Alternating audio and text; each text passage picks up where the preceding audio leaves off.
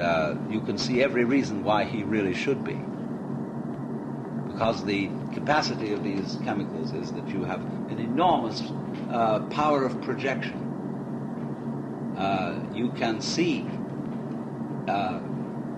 you know how in the ordinary way you might be looking at this sort of wall here, which has got irregular paint patterns on it. Well, you can sit here and just in a perfectly ordinary state of consciousness and see pictures of it. You can see trees and people and all sorts of things. Leonardo da Vinci used to make a regular practice of looking at a dirty old wall and find paintings in it. That's, of course, how we believe many of the great cave paintings were done, is that those people looked in the marks on the rocks and saw buffaloes and deer, and just followed the markings on the rocks, and for that reason created images of animals that were astoundingly accurate and realistic. Because if you use eidetic thinking, you'll do that. I remember one night I was out here and I was walking by the window, and there was I usually keep that table here, and I looked in the window, and to my astonishment, I saw a man sitting at the table on this side facing the window. I was looking at the reflection of the window. A rather scholarly-looking gentleman with a little imperial beard, resting his head on his hand like this and reading a book. There he was, right there. And I analyzed that for a while, and I could see exactly what was going on. There were things in the fireplace, paper and stuff, that built themselves perfectly into this image. So then you can see these things. People, for example, who hear voices. I've got a theory about this, and I believe it's correct. Naturally, in any place, there are all sorts of noises going around you. Sound of water in pipes, the sound of a gas heater, the sound of people working in the distance, sound of the wind. And you can project meaningful voices and sequences of ideas onto these sounds and actually hear voices. So if you check with someone else and say, now look, I hear a voice talking, or I see a picture on the wall, or I see a vision, do you see it? And at first they say no. But if you then actually understand that you are projecting, you can point out to them where you see it. And they will say, oh yes, I see how you see that. But of course it isn't there in the ordinary sense. So with the psychedelic chemical, you have a tremendous power of projection. Your power of projection is increased 100-fold. And in fact, you can play games with it. You can take anything and turn it into practically anything else by looking carefully enough. You'll find out a reason for turning it that way. I play this game quite deliberately now. In the ordinary state of consciousness, I play projections and see shapes just in anything. It's wonderful what you can do. And especially if you take something a bit chaotic, like a Rorschach blot or a dirty old wall or whatever you want, you can have an infinite fun seeing images in it. But the problem then is, if there is an unconscious reason for seeing certain images, if you're afraid, if you're mistrustful, or anything like that, you can see in a human life situation, say your relationship to your family, you can see a pattern of relationship which is absolutely misleading. And you can see the best reasons why it is this sinister situation. And then you're in trouble. So when, therefore, the use of LSD is totally illegal and people take it, they tend, because they are scared of what they're doing, to have the paranoid reaction altogether reinforced, and so naturally the illegality, the reasons that the government puts forward for making it illegal are of the nature of a self-fulfilling prophecy. by making it illegal, they make it harmful. Then they can say, look at all these harmful results. That's why it's illegal. But it's harmful because it's illegal. Partly. It can also be harmful simply through ordinary misuse.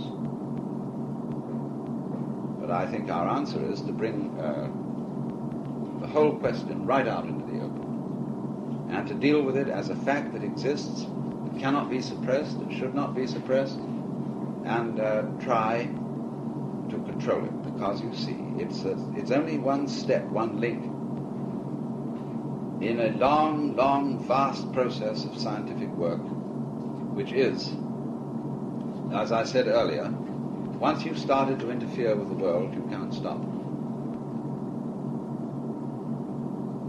And man, as many scientists now say, is no longer passively undergoing an evolutionary process. He's involved in it. And therefore we are reaching out to try and control ourselves, our brains, our nervous systems, by surgery, by electrical stimulation, by chemicals, all sorts of things we're using to try and find out how we tick. And I suppose we've got to go on and go on and go on doing that until we, for some reason, can call a halt and see that we don't need to do it anymore. But you see, LSD and psychedelics are just a part of this whole thing. And it has to be faced. But one final word. It is not something, and none of these things are understandable and controllable from what we might call a purely scientific point of view. Because the mumbo-jumbo of the purely scientific approach is in itself a kind of game.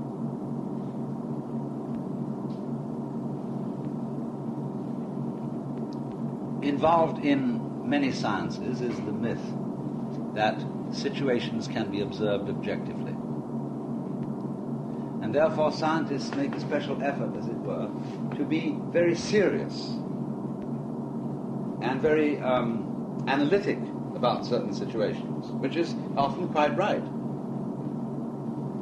But when you come into an LSD situation and you're investigating someone on its influence, and you come in with your scientific pomposity, he immediately sees that you're a freak.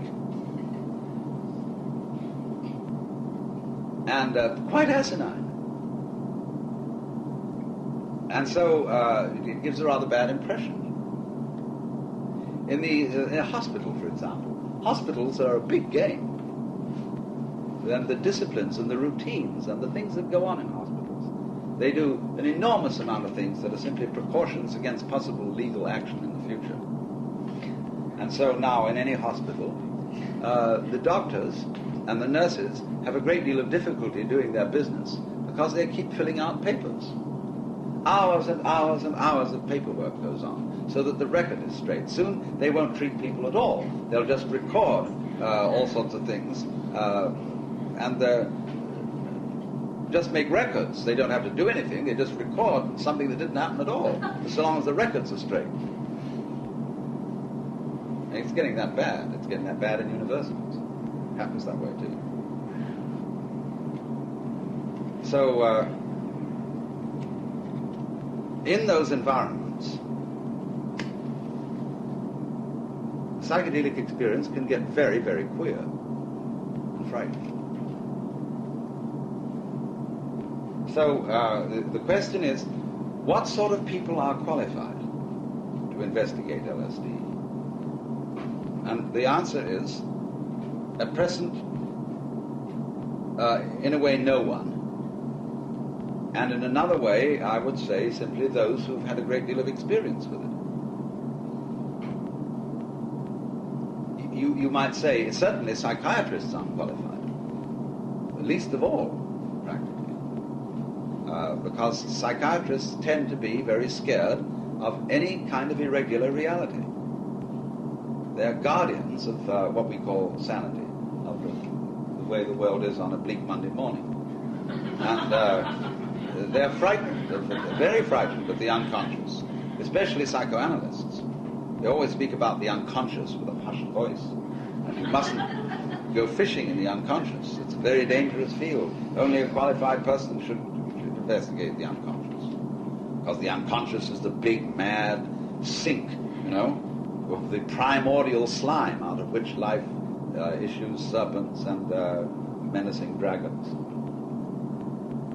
So perhaps a psychiatrist has some disciplines that might help with using psychedelics, but there should be generally, it needs the wisdom of a psychologist, of a pharmacologist, of an anthropologist, of a specialist in the psychology of religion, of a mythologist, of a poet, a painter, and you would have, in other words, in my psychedelic museums, you would have to have a team of people with all sorts of knowledge to combine somehow the sort of skill that is necessary for understanding psychedelics.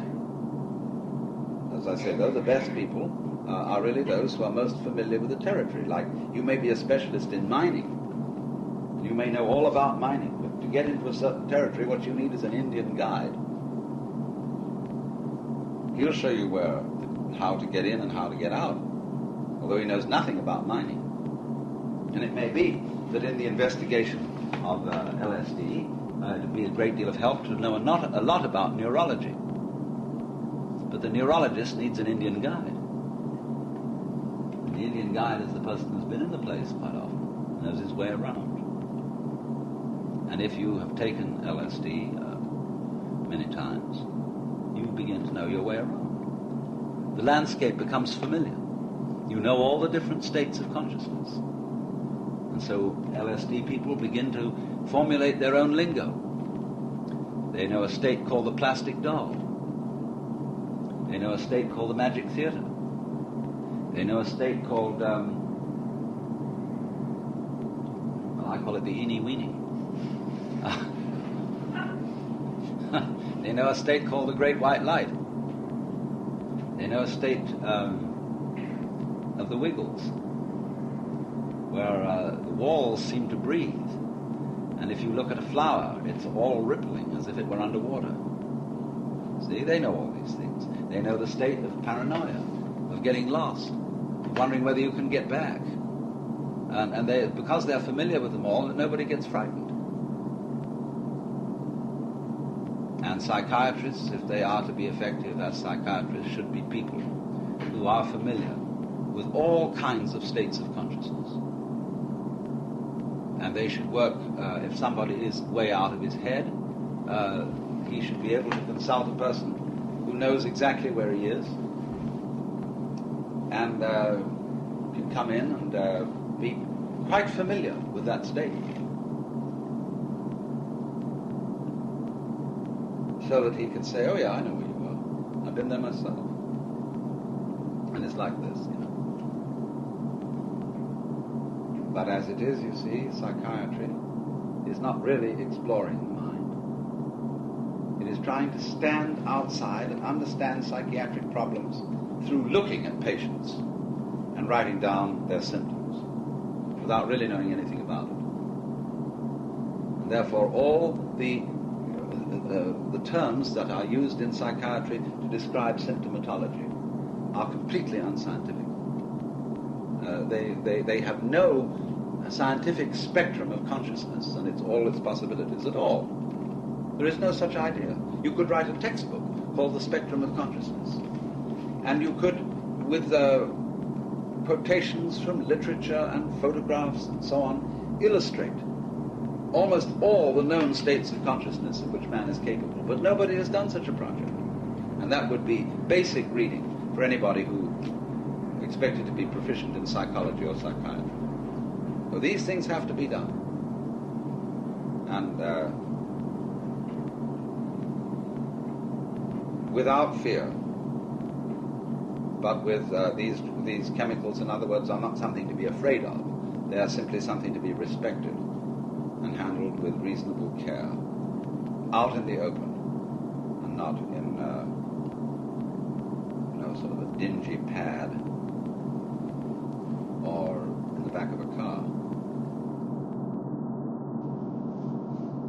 notice that all these suchnesses appear and disappear. They keep changing. They come and they go. But if you get hung up on your particular form, I'll have to alter the language a little bit, because you see, your form makes a duality, whereas you are your form. You're what you're doing. Now, you think, for some strange reason, I must make that go on as long as possible. And therefore you think you have an instinct to survive. And so the only thing anybody can agree about today, so far as the discussion of ethical and moral problems are concerned, is that we ought to survive. And therefore certain forms of conduct have survival value and certain forms don't. But when you say to yourself, you must go on living, you put yourself in a double bind. Because you've said to a process which is essentially spontaneous that it must happen. And the basic form of the double bind, which is imposed upon all children, is you are required to do that which will be acceptable only if you do it voluntarily. So when we say to ourselves, you must go on,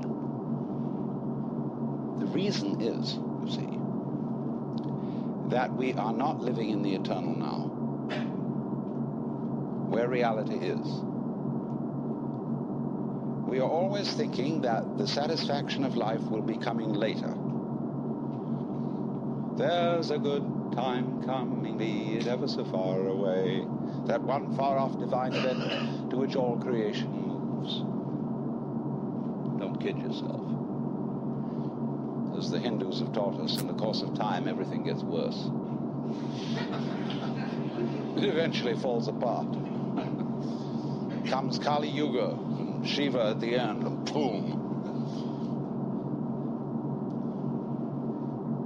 Which is to say, only suckers put hope in the future. You see, I tell you, there are three classes of people in the Western world: the aristocrats, the proletariat, and the bourgeoisie. The aristocrats live on the past because they come of noble family.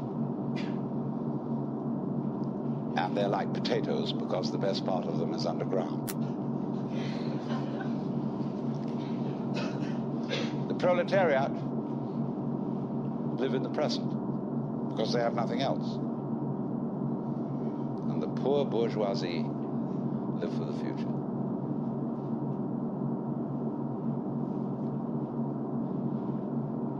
They are the eternal suckers. They can always open to a con game. So when they find out that really there isn't much of a future, you're going to die, they transpose the future into a spiritual dimension. And they figure this material world is not the real world, but the spiritual world is the real world. And there will be somewhere, somehow, an eternal life for me. A charge to keep I have, a God to glorify, a never-dying soul to save, fitted for the sky. Well, then you say to them, what are you going to do there? Well, they haven't the faintest idea. You know that? If you ask theologians about what they think is going to happen in heaven, they just dry up. I'm going to play harps. I mean, there's a symbolic meaning to that which I could go into, but the average person's idea of heaven is an absolute bore. I mean, it's like being in church forever. Children see this immediately. Children, when they hear a hymn like, weary of earth and laden with my sin, I looked at heaven and longed to enter in. Think, oh God, heaven is to be in church for always. And they think hell is preferable. There's at least some excitement going on.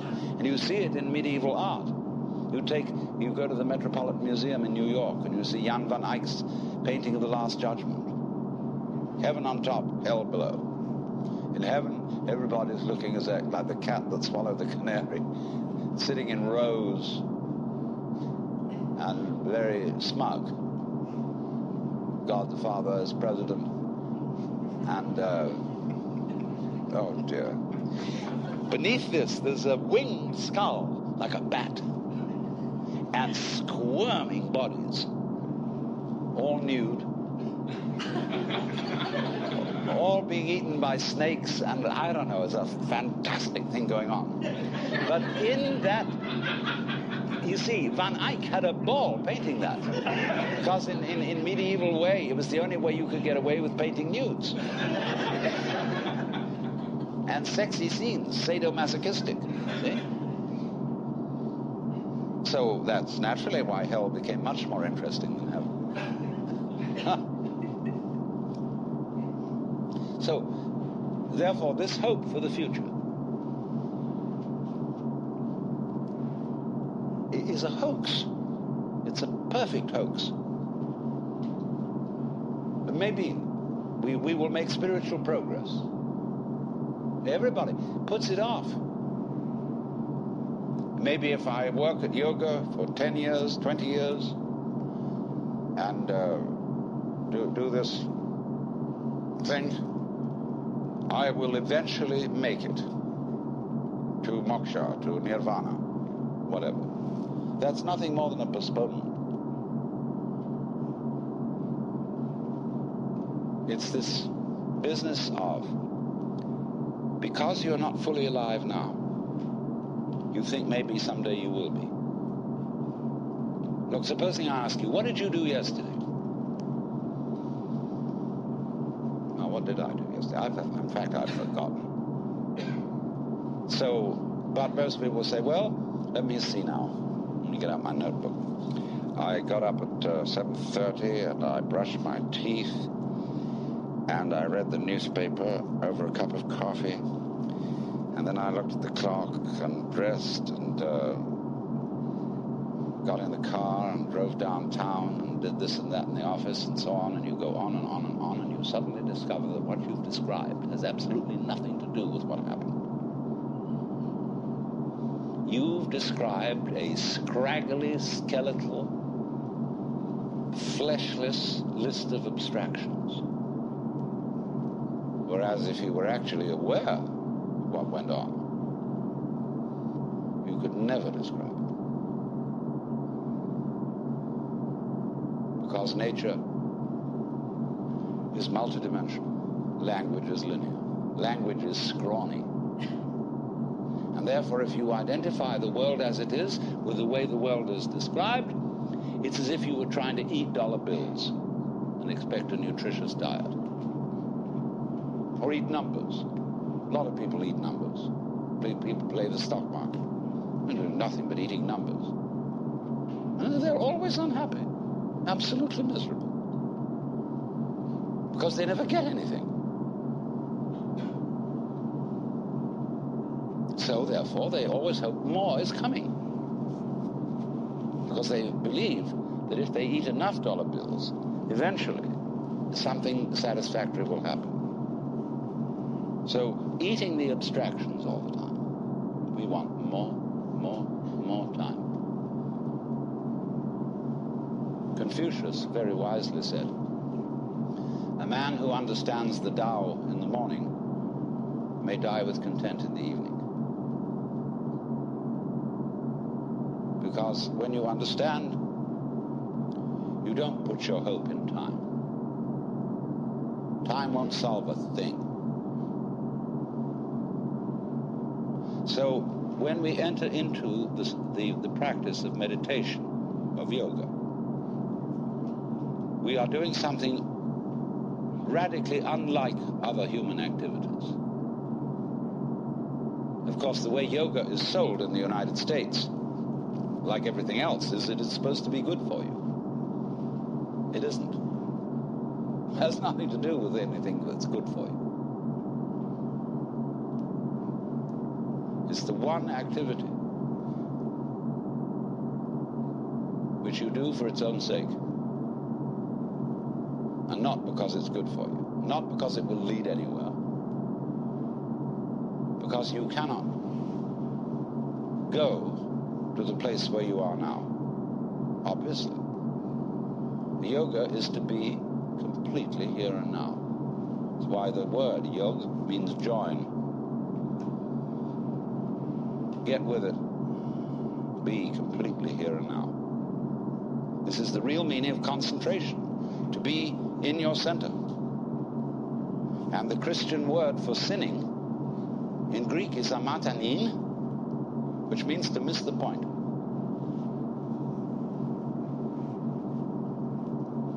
And the point is eternal life, which is here and now. Come to your senses.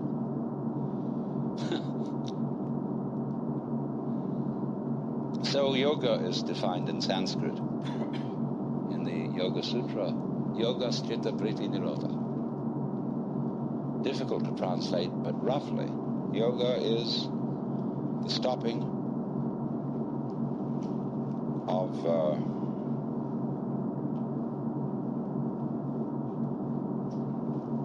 vritti is turning, see, like a wheel, and chitta is consciousness. Turnings in consciousness. In other words, the attempt of the mind to catch hold of itself, which is what we call thinking, worrying. So we could say loosely, yoga is the cessation of thinking.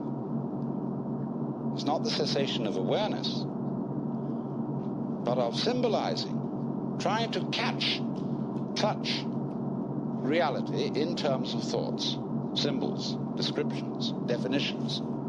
Give it up. It's not easy because we do it habitually. But until there is silence of the mind, it is almost impossible to understand eternal life, that is to say, eternal now.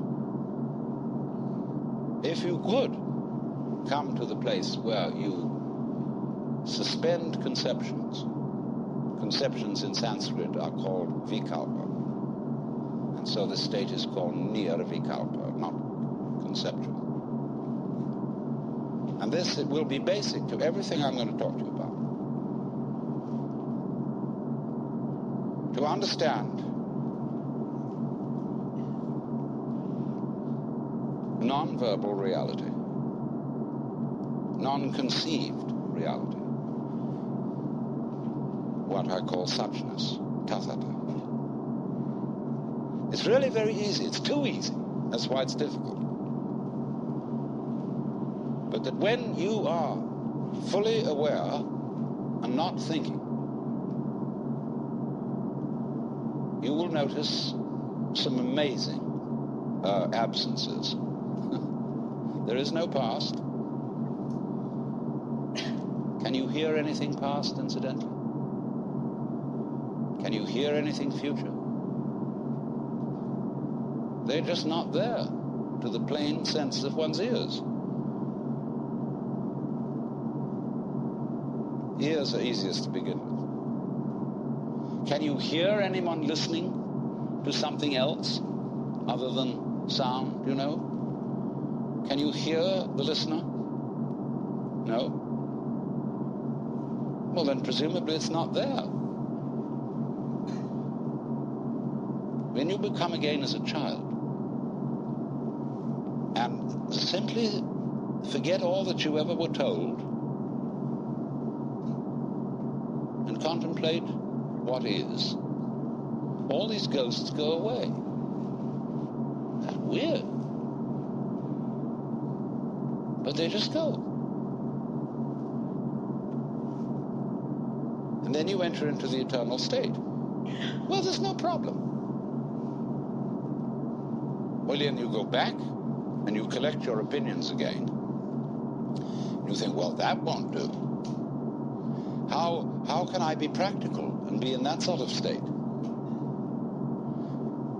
Well, I remember in the Sermon on the Mount that Jesus said a lot of things about this. Consider the lilies of the field, how they grow. They toil not, neither do they spin. And yet Suleiman in all his glory was not clothed like one of these.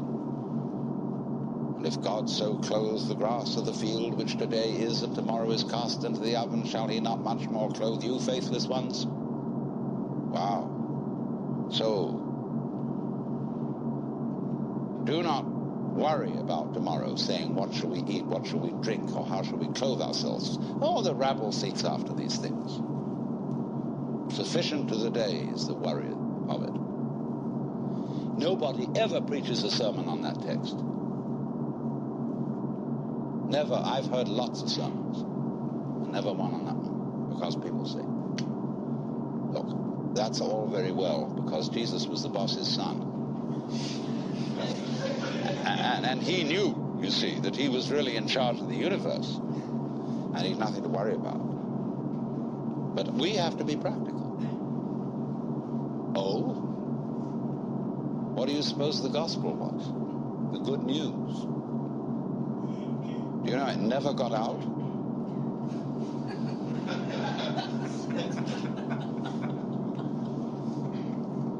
You too are the boss's son. That was the gospel. If Jesus had lived in India, they wouldn't have put him to death. Because everybody in India knows that we're all God in disguise. So if he had said, I and the Father are one, in India they would have said, hooray! You know?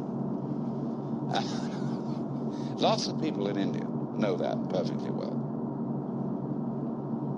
But here, that's a no-no. Who the hell do you think you are? You own the place? You keep your position. You're just a creature, a critter. It's in the family system, it's in everything. Because they have their own way of doing it in India. Because they have a delayed action on it. When you get to be a certain age, and after you've studied long enough with a certain guru, then, and then only, may you realize this. But until then, it's still a no-no. But if you've put in the time, they finally let you in. Here you have to wait until you're dead.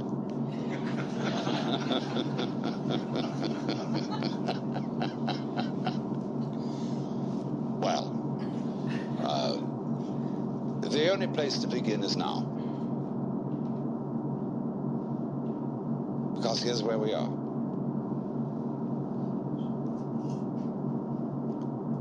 So why put it off? A lot of people say, well, I'm not ready. What do you mean you're not ready? What do you have to be ready? Well, I'm not good enough. Because I'm neurotic. I'm perhaps not old enough, not mature enough for such knowledge. I still am frightened of pain. And of course I'd have to overcome that. I'm still dependent on material things. I have to, eat a lot, and drink a lot, and sex around, and all that kind of thing. And I think that I better get all that under control first. Oh? You mean you got a case of spiritual pride?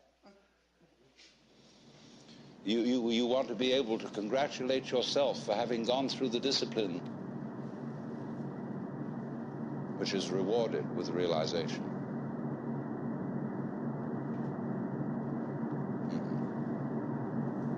That is trying to quench fire with fire. In other words, the reason, look, wouldn't it be great to be a mystic? Look at it this way. I mean, crazy. To have no fear, no attachments, no hang-ups. To be as free as the air. So that, you could just wander out in the streets and give away all your clothes to the beggars and let go of the whole thing, let it all hang out. Wouldn't it be crazy to have that courage?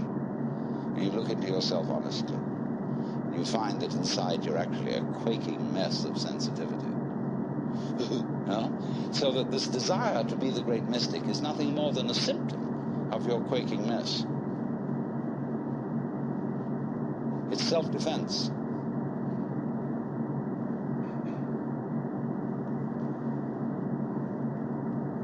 So you think, wow, we'll do that yoga bit, and we'll get real tough. But that only means you're going to be increasingly insensitive.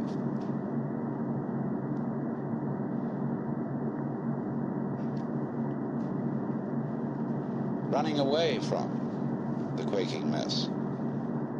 Escaping. You never can. You're stuck with it.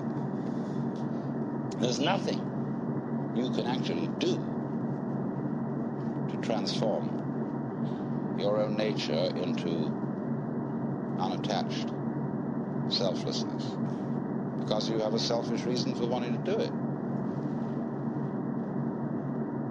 Well, that's pretty depressing, isn't it? You mean to tell me that the only people who get really enlightened and liberated are those whom the grace of God somehow hits in an arbitrary way, and all you can do is sit around and wait? Well, let's begin with that supposition. Let's suppose there's nothing we can do to change ourselves. No. Psychotherapy, religion, all this is absolutely in vain. There's nothing you can do about it. It's like trying, as I said, to bite your own teeth or lift yourself up by your own bootstraps. Incidentally, it struck me as funny, a lot of people are using that phrase in the wrong way. They say when something very difficult has to be done, we have to lift ourselves up by our own bootstraps. You can't. It's impossible. So that's terribly depressing. You know, Alan Watts, you'll come here simply to tell us that there's nothing we can do. I mean, here we are all presumably assembled in a cultural milieu, spiritual milieu, psychotherapeutic milieu, where we are supposed to get better. And I tell you, there's nothing you can do about it. Well, I say, give us our money back. Go to somebody else who'll be more encouraging. But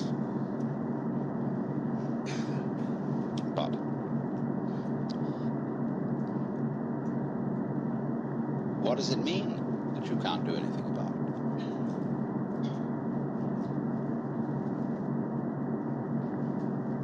It's singing loud and clear. The reason you can't do anything about it is that you don't exist.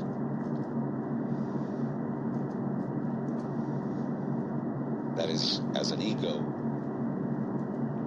as a soul, a separate will, just isn't there. Well, when you understand that, you're liberated. They say in Zen, you cannot take hold of it, nor can you get rid of it. In not being able to get it, you get it. When you are silent, it speaks. When you speak, it is silent.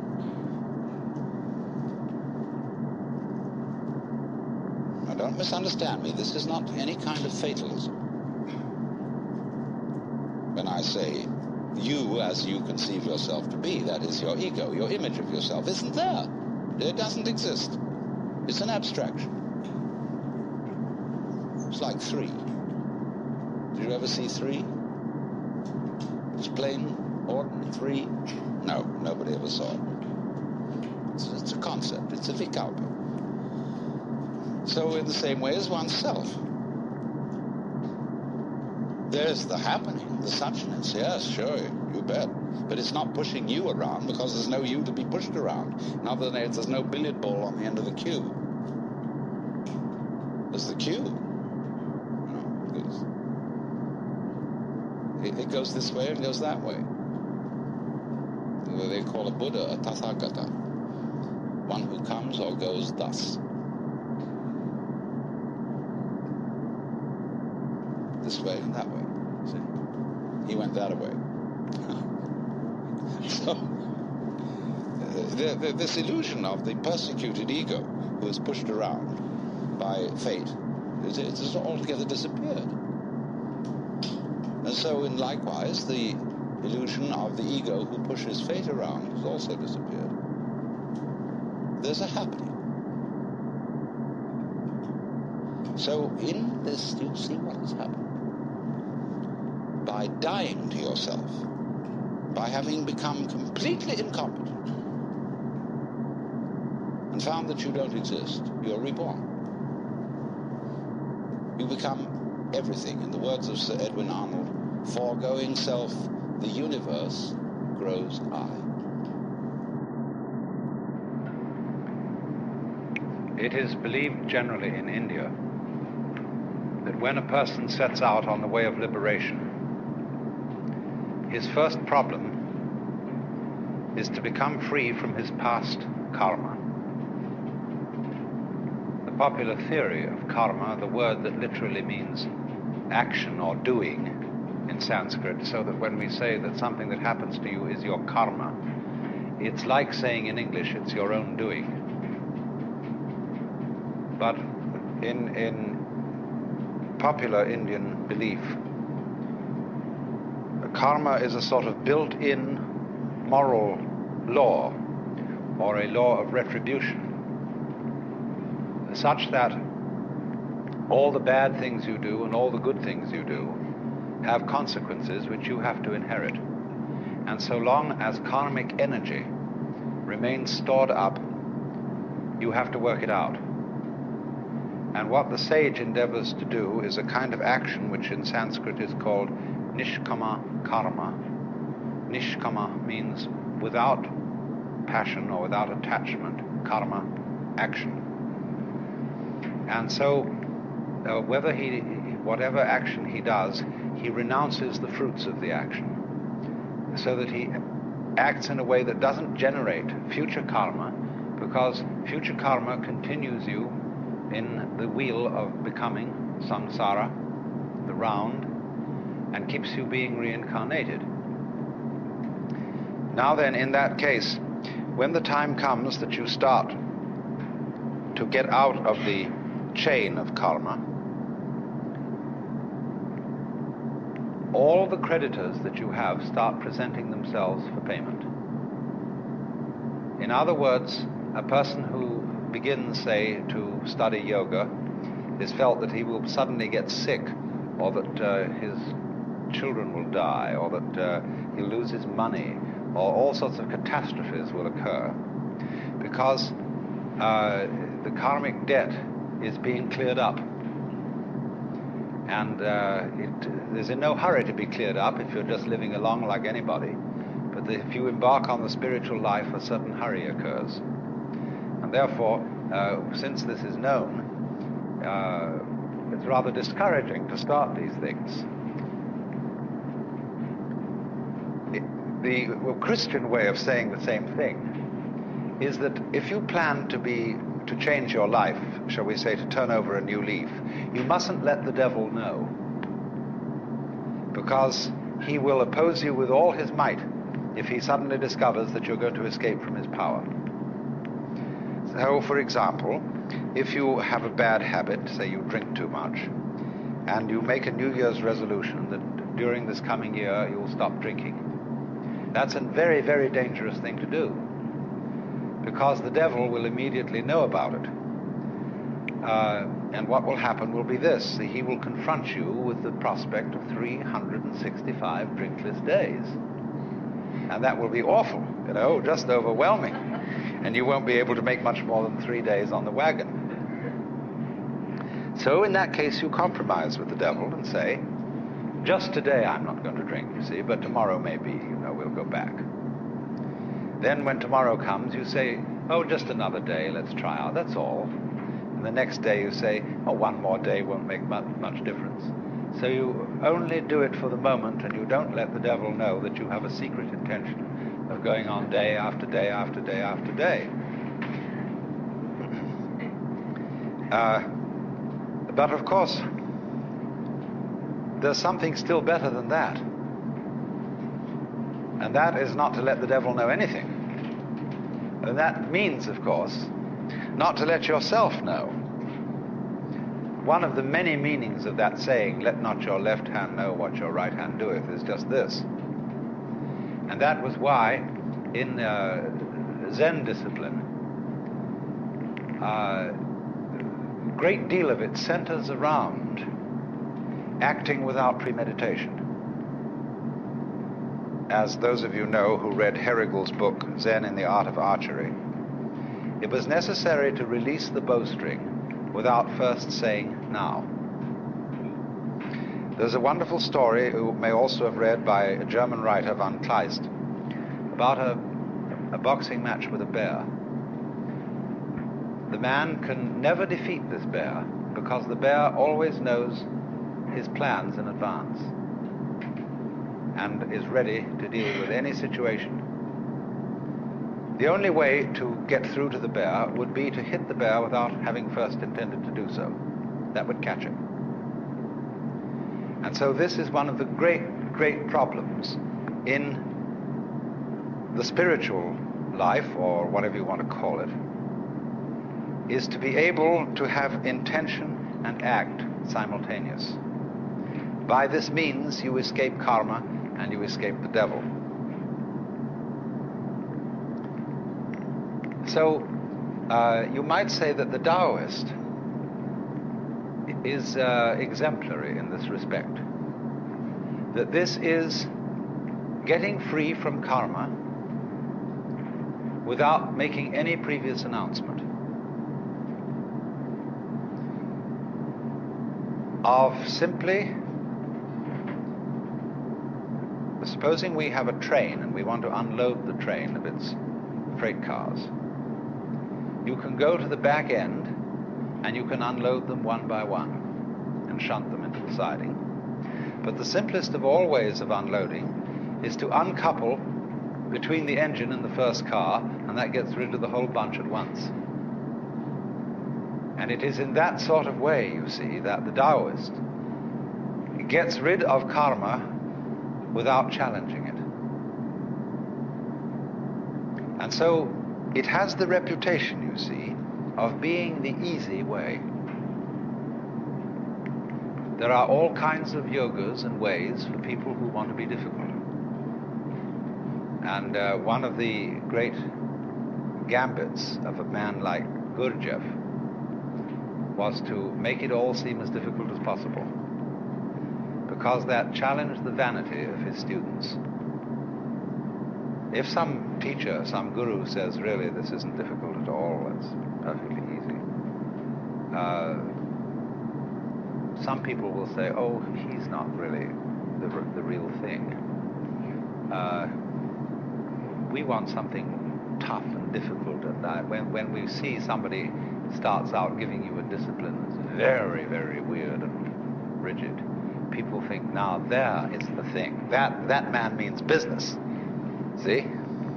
And so they flatter themselves by going to such a guy that they are serious students, whereas the other people are only dabblers and so on.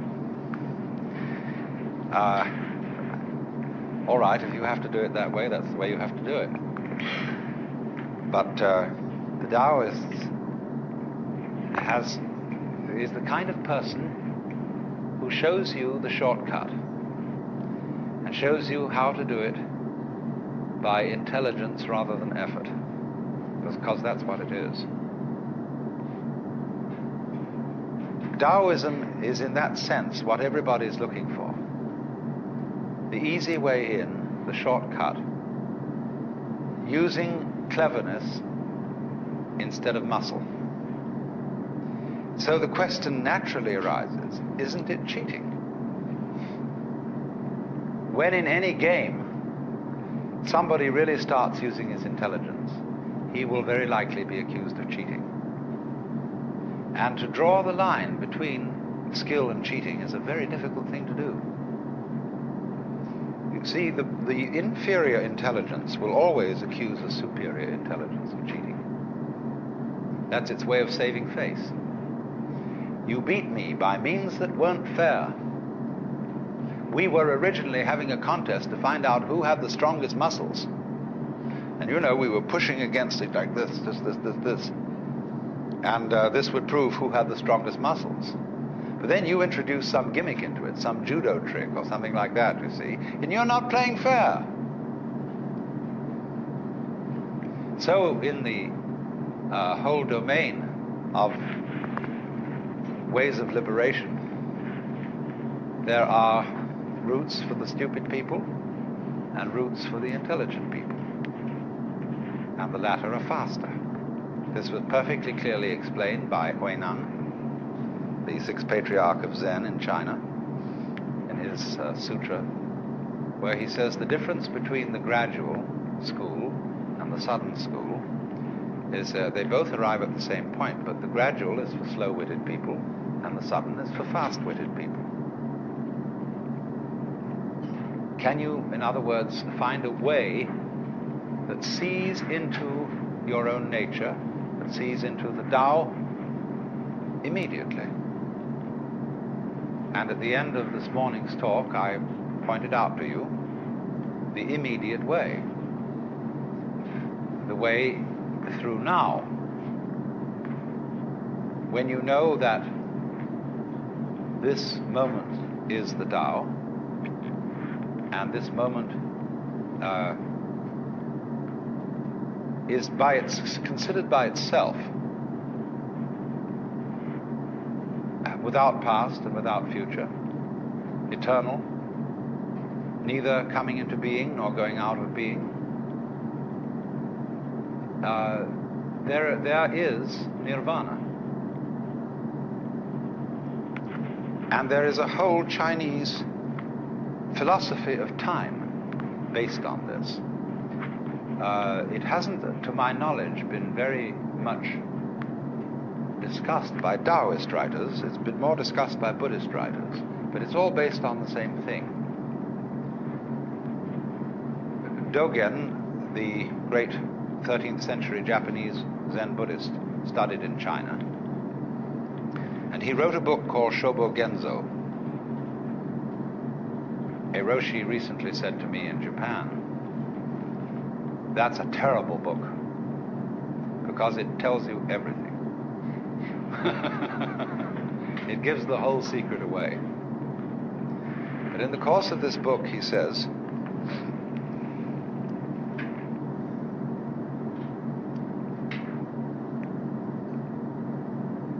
there is no such thing as a progression in time. The spring does not become the summer. There is first spring, and then there is summer. So in the same way, you now do not become you later. This is T.S. Eliot's idea in 4 Quartets, where he says that the person who has settled down in the train to read the newspaper is not the same person who stepped onto the train from the platform.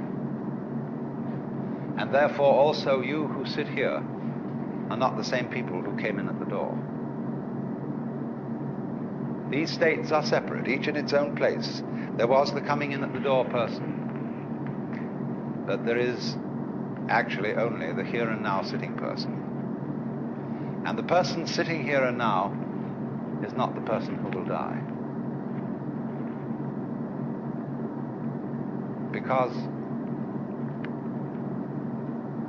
we are all a constant flux. And the continuity of the person from past through present to future is as illusory in its own way as the upward movement of the red lines on a revolving barber pole. You know, it goes round and round and round, and the whole thing seems to be going up or going down, whichever the case may be. But actually nothing is going up or down. So when you throw a pebble into the pond and you make a concentric rings of waves, there is an illusion that the water is flowing outwards. And no water is flowing outwards at all. Water is only going up and down. What appears to move outward is the wave, not the water. So this kind of philosophical argument says that our seeming to go along in a course of time doesn't really happen. The Buddhists say suffering exists, but no one who suffers. Deeds exist, but no doers are found. A path there is, but no one who follows it. And nirvana is, but no one who attains it. So, in this way, they look upon continuity of life as the same sort of illusion that is produced when you take a cigarette and in the dark whirl it, and the illusion of a circle is created, whereas there is only the one point of fire.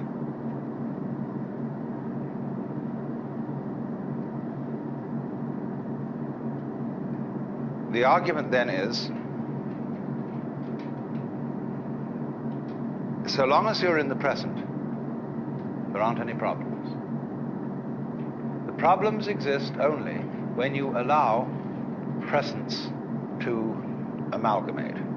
There's a way of putting this in Chinese, which is rather interesting. They have a very interesting sign. This. It's pronounced Nyan. Japanese Nen. And the top part of the character means now, and the bottom part means the mind-heart, the Shin. And so this is, as it were, an instant of thought. In Sanskrit, they use this character as the equivalent for the Sanskrit word shana. Then if you double this character, put it twice, or 3 times, and I'll write the Chinese for ditto.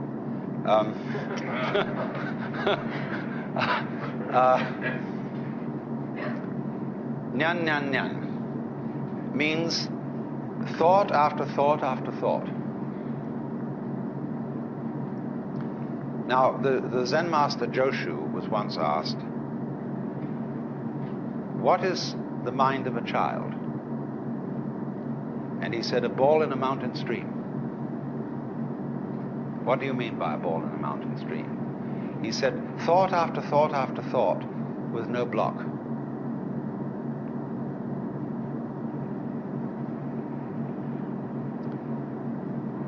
So he was using, of course, the mind of the child as the innocent mind, the mind of a person who's enlightened. One thought follows another without hesitation. The thought arises, it doesn't wait to arise. As when you clap your hands, the sound issues without hesitation. When you strike flint, the spark comes out.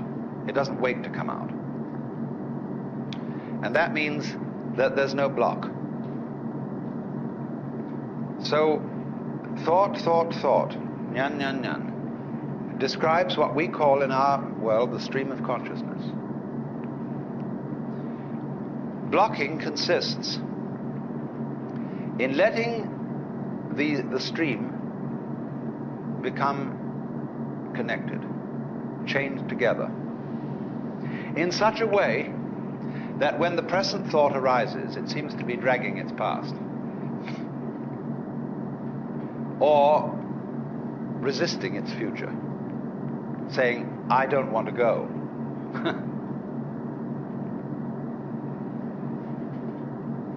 When then the connection, the dragging, it's better to call it, of these thoughts drops, you've broken the chain of karma. If you think of this in comparison with certain problems in music, it's very interesting. Because when we listen to music, we hear melody only because we remember the sequence. We hear the intervals between the tones, but more than that, we remember the tones that led up to the one we are now hearing. And we are trained musically to anticipate certain consequences. And to the extent that we get the consequences we anticipate, we feel that we understand the music. But to the extent that the composer does not adhere to the rules and gives us unexpected consequences, we feel that we don't understand the music. And if he gives us harmonic relationships, which we are not trained to accept, that is to say, to expect, we say, well, this man is just writing garbage. But of course, it becomes apparent that the perception of music, the ability to hear melody, will depend upon a relationship between past, present, and future sounds. And you might say, well, you're talking about a way of living that would be equivalent to listening to music with a tone-deaf mind. So that you would eliminate the melody and have only noise. And so in your Taoist way of life, you would eliminate all meaning and have only senseless present moments.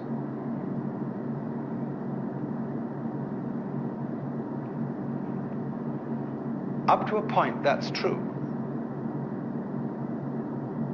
That is, in a way, what Buddhists also mean by seeing things in their suchness. What is so bad about dying, for example? It's really no problem. When you die, you just drop dead. That's all there is to it. But what makes it a problem is that you're dragging a past. And all those things you've done, all those achievements you've made, all these relationships and people that you've accumulated as your friends, all that has to go. See, it isn't here now. I mean, a few friends might be around you, but all that past that identifies you as who you are, which is simply memory, all that has to go. And we feel just terrible about that. But if we didn't, if we were just dying, that's all, death wouldn't be a problem.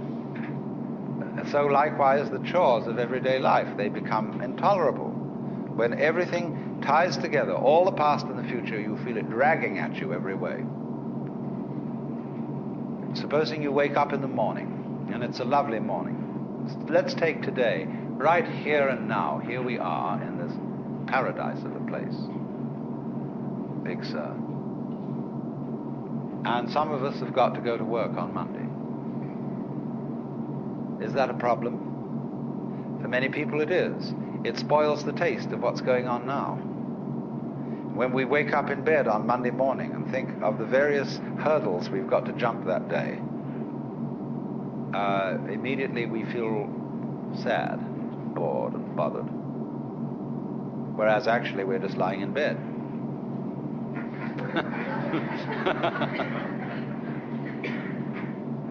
So the Taoist trick says, simply live now and there will be no problems. That's the meaning of the Zen saying, when you are hungry, eat. When you are tired, sleep. When you walk, walk. When you sit, sit.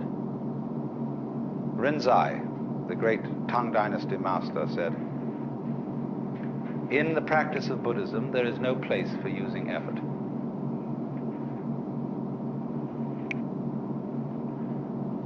Sleep when you're tired, move your bowels, eat when you're hungry. That's all. The ignorant will laugh at me, but the wise will understand. And so, also, the meaning of this wonderful Zen saying,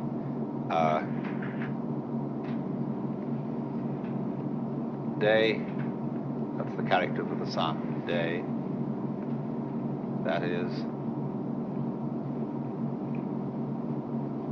good day. Every day is a good day. On condition, you see, that day is like nyan nyan. They come one after another, and yet there's only this one. You don't link them. This, as I intimated just a moment ago, seems to be an atomization of life. Things just do what they do. The flower goes poof, and people go this way, go that way, and so on, and that's what's happening. It has no meaning, it has no destination, it has no value. It's just like that. And when you see that, you see it's a great relief. That's all it is. But then when you are firmly established in suchness, in that it's just this moment, you can begin again to play with the connections. Only you've seen through them. But now you see they don't haunt you, because you know that there isn't any continuous you running on from moment to moment, who originated at some time in the past and will die at some time in the future. All that's disappeared. So you can have enormous fun anticipating the future, remembering the past, and playing all kinds of continuities. This is the meaning of that famous Zen saying about mountains are mountains. To the naive man, mountains are mountains, waters are waters. To the intermediate student, mountains are no longer mountains, waters are no longer waters. In other words, they've all dissolved into the point instant, to the kshana. But for the fully perfected student, mountains are again mountains and waters are again waters. In yesterday's session, 2 sessions, I covered first the ecological conception of an organism's relationship to its environment, and thus, of course, of the individual's relationship to the universe. And I was trying to show you that this is not a question of 2 systems that are separate, acting upon each other or interacting. It is a question rather of a single system of energy, expressed with great complexity, which is one process, one activity. It is possible to become aware that this is so, not simply theoretically, but as a matter of sensation. And when one becomes aware of it in that way, the feeling is at first curious and is apt to be misinterpreted. It can be felt either as if you were sort of floating, that is, completely passive, not doing anything, not making any exertion of will, but as if all your behavior was simply happening. That is one way of feeling it. Another way of feeling it is the sensation that you are God and making everything happen. These are the polar opposite ways of feeling the same thing. And when people, for one reason or another, slip into this kind of sensation, and it can happen by accident, they may jump to very strange conclusions, depending on their background, their religious upbringing, because it is that background which gives them a language in which to express to others and to themselves how they feel. But you must be very clear about this and understand it theoretically thoroughly, just in case this ever happens to you, so that you won't be accused of being crazy. It is not, you see, that your own individual organism is the puppet of everything else, responding to it as a billiard ball responds to being hit by a cue. It is not also that you as an individual are an independent source of energy which pushes the world around. Both these views are based on a false assumption that the individual organism is really separate from the world. That's the false assumption.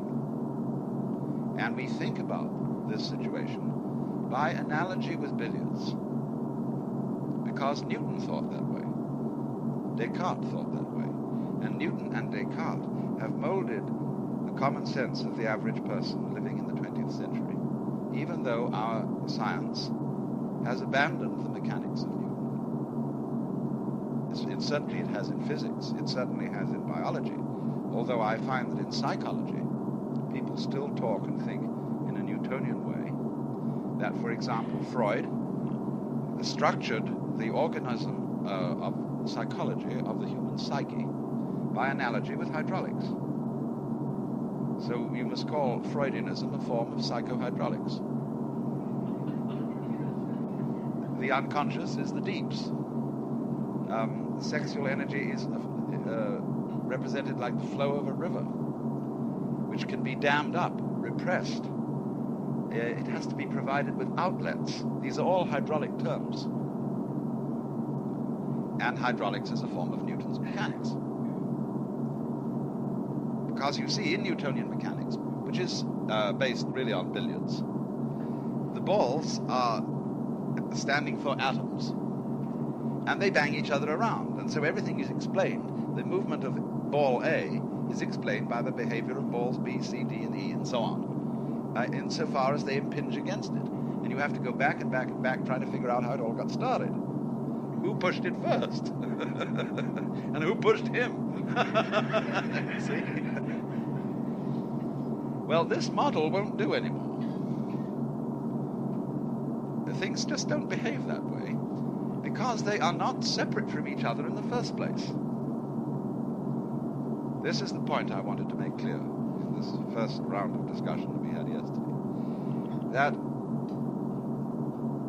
the differentiation of the world is not separation, any more than when you see many waves on the ocean. They are different waves, but it's all the one ocean waving. And you can't have half a wave, for example. A wave that is crest without trough. Half waves are just not found in nature. And so in the same way, you can't find solids except in space, and you won't find space except where there are solids. Because they are aspects of each other in rather the same way as in magnetism. The positive and negative, or north and south poles, are always found together. You can't have a purely north poled magnet. And in order to have a current, an electric current flowing, it must be polarized. It will not flow until both poles are hitched. So, in the same way, there is a polar relationship between the individual and the world. They are both aspects of a single energy. And so there is no question of things being controlled and moved and pushed by other things as billiard balls are, or billiard balls appear to be from a certain superficial point of view. We've just got this huge being, although being is not quite the right word, because existence is composed of being and non-being, corresponding to solid and space, crest and trough of wave. And because fundamentally the energy of the world is vibratory. It's on and off. And there is no off without on, no on without off. To be or not to be is not the question. Because to be implies not to be as much as not to be implies to be. So in the Taoist Chinese philosophy, it is said that being and non-being arise mutually. It's like the egg and the hen. You don't find eggs without hens, nor do you find hens without eggs.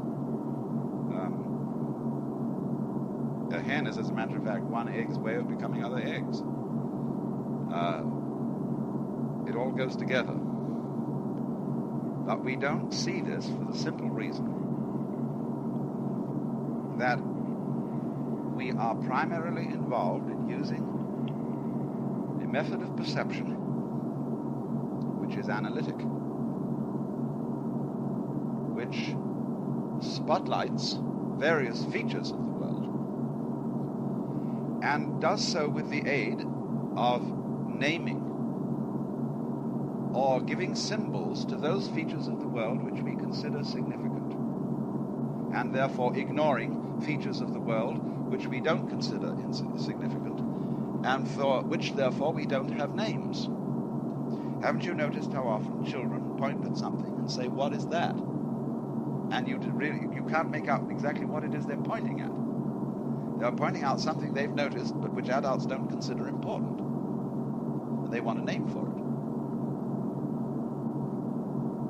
We don't have a special word for dry space. We don't have a special word for the inside surface of a tube. But in American Indian languages have such words. Eskimos recognize 5 different kinds of snow. But the Aztec language has one word for snow, rain, hail, and ice. You can see the geographical reasons for that. So according to what you consider important, you have names. And according to naming, you identify separate things.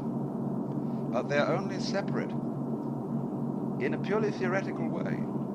They're not materially separate, not physically separate.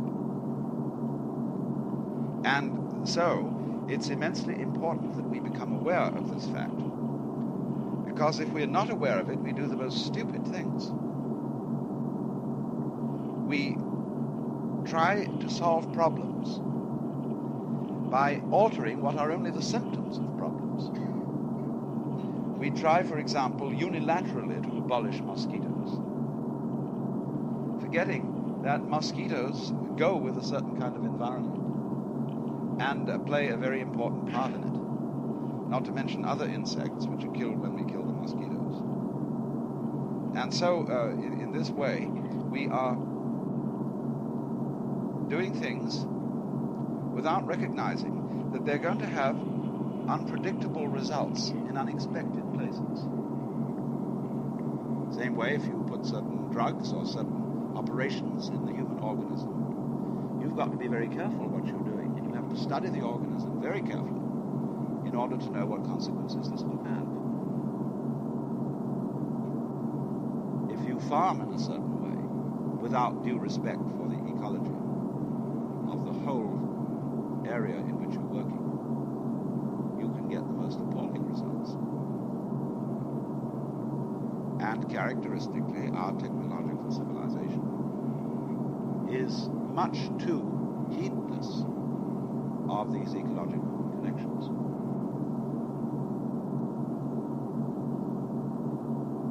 Therefore, in order to overcome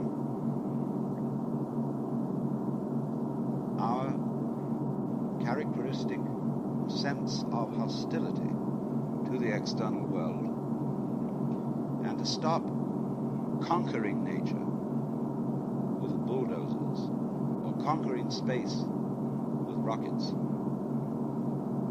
we have to realize that the external universe is just as much ourself as our own body. That we have, each one of us, an inside and an outside. And if the inside of your skin is your inside, what is outside your skin is your outside. And the two are inseparable. They are polar. Because you can't have an inside without an outside, or an outside without an inside, except you construct something like a Klein bottom. It isn't so freak. Maybe the universe has such as a Klein bottom. Who knows? However, the second point I was making, which arises directly from this, and this was the burden of the second session, was that this ignorance or ignorance of the inseparability of all different things goes hand in hand with a bad relationship or an inadequate relationship to the material present.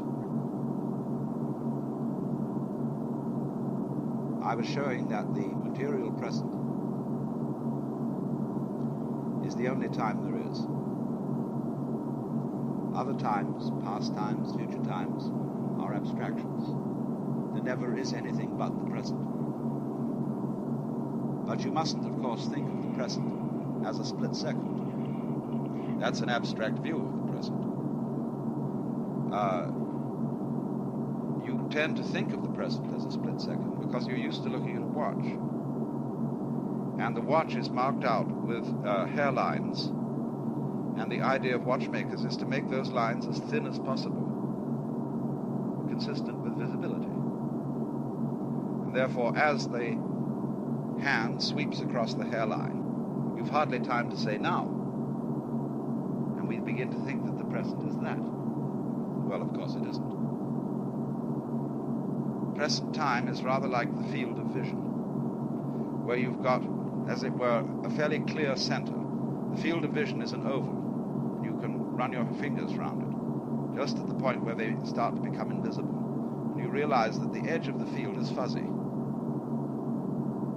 And so in the same way, we have a vision of movement in time as having fuzzy edges. Just as when you are listening to music, you don't hear music a single note at a time. You hear it in phrases. You anticipate what's coming, and you remember what has been played. And so you have a kind of wide but fuzzy-edged view of what is called the present. But it's what there's always there, you see. And if in a culture we are brought up not to see this, we start living for the future. And we live for the future mainly because our present is inadequate. And it's inadequate because we are not seeing it fully. We are seeing it in terms of abstractions. And if your present is inadequate, and is, matter of fact, only an abstract version of life, you're like a person with a non-nutritive diet. You always, therefore, feel hungry. And you keep eating because you want more. So in the same way, more life, please, more time, please, more, because sometime or other it's got to be all right. The thing I've been looking for must happen, I hope. But of course it never does. Not if you live that way. Because when all your goals in life are attained, and you are at the top of your profession, or you've got beautiful children, or you, whatever it was you wanted, you feel the same as you always felt. You're still looking for something in the future. And there isn't any future. Not really. Therefore, I often say that only people who live in a proper relationship to the material present have any use for making any plans at all. Because then the plans work out, then they're capable of enjoying them. The other people aren't. So, people then who aren't here fully, minds are off somewhere else all the time, are always starved and always rushing to get there. And there's nowhere to go except here. But I qualified this word material present because of the fact that the word material is a very much misunderstood word. It's a word you can use in a lot of different ways. As generally used, we say the body, the earth, the rocks, the trees, the animals, and all that are material. And we set over against that the spiritual, or the mental, as if that were some kind of vaguely gaseous world permeating the material world. Or perhaps not gaseous, but rather abstract. The world of ideas, the world of principles. But it's so curious that when people do that, they debase both the material and the spiritual domains of life. Because these domains of life have vitality only when they're together. When you see the material as the spiritual as the material. And then both of these concepts tend to vanish. Because what we call the material world in this put-down sense of the word material is only a concept. If you want to conceive the world as material, then that means really people who do conceive it as material in that sense of the word material haven't got a good relationship to it. But if you have an immediate relationship, if you really are aware of the present, then your vision of the material world is transformed. And you see that it isn't material, it isn't spiritual, it's indefinable. It's what there is. And there is no way of saying what that is, because you can't put it into a particular category. And you can only define what you can classify.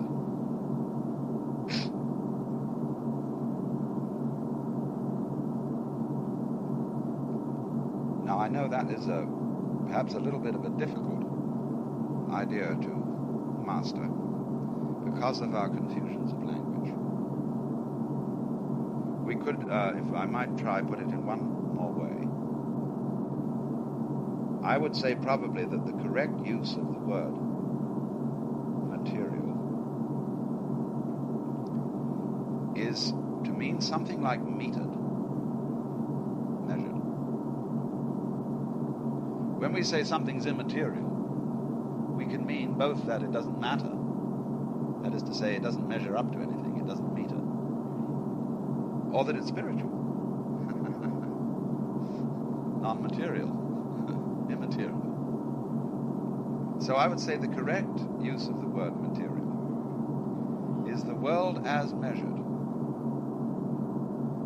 the world as represented in pounds, miles, decibels, photons, or whatever. And that, of course, is abstract.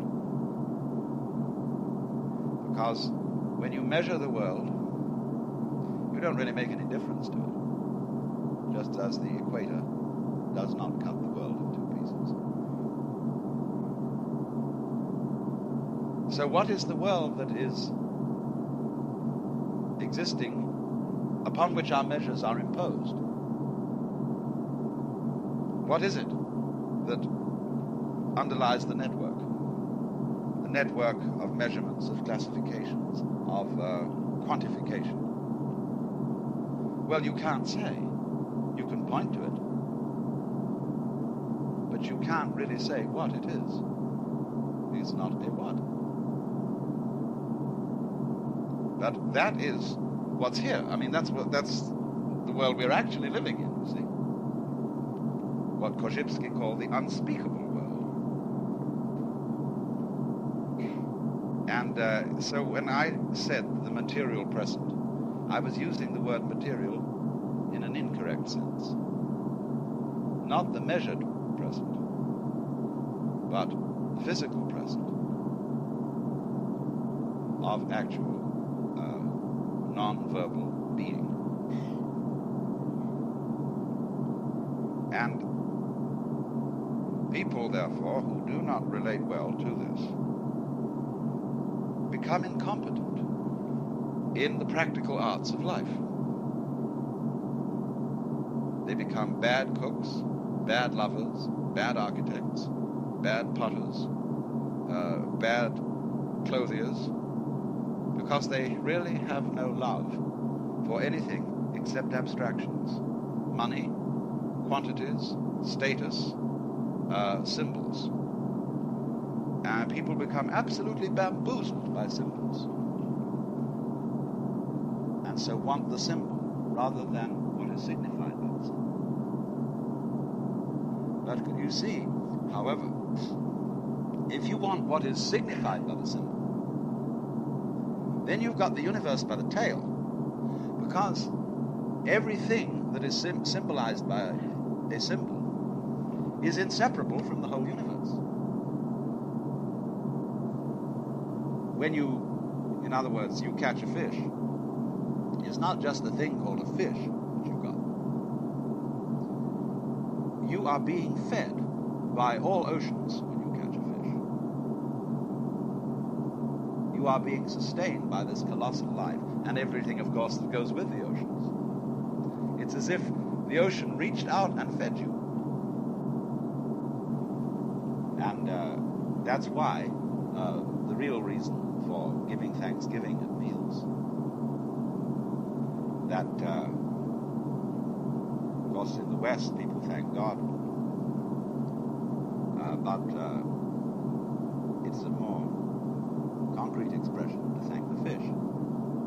But then, of course, you're thanking the ocean, and so on. So this attitude now of a new vision of nature, not as something chopped up into bits, so that we could look upon the universe as an assemblage of things, as if somehow or other there's all this collection of galaxies and stuff floating around.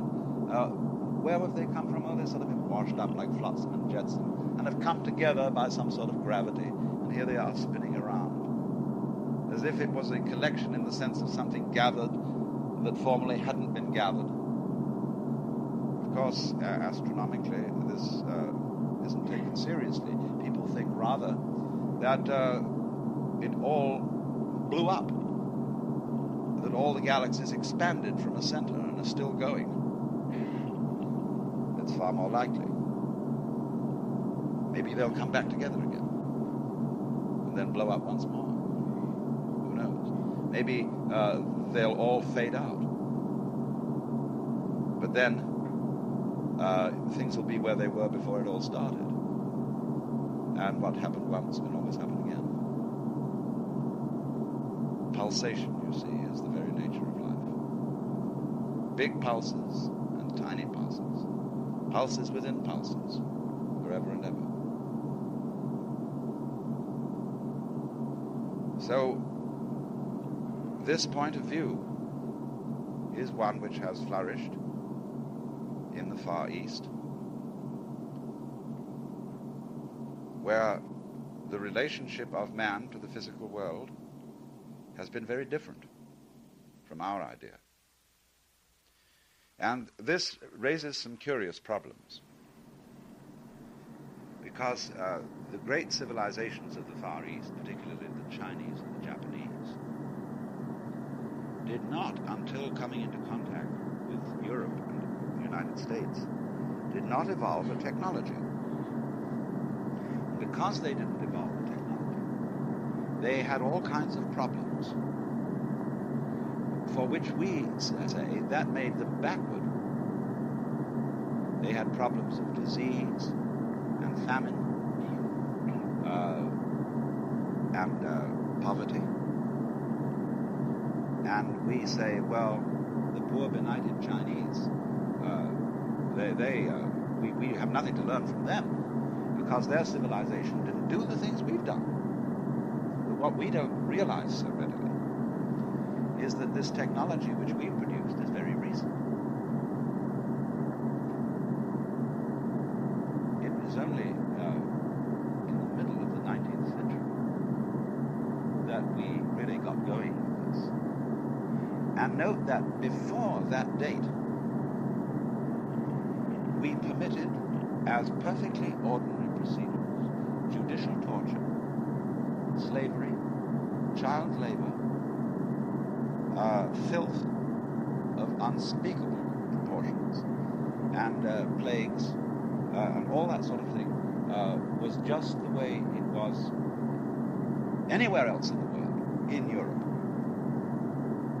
But we've forgotten it, we have short memories. We could sing in church, all things bright and beautiful, all creatures great and small, all things wise and wonderful, the Lord God made them all.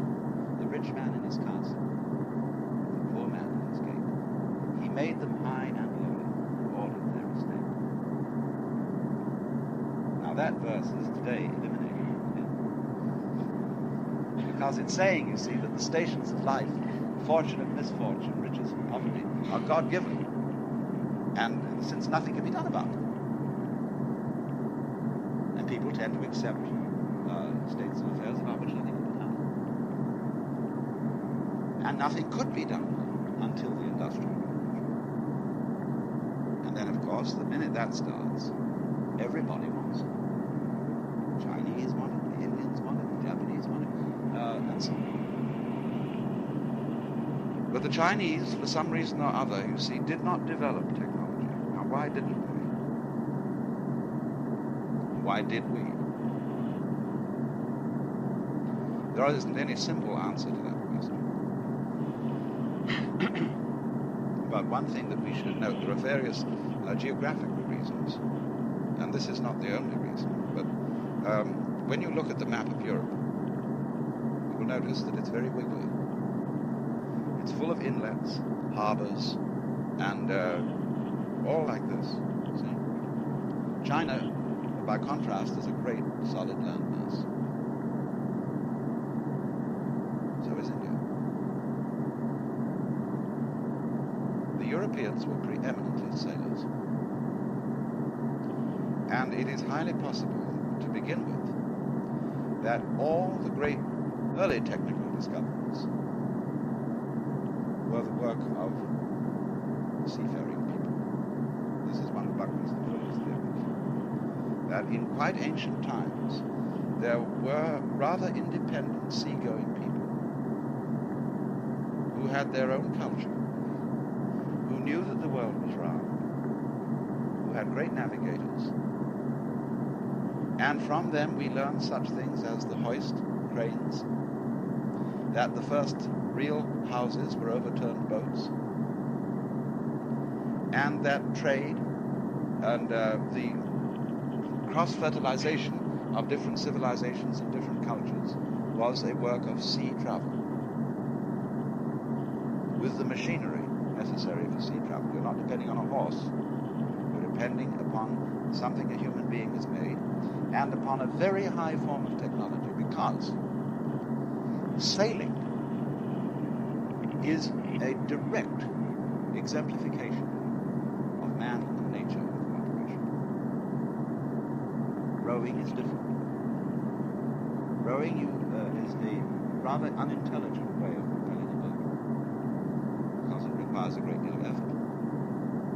But sailing is so skillful because you are simply using the energy of nature to move the boat. You are flowing through nature effortlessly by using the forces around you in a clever way. When you want to go against the wind, you tack. You get the wind to blow you into it. And this is what is called in Chinese Wu Wei, meaning literally non-interference or non-aggression, sometimes translated non-action, but that isn't quite correct. Wu Wei is acting in accordance with the field of forces in which you find yourself. Therefore, in splitting wood, you split with the grain, because that is the way the course of things, the Tao, is arranged. So any skillful person will therefore always inquire, what is the nature of the field of forces in which I find myself? Now, the Chinese would ask, what is its li? And the word li means, what is the organic pattern of this situation? And then act in accordance with it. Don't ever force it. Suppose then you are sawing. You will find that if you push the saw, you will make a jagged cut. And you will get impatient. When any people saw wood impatiently, they always make a mess of it. But the saw has its own weight. And if you get the sensation that the saw is doing the work, see? It's not quite true, your muscles are involved, but you get the sensation of the saw doing the work, then you will make a good cut. See that the saw is sharp, and let it do the job for you. You will find in all crafts that the same kind of thing happens when anybody develops consummate skill. When you sing well, you get the sensation that the song is singing itself. When you drive well, somehow the car and the road are carrying you along, but in a very skillful way. This is this thing I was remarking on at first, this new feeling of a relationship to the world. And what you're doing when you do anything skillfully, you see, you are expressing the total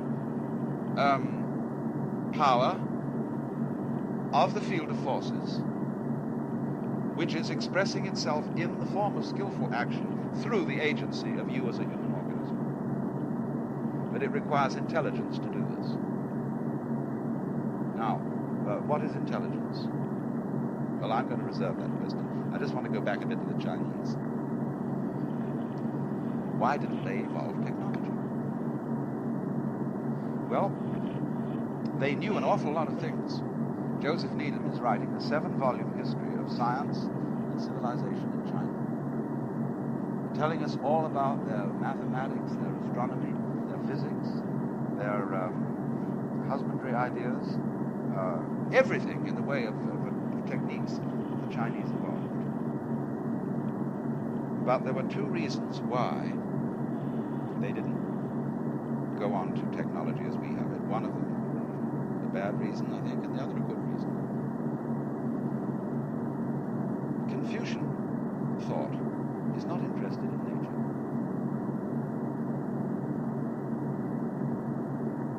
It is humanistic, interested in human relations, but very scholastic, because it's based on a literature.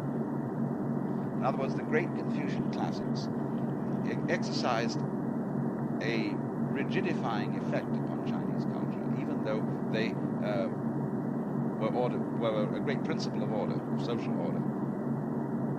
But just in the same way as when you get any scripture, the Bible, the Quran, Science and Health with Key to the Scriptures, anything like that, and people set that up, that's the authority, then you're stuck.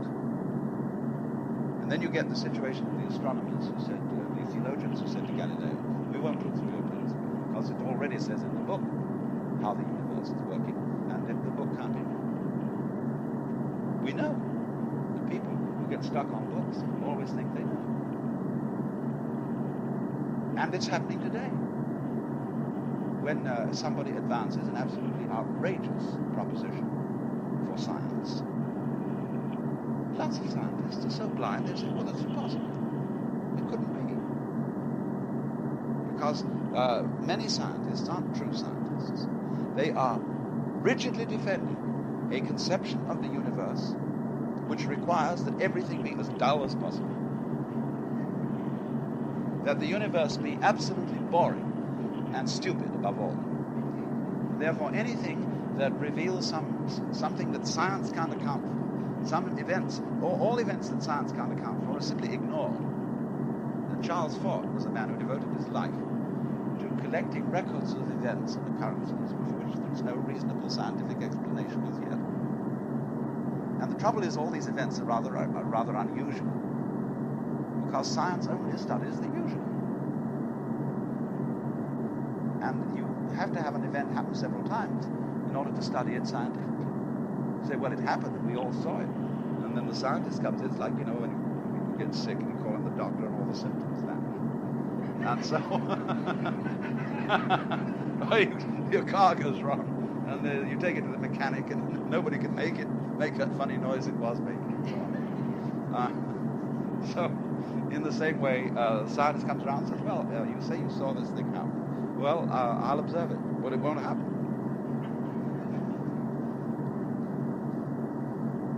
So this is the problem, you see. The Confucians got too hung up on books. That is to say, on a theoretical system, in just the same way that we are hung up on our abstract concept of nature, and are operating in terms of an abstract concept of nature, which is taught to us in school, and in which we are brought up, so much so that we are absolutely hypnotized by it, and we can't experience things which our conceptual system doesn't provide for. When the concept system stops working, because it no longer fits the constantly changing pattern of reality, we're in trouble. Well, that, of course, was the trouble for the Chinese. Their Confucian concept system had very serious limitations. Now, that was the bad reason. There was another reason why they didn't evolve the technology, which was Taoism. The Taoists were really interested in nature. If you read their writings in the Lao Tzu and the Zhuangzi, they are full of natural illustrations. The behavior of water, of insects, of the elements, are all used as illustrations of the art of life. Now, the Confucians, in contrast to the Taoists, were lexicographers. They believed in what's called the rectification of names. The language, in other words, mustn't get out of hand. There must be very clear and rigid definitions so that we use words the right way. Now, the Taoists had a critique of this. They said, with what words will you define the words? And with what words will you define the words that you use the ones to define them with? Obviously, the situation is circular. Every dictionary is really a vicious circle, because it's words defined in terms of other words. And they're all the words in the dictionary. So that, say you take a dictionary that has no pictures in it, to someone who doesn't know the language, it's absolutely a closed system which you can't penetrate. I once thought as a little boy I was going to write a fundamental book which would contain the necessary fundamentals for knowledge. And the first thing I naturally did therefore was to write down the alphabet. Then I wanted to write down how it was pronounced. And I saw that I couldn't possibly write down how it was pronounced. I needed to know from the living world how to sound A, B, C, D. And that could never be written down. So I was stuck at the start. I get back with the project.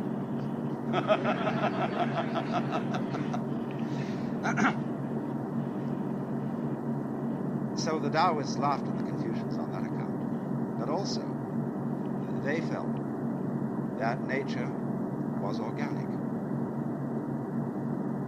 It was, they saw so vividly that it was a single living organism of immense complexity. And thus, they never thought of it as consisting of separate parts. Just as the head goes with the feet, and as a stomach goes with the brain, they arise mutually, together. They are different, but not separate. Therefore, they were very cautious about interfering with anything. Furthermore, their theory of politics was quite different from Confucian. Confucian politics is based on the idea of rulership. There is the emperor. There is the family, which is a strictly hierarchical structure of authority from above, which must be followed and obeyed by those below. But the Taoists, when they, the first book, the Tao Te Ching, is a manual of advice to the emperor, among other things. And what it says to the emperor is, don't rule. Because the great Tao flows everywhere, both to the right and to the left. It loves and nourishes all things, but does not lord it over them. And when merits are accomplished, it makes no claim to them. Therefore, the emperor is to be retiring, disciplined, to be rather more like in our own local government, the sanitary engineer and the man. To have a kind of anonymous quality of being underground and of being the one who allows the democracy. Because the Taoist feeling is that you get cooperation from people best by letting them cooperate rather than compelling them. Now then, contrast this with a Western theory in which the world is seen not as an organism but as a mechanism. Now what's the difference? A mechanism has replaceable parts. It is fundamentally an assemblage of parts. An organism isn't. Furthermore, a mechanism is a governor. And an organism apparently doesn't. It may have a network of governors all working together in a kind of reticulate pattern. But take, for example, does the brain run the body or does the stomach? Which is the more important? Well, there's two schools of thought. The stomach people say, well, stomachs are really fundamental. They were what was there first. Because an organism, really eating is the important thing. But the brain helps the stomach find food. That's what it's really doing. It evolved in order to develop eyes and ears to sneak around and find out things to swallow. So that's the stomach theory. Then the brain theory is that it's true that the brain is perhaps a later development than the stomach. That means that the stomach was just the forerunner for the really important character to arrive on the scene. And all the stomach does is it gives fuel to the brain. And the operations of the brain in terms of culture and all that sort of thing are what life is really all about. Now, actually, both theories are right and both are wrong. The arrangement between the head and the stomach is mutual. They arise together. Now, in a system which has a boss, it's different. When you've got the mechanism and the chauffeur or the engineer who puts it together and operates it, then you have a government. You have a monarchical world order. And when you have government and things can be viewed as happening in a mechanical order, then change it. I order you to behave differently. Do it this way instead. And how do we do that? Why, we apply mechanical techniques. Chop off heads, or force people to do this, that, and the other. I mean, just separate things up and rearrange them. So then, because in the West we went through the phase of Newtonian mechanics, which arises out of the theory that the physical world is an artifact, that it was made by an architect, a super cosmic engineer, and governed from above by law, we thought up the idea of explaining the behavior of things by mechanical causality. And this led to technology, to steam engines, to automobiles, to hydraulic systems, everything, electricity. But when we reached a certain point in that development, we started wondering. We just started discovering all kinds of processes for which the mechanical analogy was not adequate. It did us well up to a point. Now, in quantum theory and in biology, in these two things in particular, an organic way of looking at things is clearer, is nearer to the way they're operating than mechanical. And therefore, the philosophy of Whitehead is probably the greatest organicist in the West. Reads just like the philosophy of Zhuangzi. It's the same view of the world. So that somehow, just at this moment of the development of technology, when we suddenly see it's a lot more complicated than we thought it was, and that our project to change the universe is not going to be as easy as even H.G. Wells imagined. It is just at this moment that this Chinese wisdom becomes available to the West. And we can understand it because it's now talking our language. It's talking of the language of relativity. The whole Zhuangzi book starts out with an absolutely marvelous chapter on relativity. Relativity of the opposites. The interdependence, the mutual interpenetration of everything that happens. We've discovered it.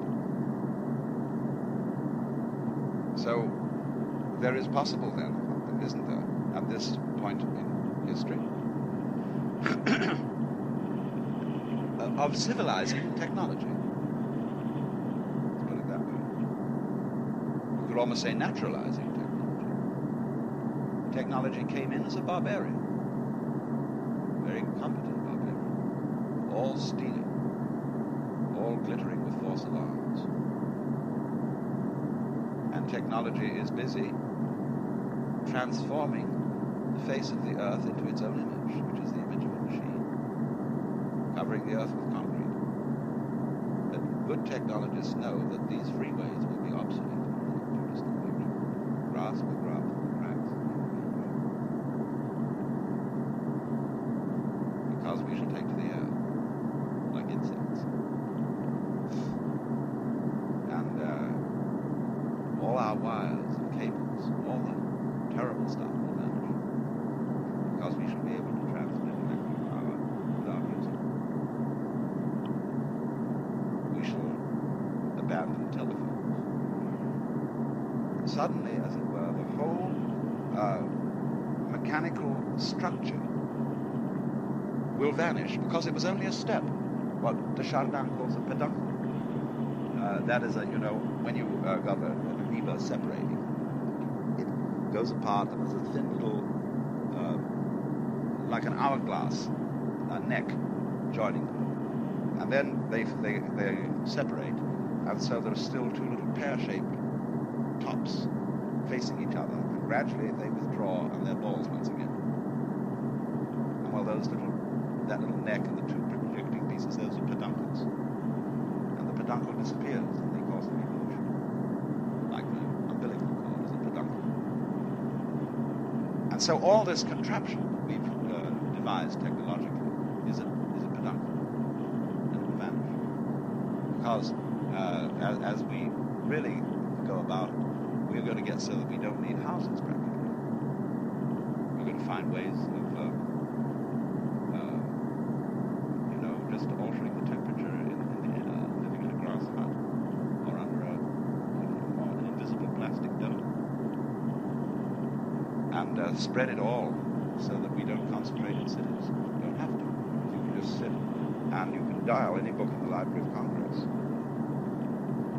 and read it on a screen in front of you. All sorts of things like that can be done. So that this also, Toynbee, in the study of history, pointed out that we will become increasingly independent of tracks, roads, wires, and so on, so that the civilization becomes airborne. Maybe it'll even go so far, and here I'm getting into science fiction, as abandoning the electronic method of communication. We may get a telepathic one instead. Who knows? It'll be a funny world, won't it, where there's no private thoughts. Everybody is completely transparent to everybody else.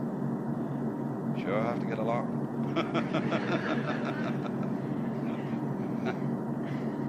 Although, as a matter of fact, this distribution will facilitate privacy, because the thing that really militates against privacy is the city. And the controls of huge traffics of human beings going about their business. This is a real problem. This is invasion.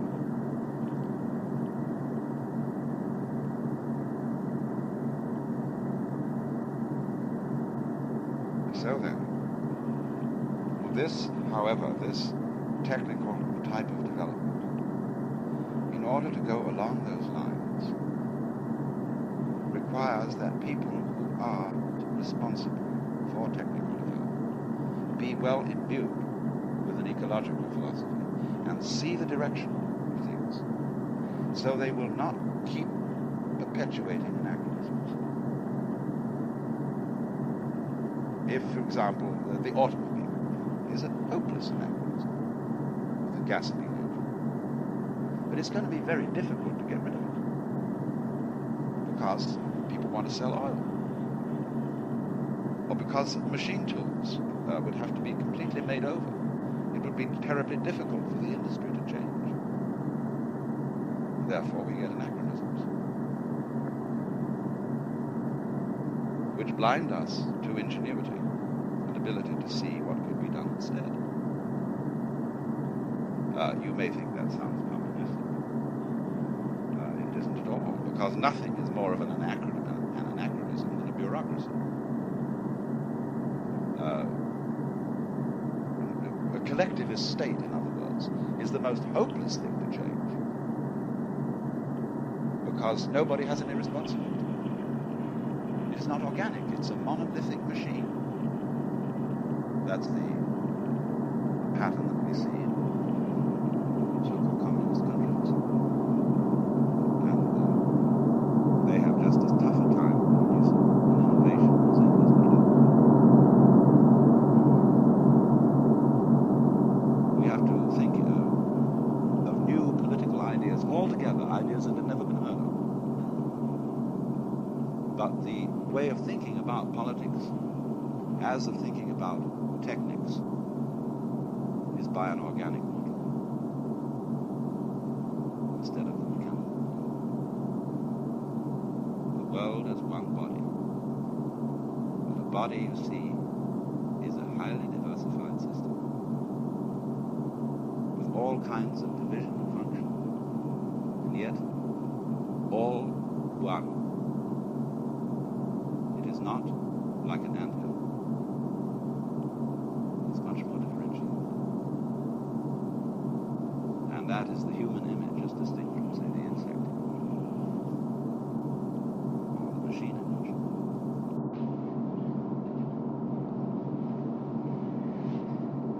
The Western model of the universe is political and engineering or architecture. And therefore, as one understands the operations of a machine by analysis of its parts, by separating them into their original bits, we have bitted the cosmos and see everything going on in terms of bits of information, and have found that this is extremely fruitful in enabling us to control what's happening. After all, the whole of Western technology is the result of bitting. And so we thing the world, that is to say, in order to measure a curve, you have to reduce it to point instants.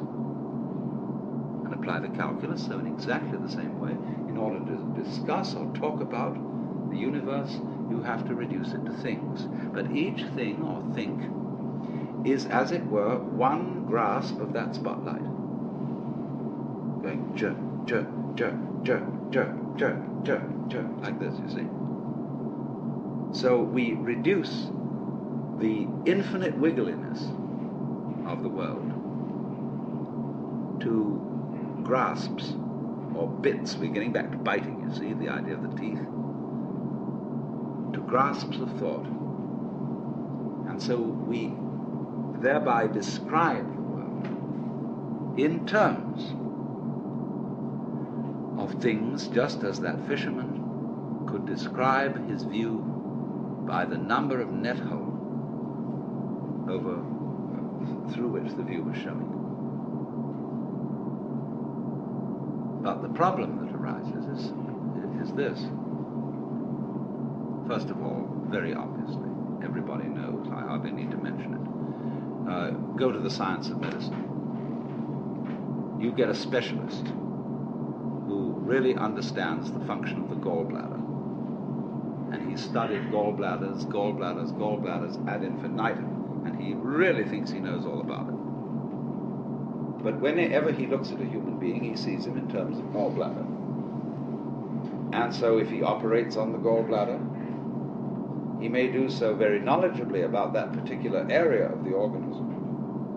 But he does not foresee the unpredictable effects of this operation in other connected areas, because the human being's gallbladder is not a thing in the same way as a spark plug in a car can be extracted and a new one replaced.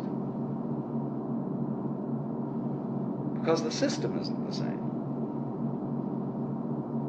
There is a fundamental difference between a mechanism and an organism, which can be described operationally. Mechanism is assembled. You add this bit to that bit to that bit to that bit. But an organism grows. That is to say,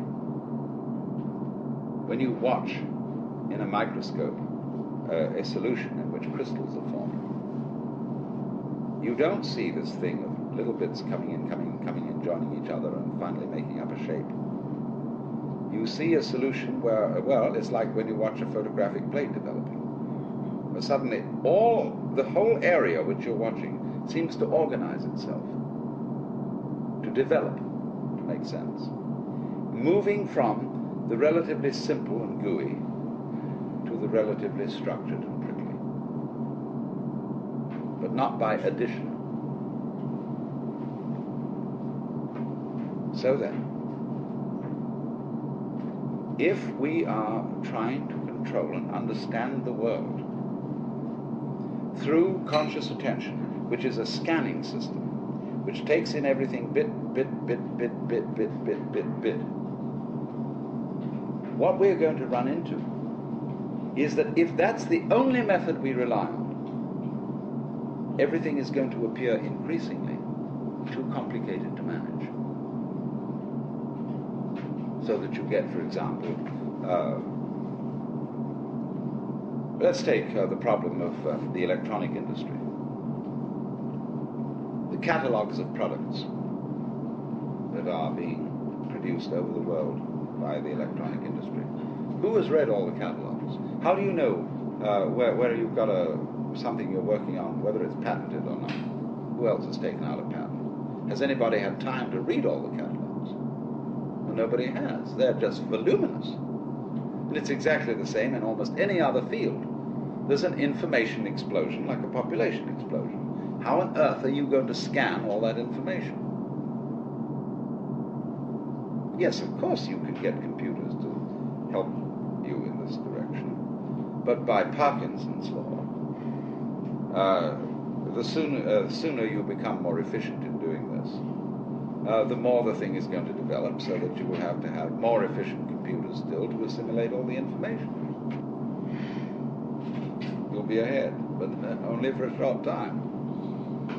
So you see, there's this problem of the sort of competition of consciousness, of its how fast can you go, and keep track of it, you see. And say, I've got a good memory, I can keep track of that. And you say to you, I bet you can't. I'll go more complicated than you. Musicians do this with drummers, and they get things going, and they start, and so long as they count, and lots of musicians do count, which is crazy, but they do, and they count, and they outcomplicate each other to the point where you can't retain it any longer in memory. So you say, okay, if I can't retain it, we've got this gadget here that can. And we've got these marvelous mechanical memories, and they will retain it. And they'll go much more fancy. They'll go this duty at a colossal speed, like that, you see. But it's the same old problem. Because you get something that can outdo that.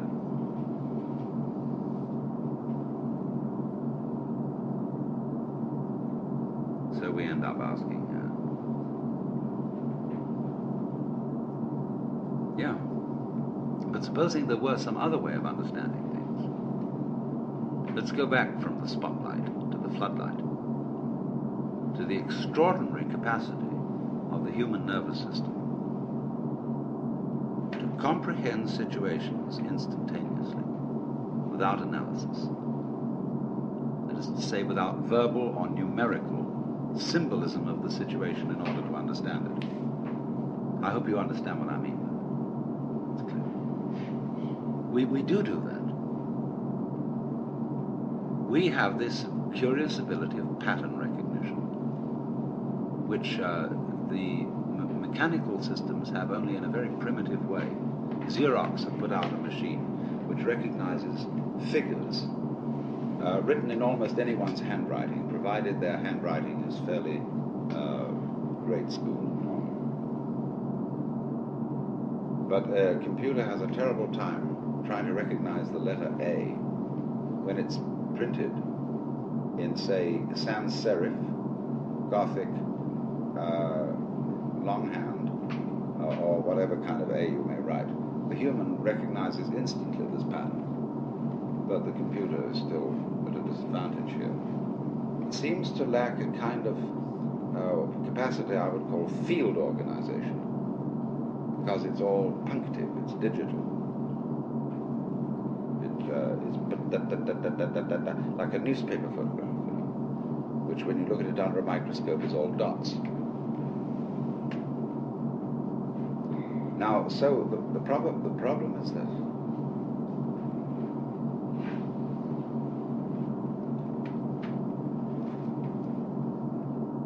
In developing technology, are we leaving out of consideration our strongest suit, which is the brain itself?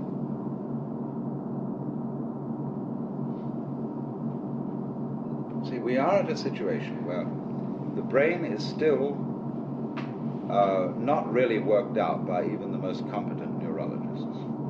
It puzzles them. They can't give a model of the brain in numerical or verbal language. Now, you are that, you see. You are this thing. You yourself are this thing which you yourself can't figure out.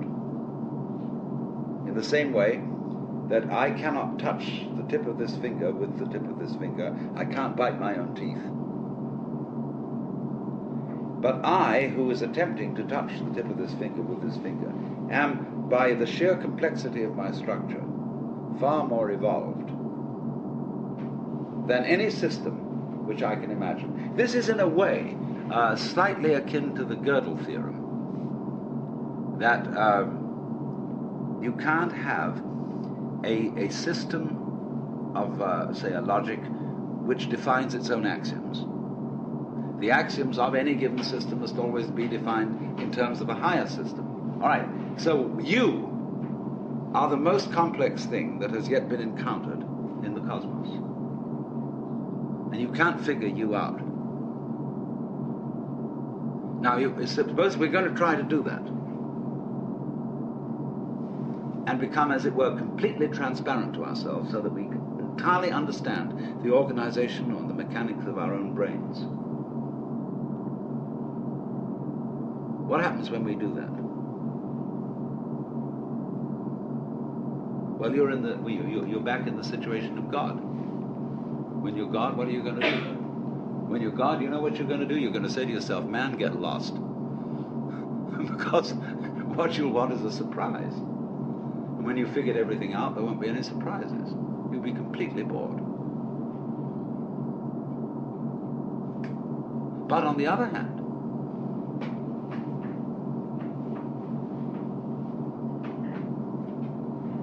a person, I would say, who is really functioning completely is basically a person who trusts his own brains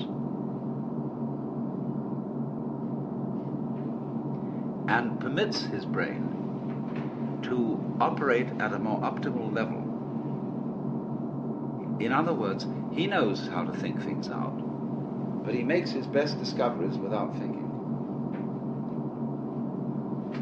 In other words, you all know very well the processes of creative invention. You've got a problem, you think it over, and you can't find out any answer to it because the digital system of thinking is too simple, too clumsy to deal with it. It's more complex. There are more variables than can be kept in mind at one time. So you say, I'll sleep on it. Or you go to the Institute of Advanced Studies at Princeton, Behavioral Sciences at Stanford, where they pay you to goof off, which is a highly excellent idea. And you moon around, and you've got a blackboard, and you look out of the window and pick your nose, and so on. And your brain eventually hands you the solution to the problem. And you immediately, because you have technical knowledge, you recognize that's a solution. But then, naturally, you go back and check it.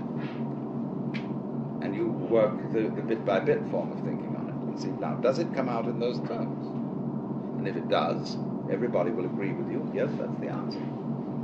But if it doesn't come out in those terms, they won't agree with you. Because you haven't subjected it to the socially acceptable, traditional form of analyzing knowledge. But here's the problem. It takes an awful long time to check these things out. It takes an awful long time to arrive at the solution which you got, like that, by a purely calculative process.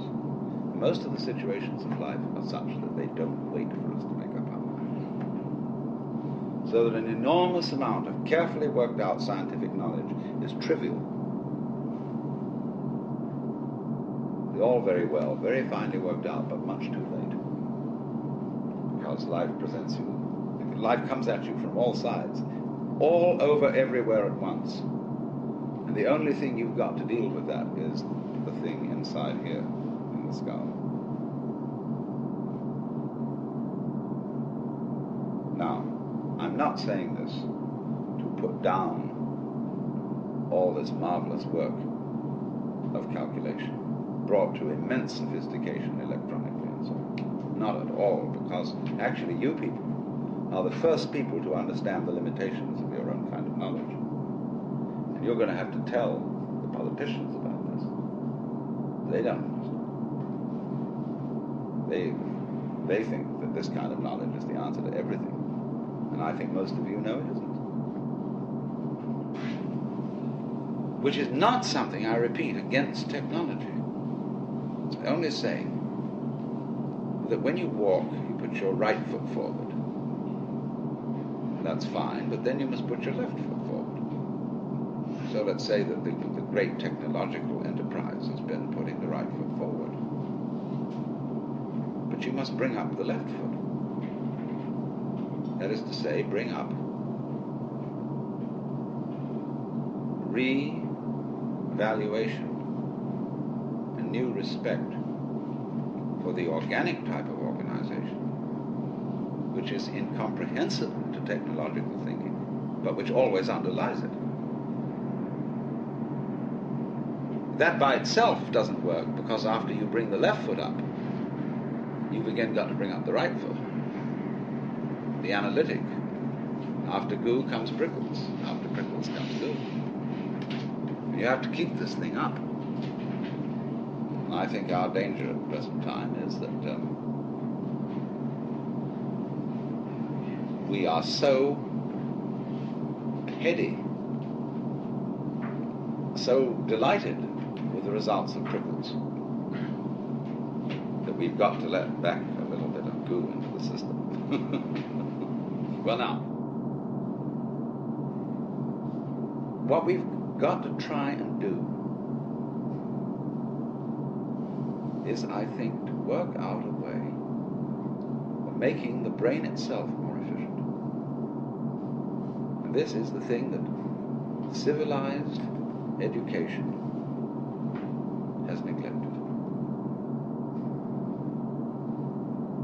Lynn White, to quote him again, used to say that the academic world today only values three kinds of intelligence: verbal intelligence, mnemonic intelligence, in other words, good at remembering, and computational intelligence. He said it entirely neglects kinesthetic intelligence, social intelligence, and he had at least 7 kinds of intelligence. I forget what they all were. But it is this extraordinary capacity of the neural organization, say, to engage in pattern recognition and in solving instantly certain complex problems without knowing how it does it. The trouble is, when you do something you don't know how to do, you've got a non-repeatable experiment, in a certain sense. In other words, you can't explain to someone else how to put it together. But you can do it like you can open and close your hand without any knowledge of physiology. Do it every time. Whoops, I don't know how I do it. I just do it, you see.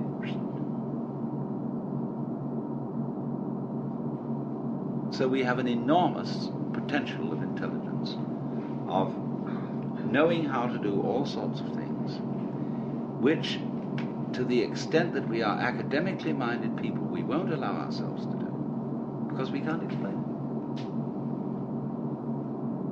You know, for example, there's a way of cooling a brazing furnace. It's very simple. But engineers say it's theoretically impossible. It can't happen. It's like bees can't fly by the laws of aerodynamics, but they do.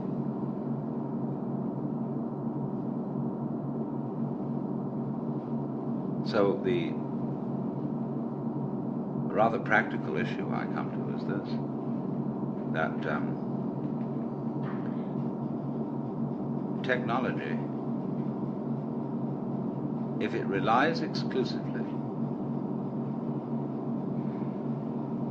on linear thinking, is going to destroy the environment.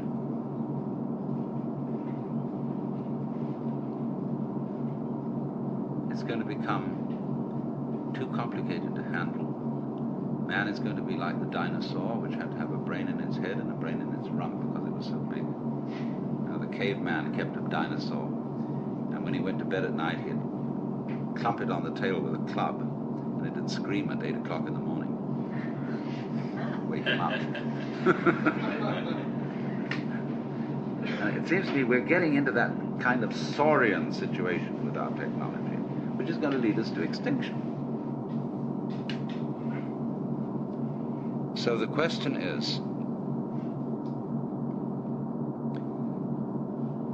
are we going to foul things up by insisting on using linear input information and controlling it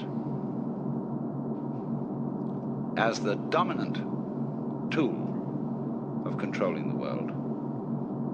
Or can we master all that, as we have done, still use the linear input and analysis, but with a fundamental trust in our power to assimilate multiple input, although we really don't know how we do it? And my point is that you can't find an absolute which you can pin down, you see. So there always remains in any human operation the basic central thing which you can't pin down because it's you. Just as the teeth can't bite themselves. Now, the assumption of Judeo-Christian culture is that man in his nature is sinful and therefore can't be trusted. The assumption of at least ancient Chinese culture is that man in his essential nature is good and therefore has to be trusted. Because they say to us, if you can't trust your own basic nature, you can't really rely on the idea that you're untrustworthy. Therefore, you're hopelessly fouled up. So, this has amazing political and other consequences, this different assumption. If we say, no, we human beings are fallible and basically selfish and really fundamentally evil, and therefore we need law and order. We need a control system to put us in order. We thereby project these control systems into the church or into the police or into somebody who are really ourselves disguised. See, it's like daylight saving time.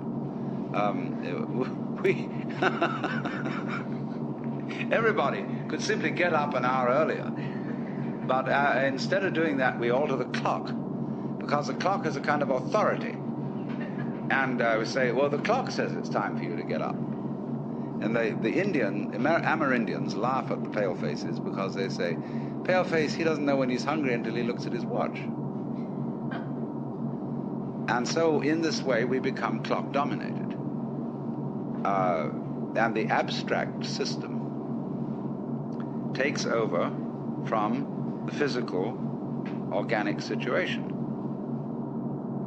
And this is my big pitch, if I'm going to make a big pitch, is that we've run into a cultural situation where we've confused the symbol with the physical reality, the money with the wealth, and the menu with the dinner.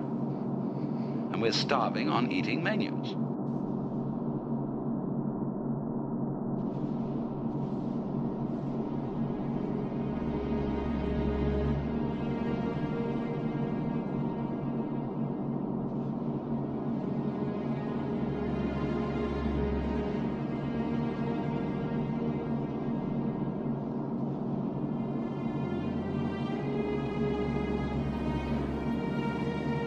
Welcome to the Corona Chronicles, Part 2, Higher Mind State.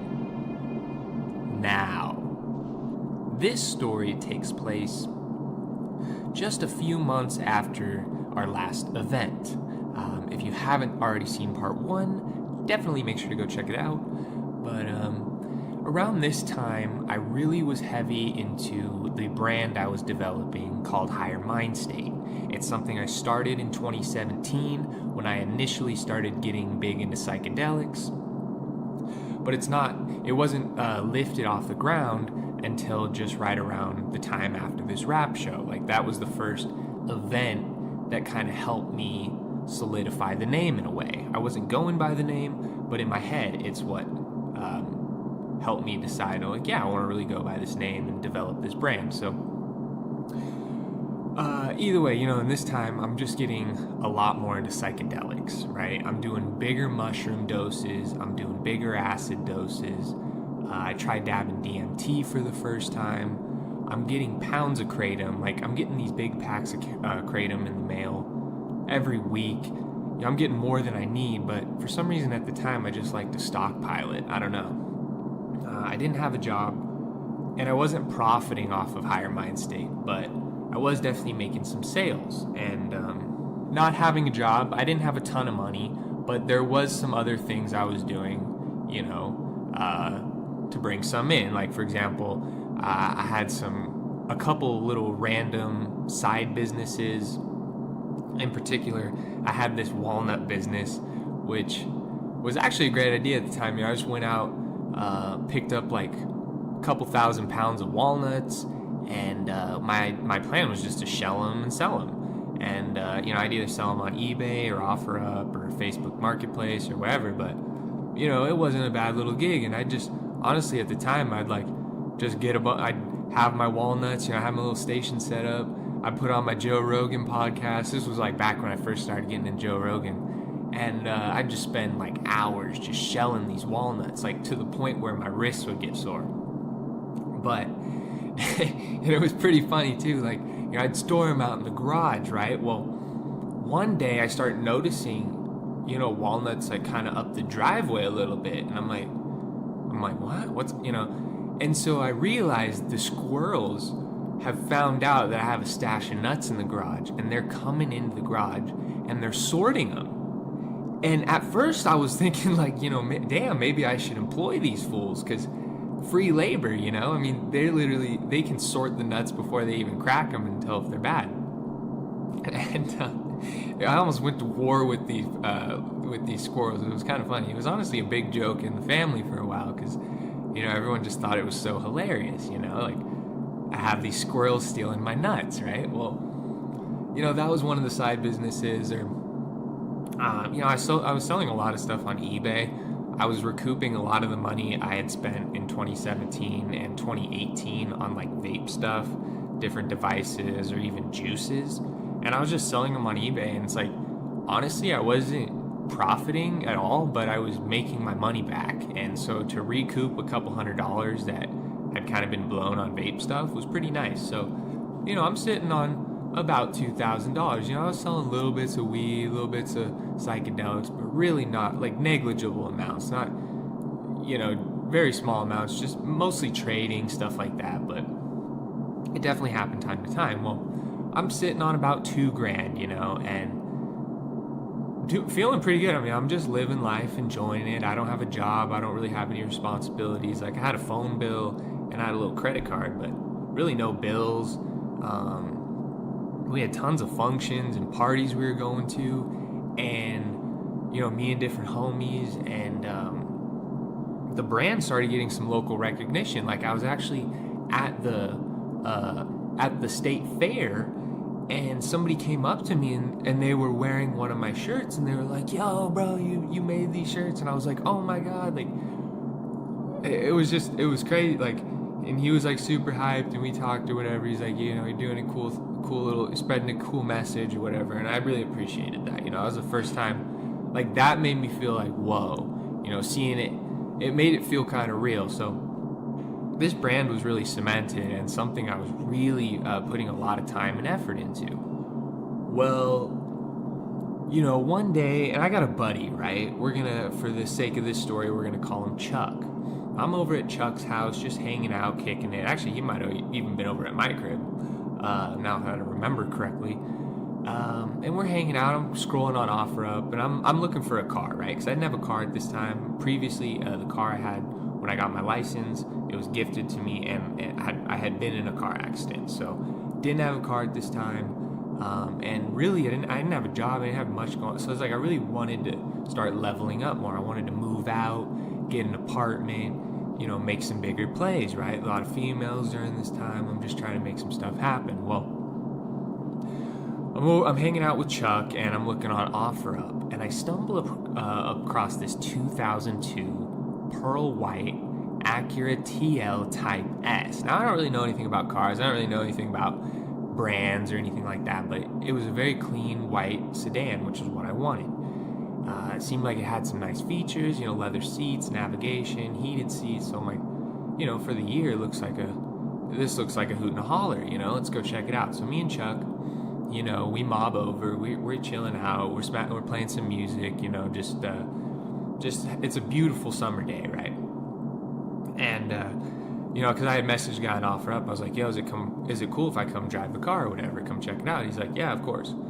So I pull up, and it's like this dude's got like this warehouse full of cars. Like, low-key at first I thought they were stolen, because actually when I was trying to like register my car or whatever, like the VIN number was like, one of the letters was written kind of weird, and so like the lady on the phone, she's like, I can't find this isn't coming up in the system or whatever. So but no, it was all legit or whatever. I thought that was kind of funny. But no, we pull up, like, this dude's got probably like 100 cars, and just this car seemed like the car. I don't know, I didn't even drive it yet, and I'm like, I really want to buy this. And I test drive it, feel it out or whatever, and I love it instantly. It's got a cracked windshield, it's got a tail light out, but the guy wants $1,800. I'm like, look, I'm like, look, bro, I'll do $1,400, because I'm telling Chuck during the test drive, I'm like, yeah, I'm buying this thing, dude, no doubt. And the guy, he's kind of thinking about it. He goes inside and talks to someone else. He comes out, because I'm like, mind you, I'm talking cash here, and he comes out or whatever. He's like, I'll do 15, and I don't even hesitate. I'm like, I don't even try to go 14.50. I'm like, that sounds like a fantastic price. I'm in. So I pull out the money, I go inside, sign some paperwork, and the car's mine.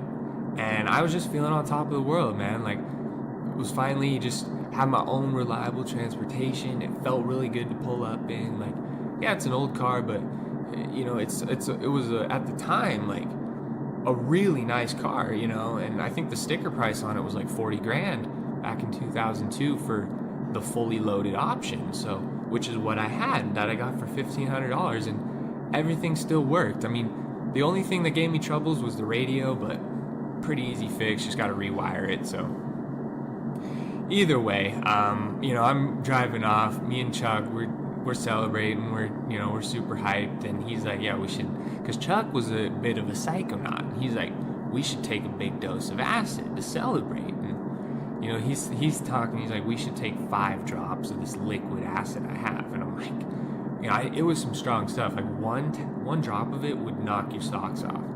So he's like, let's do 5. It seems like, let's just really push the limit. Because before, the previous amount I think I had done of this stuff was like 2 drops, and he'd probably done like at least 5 of it before. He was pretty experienced with it, but it was still pretty new to us at the time, like that kind of a dose. So we're like, yeah, let's do it. And we trip or whatever. And the cool part of this trip, like, that really cements the lifestyle of the Corona Chronicles, I guess, is just that I really got to like experience the now in a really beautiful way, in a really vivid, like, clear way. And I just, like, it was one of my favorite trips of all time, because like it just really got me in this mode of living life and just enjoying it and realizing that truly the best of it is here in this moment right now, which is eternal. It lasts forever. There's just, nothing beyond it. So it was just such a beautiful trip, and I got the car, and I'm feeling great, man. And there's this natural food store that I had my eye on. They were hiring, and I really want to get a job there. I'm like, dude, now that I got the car, it's like, yeah, I can make some decent money on my own, like with side hustles, but it would be cool to get some consistent income as well, because now that I got this car, it's like I got registration, insurance, gas, all the rest, maintenance. So it's like, and even at the time, I was already thinking about modifying it, even though I knew nothing about cars. So it's kind of funny, a little insight to the future. But either way, so I go over, and it was crazy how easily I got this job too. Like one of the quickest. Like, I go in there one day, drop off my resume, and he's like, you want to come in tomorrow for an interview? And I'm like, bet. And dude, during this time I was taking so many psychedelics, I actually went to this interview off acid, and I got the job right away. He's like, yeah, you're hired. You want to start tomorrow? And I was like, yeah, that sounds awesome. Because it was a super cool vibe. Like, it was this really hippie, healthy, natural food store, which, they had some other cool little trinkets and bobs, and they had, just like cool other items too, like not just food, like they had supplements and herbs, which was really my favorite section.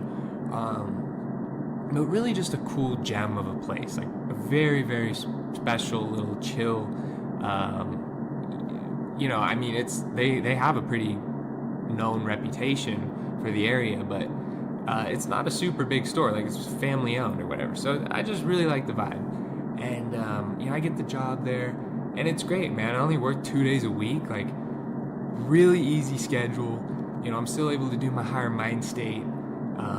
Life's great, I like work never felt like work. And it's funny, during this time I remember hearing the Alan Watts, like specifically the quote where he's saying like, you know, a lot of people lay in bed, you know, on Monday morning dreading it because they got to get up for work or whatever. It's like, I can't remember exactly how he put it, but during this time, like, I never felt that anxiety. Like, I genuinely enjoyed going to work because it wasn't really work. It's like I just showed up and talked to a bunch of super cool, conscious people, you know, and enjoyed life. And I was always microdosing, taking kratom, taking different, you know, different psychedelics at work, and just all the time, really. That was the vibe. Like, it was a nonstop party during this time, always having these all-nighters and all the rest. Well, one day, right, there is this girl who comes into the store, and I'm a cashier, right? So I'm like,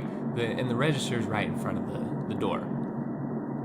And now, for the sake of the story, we're going to call this girl Kayla. So, you know, she comes in or whatever, she's super cute, and right off the bat, right, she's got more of like a preppy girl sort of vibe, if you will, if that makes sense. Like, she's not like I wouldn't call her like a hippie or anything. I wouldn't like think she's into like rocks and astrology and stuff like that. Like, she seems more like she goes to Sephora and, you know, stuff like that. And I don't know, like, she just seems like that sort of preppy girl vibe or whatever. And like, she was really attractive or whatever. And I was like, you know, it was a different vibe than the typical one that came in the store. And I don't know, me and her just kind of hit it off, right? We're talking, and, you know, from the first time she came in, like, we're really just hitting it off. Like, everything seems great.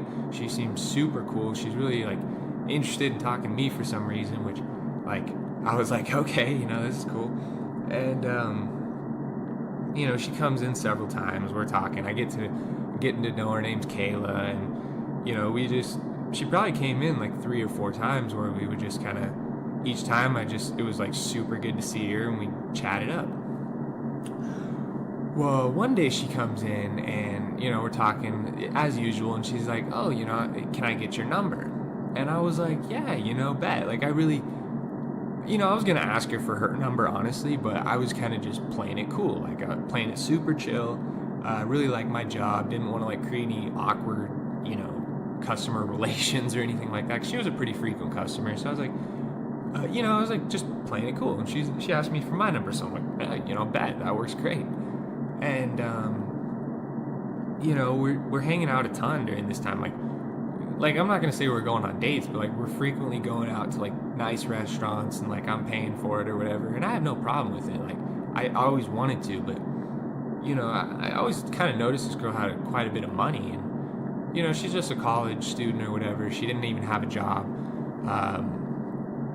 So at first I was kind of like, huh, you know, but her parents, like, had money. They bought her car. Like, it wasn't anything crazy nice, but it was a new Kia, which, you know, hey, I mean, I'd never had anyone buy me a new car. Like, that's like 30, 40 grand right there, even for like a base model, especially nowadays. Geez. So, you know, I was, you know, so I just didn't really pay it any mind. I'm like, well, her parents probably give her money, whatever. I think she did like some babysitting here and there, so I was like, you know, I never paid it any mind, right? And we spent probably a few months hanging out, and you know, I never like had like any other intentions of just really like being friends with this girl. I mean, I did like her, and I did think she was extremely attractive, but like, we really just like hit it off as good friends. We would hang out, and we'd hang out all night most nights. And the thing about Kayla is she was really like anti-drugs. Like, I guess her ex or whatever was like super alcoholic, like loser, would just wake up drinking beer in the morning and popping pills and stuff. So I guess that really, like, you know, put a bad taste in her mouth or whatever, which, you know, is completely understandable. But so during this time, I halted everything. Like, I didn't do anything. I didn't have a problem with it. I just, like, I genuinely enjoyed spending my time with her. So it wasn't even an issue. Like, it wasn't even like, because I wasn't even that heavy yet. Like, I had only just tried a bunch of things and experimented. I hadn't gone into like the crazy binges that we'll get into. Well, you know, so me and Kayla are hanging out, and it's just kind of the usual, right? One day she hits me up, and she's like, you know, we should hang out at your house, right? Like, once you get off work. And I was like, that sounds great. The only problem is I had a video shoot for Higher Mind State the next day, and it was actually with KO and a few other local rappers. Now, there was about 5 or 6 guys in this video, and getting them just to, first of all, getting the song recording the song was a big part of this time when I was hanging out with Kayla. Like, if I wasn't at work recording or like getting other people to record their verses, I was hanging out with Kayla. Like, that's pretty much what I did during these like 2-3 months. Well, the next day is the video shoot for this. It's a music video, right? And like, it's a pretty big deal. I mean, like, I've got people showing up where it's like they could potentially be making money somewhere else. So it's like, it's kind of a big deal. Like, it's not like just getting my buddies together, like, oh, let's go like mess around at the park. No, this is like kind of a big deal for me. Actually, at the time, I was really stressed, and I was like, this might be like one of the biggest videos of my career. And it was pretty big, but we'll get there. So I'm like, yeah, I remind her I got the video tomorrow, and she was super supportive. Like, she supported me throughout the whole thing, which was super nice to have that there. Just like, also my homies and everybody, people were super supportive, but she was as well, and she understood. She's like, yeah, we'll just hang out for a few hours, like nothing crazy. So I'm like, okay, that sounds good. So I go pick her up or whatever, and we go over to my house to hang out. And at the time, I was living at Mom's house when she was kind of like separated from my stepdad temporarily. Just was like this little thing. She ended up buying a house. She lived in like a little townhouse or whatever, and I was staying with her. Now, my mom, I hit her up. I'm like, Mom, Kayla's gonna come through or whatever. And she's like, oh, I'm not even home tonight. So I was like, oh, that kind of works out, whatever. And we get to my house, and there's loud music playing. There's a bunch of cars in the driveway. I'm like, okay, it looks like I'm not the first person who caught wind that Mom's not going to be home, right? So I get inside, and come to find out, my brother and my sister both have a bunch of people over. Now, they're significantly younger, and at the time, we're both underage. So, everyone's kind of drinking and smoking and kind of doing all that. And this is the first time Kayla's been to my house. So she's kind of like, oh, what, and I'm like, I'm right off the bat, I'm like, this is not normal behavior. Usually there's an adult here. Usually this is not happening. Even if there's no adult here, like, this is just not normal. It was really kind of just like the worst timing, but she was pretty cool. She's like, it's fine, like, and I even told her, I was like, look, like, because I even told all the kids, I'm like, look, if you guys are drinking and stuff, like, that's fine, but nobody's driving. Like, I told them, like, if anybody needs a ride, I'll take you, no problem. Just please, if you're gonna do all this, like, please let me drive you home. So that was the agreement, and I felt that, like, that was the most responsible thing I could have done. I mean, yeah, I probably should have just, like, told everyone to get the hell out, but I wasn't really, like, I don't know, I was just, like, in my mind, I was like, it wasn't that big of a deal. There wasn't that many people over, but probably, like, 10 people. My brother probably had 5 friends, my sister probably had 5 friends, so a few heads in the house. It was a pretty small house, too, so either way, we're hanging out, we're chilling, we're watching some TV and stuff, and up in my room or whatever, and I'm telling Kayla, I'm like, I'm pretty nervous about the shoot. I only have one battery, and my dumb ass, like I'm not new to filming live events and stuff like that. I should have known I don't know why I only had one battery at the time. Might have, like, misplaced the other ones or something, but I only had one. And so we're talking. She's like, look, we still have some time. We could make it to Best Buy. Maybe we should just go to Best Buy real quick and see if we can get another battery. Like, even a knockoff one at the very least, just something so you feel more comfortable, tomorrow, that, like, you're not going to run out of battery. And I'm like, yeah, that sounds good. So we hop in my car, we hop in the Acura, and we head down to Best Buy. It's about a 20-minute drive, I'd say. We get there, and we're walking up to the door as, like, the employee is standing there. He's, like, trying to close up. He's asking us, he's like, is there something you guys need real quick? I'm like, look, dude, I just need a battery. And he's like straight up, he's like, dude, we don't sell those here. Like, that's an online only type of thing. And I kind of knew that, but I didn't really believe him, so I was like, do you mind if I just go check real quick? He's kind of annoyed, but he's like, yeah, go ahead. So me and Kayla go look, and lo and behold, they don't have any batteries, right? So I'm kind of like, I'm getting a little bit more nervous, and we actually went and checked Target as well, or Walmart. We checked one other store, I can't remember what it was, but no luck, and so we head home. So we're hanging out, we're chilling out, and we're up in my room or whatever, and it's pretty late at night. It's like 2 a.m., excuse me, and we're just kind of watching some TV and stuff, and like, I don't know, like hanging out with Kayla was like how it would go. It's not like I felt like I had to like hang out, like give her all of my attention 24/7, but like, I don't know, it just, I enjoyed it. So the time went by quicker than I expected, and like nothing's going on. Like we're like at this point in time too. Like we're like we had like talked about like a potential relationship, but we're really just friends. Like and in my mind, like I have no intentions of doing anything. But it's kind of late, and I'm like, and she's like getting kind of tired. I'm like, you should probably just sleep here, you can sleep on my bed. Like I offer my bed. Usually, if I have a friend come over, I usually offer them my bed, because I'm like, at the very least, like, I can rough it out at night on the couch or on the floor and kind of give them a better experience while sleeping away from home, right? Because it's kind of uncomfortable sometimes sleeping at someone's house. So it's kind of the gesture I like to offer my guests if any friend or somebody stays over, right? So, I offer them my bed, whatever. She's like, I'll just sleep next to you or whatever. So we kind of, like, we're just kind of laying there talking, and she's like, oh, do you want... She's like, I kind of wanted to tell you how I make so much money. And I'm just like, and in my head, I'm like, yeah, how do you make so much? Like, I've always been kind of curious. And she's all telling me, she's like, she just kind of hits me with this out of nowhere. She's like, yeah, like, and like, I'm kind of feeling like a little pit in my stomach. I'm like I'm getting ready for this girl to tell me she's like a drug dealer or something. I'm like, what is she about to say? Like, I'm feeling a little nervous, and she's like, oh, like how I make my money or whatever is like I go out to the club and I'm a stripper. And I'll never forget, like, the sort, it's like I'm kind of laying on my side, so it's like my jaw doesn't really like drop down, it's kind of like more hanging to the side.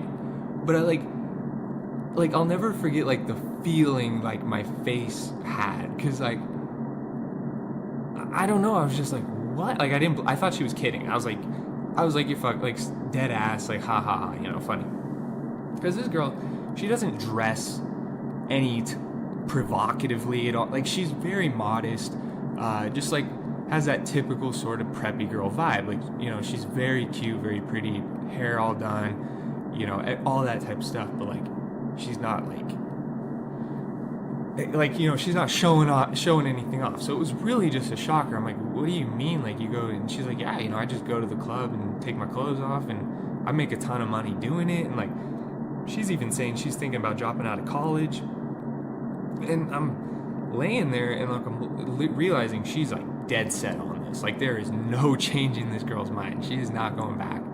And I'm just like, damn, I'm blown. I'm more blown away that like it was more like a comparable, like when I first realized Santa wasn't real, like that's how I felt. I was like, oh my God, like I've been living a lie.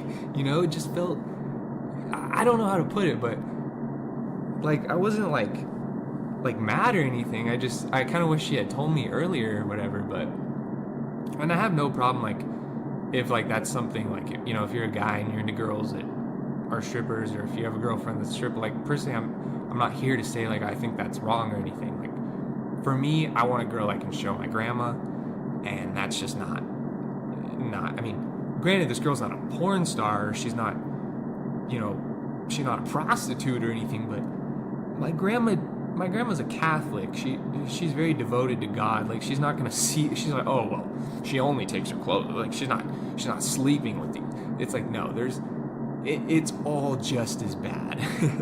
So,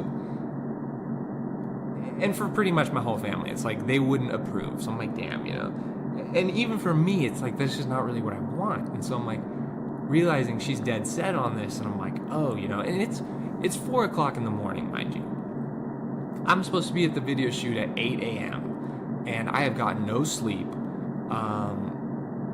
You know, I'm gonna be exhausted. Like, I don't do well with no sleep, bro.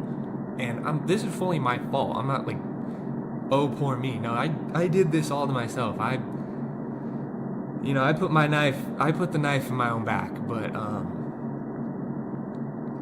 I am so shocked by this statement that Kayla tells me she's a stripper that I'm kind of unable to like really like even just look at her the same. I'm like, damn, and you're in my bed right now. Like, I'm like, what? You know, but and I was like, you're at my mom's house. Like, oh my God, I felt so dirty, you know? I felt like, I don't know, I don't know how I felt, dude, but I felt all weird inside, and I was like, look, well, I didn't really say anything. I was trying to be cool. I'm not a super judgmental person, you know, especially at the time. I was trying to play it off really cool, like, oh yeah, you know, that's cool, whatever. I was even telling her, I was like, yeah, you know, I like sell some drugs too. I'm like low-key a dealer, which is complete cap, but I don't know. I just, for some reason, I felt like I had to say something that was like, oh, I'm also not a good person. Like, I don't know. I just felt like I had to say something. So I mentioned that. And, you know, she's really kind of unfazed, which threw me back even further. I was like, okay, that kind of weird. Like, I thought you were like super against that. But she's like, no, that's cool or whatever. And I don't know, dude. Like, I'm not saying this girl was... I really appreciate the time we spent together, but I don't know. I guess in some ways you could say I was used a little bit, because like she could have paid for everything and it would have made no dent in her wallet, and like I was putting some dates on credit cards, which was not smart, but either way, you know, I still paid it off. It was all good, but yeah, I was completely blown away by that, and it really ruined the next day for me because I didn't get any sleep. Like, I maybe got 2 hours of sleep. I wake up, right, and I'm flying around my room. It's like, I wake up and my alarm's going off. It's like 6:45, and, you know, I don't have anything charged. I kind of wasted, like, I should have been getting ready that night. I really wasn't. I was just kind of hanging out with Kayla, talking to her, like, whatever, and I wasn't really focused. And so I'm plugging, you know, I got a steady cam, I got a, you know, not a steady cam, I got a gimbal, I got to charge that, I got to charge my camera, you know, I'm like plugging my laptop in, dude, I'm flying around my room, I'm going crazy, I'm like, this, you know, I'm going to be late, and I'm hitting up all the boys, I'm like, look, you know, plan is a go, everyone, you know, meet in the location, but I might be a few minutes late. And so I hop in the shower, take one of the quickest showers I've ever taken, and Kayla's still kind of laying there on my bed. I'm like, look, Kayla, we got to get up. You know, my bed's pretty comfortable, so she was kind of like sucked into it. She's like, and she didn't get any sleep either, so she's like really having a hard time getting up. I'm like, look, we got to go. I'm so sorry. Like, kind of, I'm not trying to kick you out or nothing, but like, and she knew I had to be there, so she's kind of understanding. She like gets up. She's like, okay, we get her keys, we get her phone, we get all our stuff. And I walk her out to her car. And I'm like, look, it was great having you. Give her a hug, whatever. Thanks for coming, but I gotta go.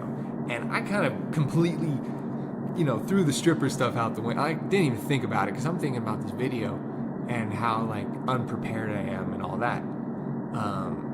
So I grabbed like a yerba mate, try to wake myself up a little bit, and I pull up to the location. Now, it went smoothly. We filmed the video.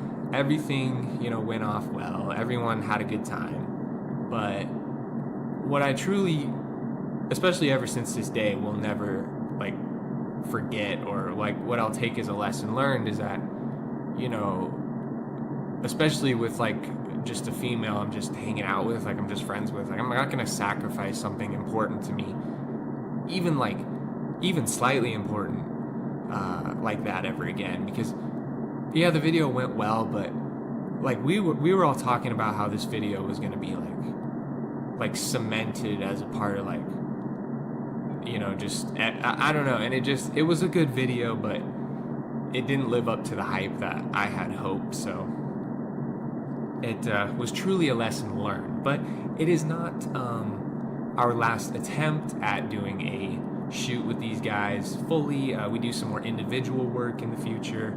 I sort of pull my head out of my ass, and after this, like I don't. This doesn't faze me. I don't. This doesn't slow me down. I bounce back immediately, and we are just going harder than ever from here, boys. This, I don't know why this fits so well in my mind as part of the pregame of the Corona Chronicles, but to me, these first two stories really help set the scene, and from here, we are going to be getting into when the initial lockdown of the coronavirus happened out here in Sacramento, California, and we're going to be getting into all the wacky stuff that happened around that. I moved into, the timing was insane because I moved into an apartment and then the lockdown happened like 2 days later. So really just quite the time period. And yeah, psychedelics and trips and crazy stories are only going to go up from here, folks. So I hope you're ready. I hope you guys are excited for more. I am so thankful you are here, and I hope to see you in the next story time. Thank you all so much for being here. Peace. Let me start by a little bit of backtracking and revision, which I shall do with the help of A.N. Whitehead. I've been talking about the situation of man, of the individual, in the world of nature, and the complexity introduced into this by technology, and further troubled by the way in which individuals generally experience themselves as confronting an alien universe, a form of experiencing our existence which is in flat contradiction to the scientific description of man as an organism environment rather than an organism in an environment. Whitehead puts it in this way. The doctrine which I am maintaining is that the whole concept of materialism only applies to very abstract entities, the products of logical discernment. The concrete, enduring entities are organisms, so that the plan of the whole influences the very characters of the various subordinate organisms which enter into it. In the case of an animal, the mental states enter into the plan of the total organism, and thus modify the plans of the successive subordinate organisms until the ultimate smallest organisms, such as electrons, are reached. Thus, an electron within a living body is different from an electron outside it, by reason of the plan of the body. The electron blindly runs either within or without the body, but it runs within the body in accordance with its character within the body. That is to say, in accordance with the general plan of the body, and this plan includes the mental state. But the principle of modification is perfectly general throughout nature, and represents no property peculiar to living bodies. In subsequent lectures, it will be explained that this doctrine involves the abandonment of the traditional scientific materialism and the substitution of an alternative doctrine of organism.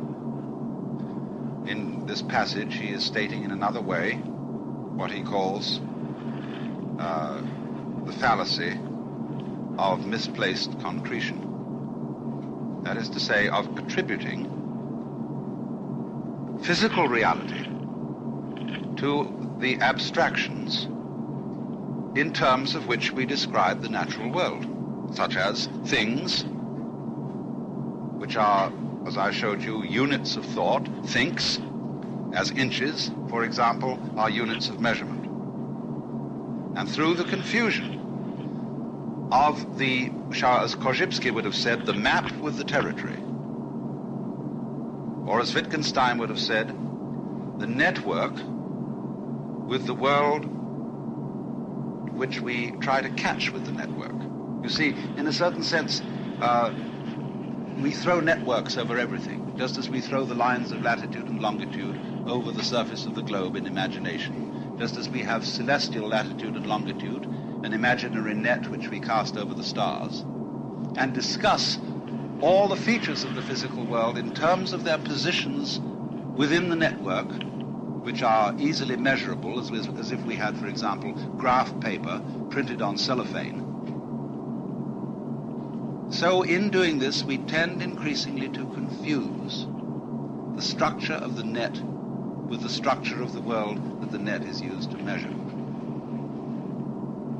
And it is as a result of that we are, as it were, hypnotized by the abstract sense of individuality, or rather the abstract definition of individuality, and are less and less aware of what it is to be an individual concretely.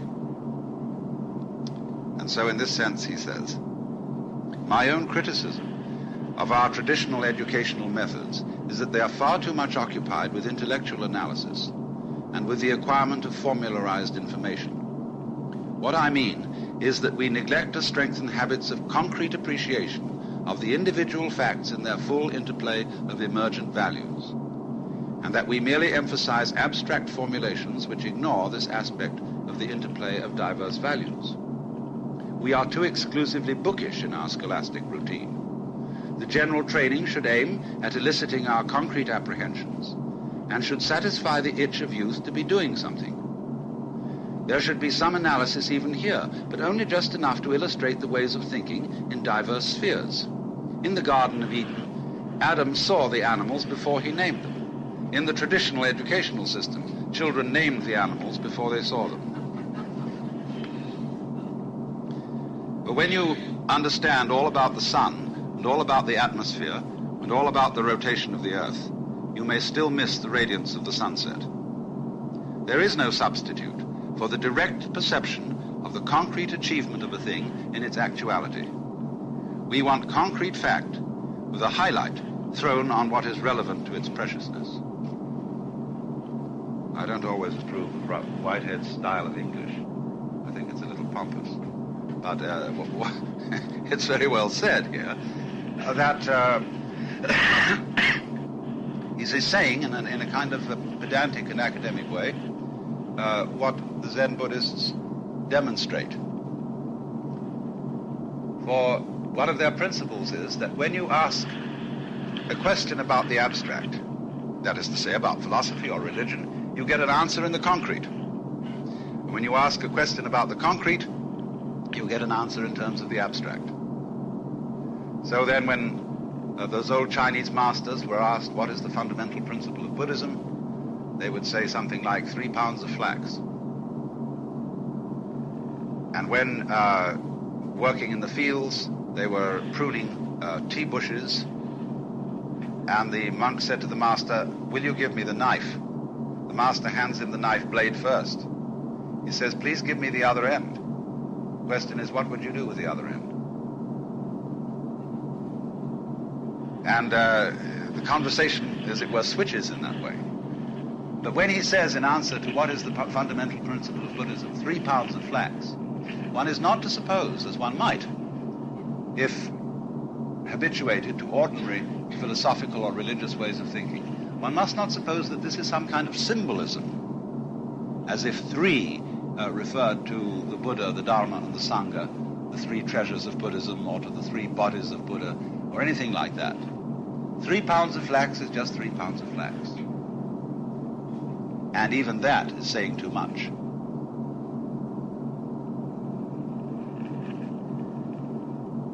It's very difficult to point, you see, to reality itself.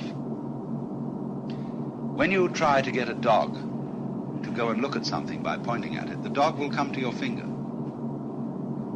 and will not understand the meaning of pointing. So it is with humans. And if we consider that various kinds of religion, the teachings of religion, the rites or the sacraments of religion, are fingers pointing, human beings all too readily suck those fingers for comfort instead of following or looking in the direction of the pointing. So such strange answers as 3 pounds of flax or whatever it may be try to jolt us out of our excessive thinking. As Whitehead says, our education is too bookish. To come into to direct contact with physical, material reality. But of course, when I say these words, physical and material, they are abstract. And this isn't abstract. Nor, in that sense, is it material, insofar as material is an abstract idea. It's a concept. This is not a concept. So to wake people up to look at that requires, among other things, interior silence. Now, I've said some of this to you before, or said it to some of you before, but it cannot be stressed too often. The Chinese sage, who was a Taoist, Zhuangzi, said once, "The perfect man employs his mind as a mirror. It grasps nothing, it refuses nothing, it receives but does not keep." And this attitude in Zen Buddhism is called Mushin, which in Japanese means no mind. We would say mindlessness or thoughtlessness, except that those words in our cultural context have a pejorative sense. To say that someone is thoughtless is to say that he's inconsiderate or moronic. But in the Chinese sense of the term thoughtless, it means having a mirror-like mind. There's a verse which says, "The wild geese do not intend to cast their image. The water has no mind to retain their reflection." The same is sometimes said of the relationship of the moon to the water. Now this no mind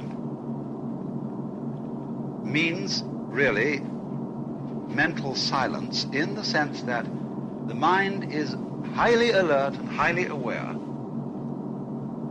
but without talking to itself. When it hears, it doesn't think bird.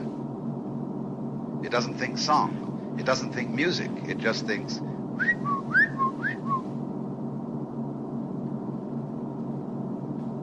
And so that means the absence of chattering to yourself constantly inside your head.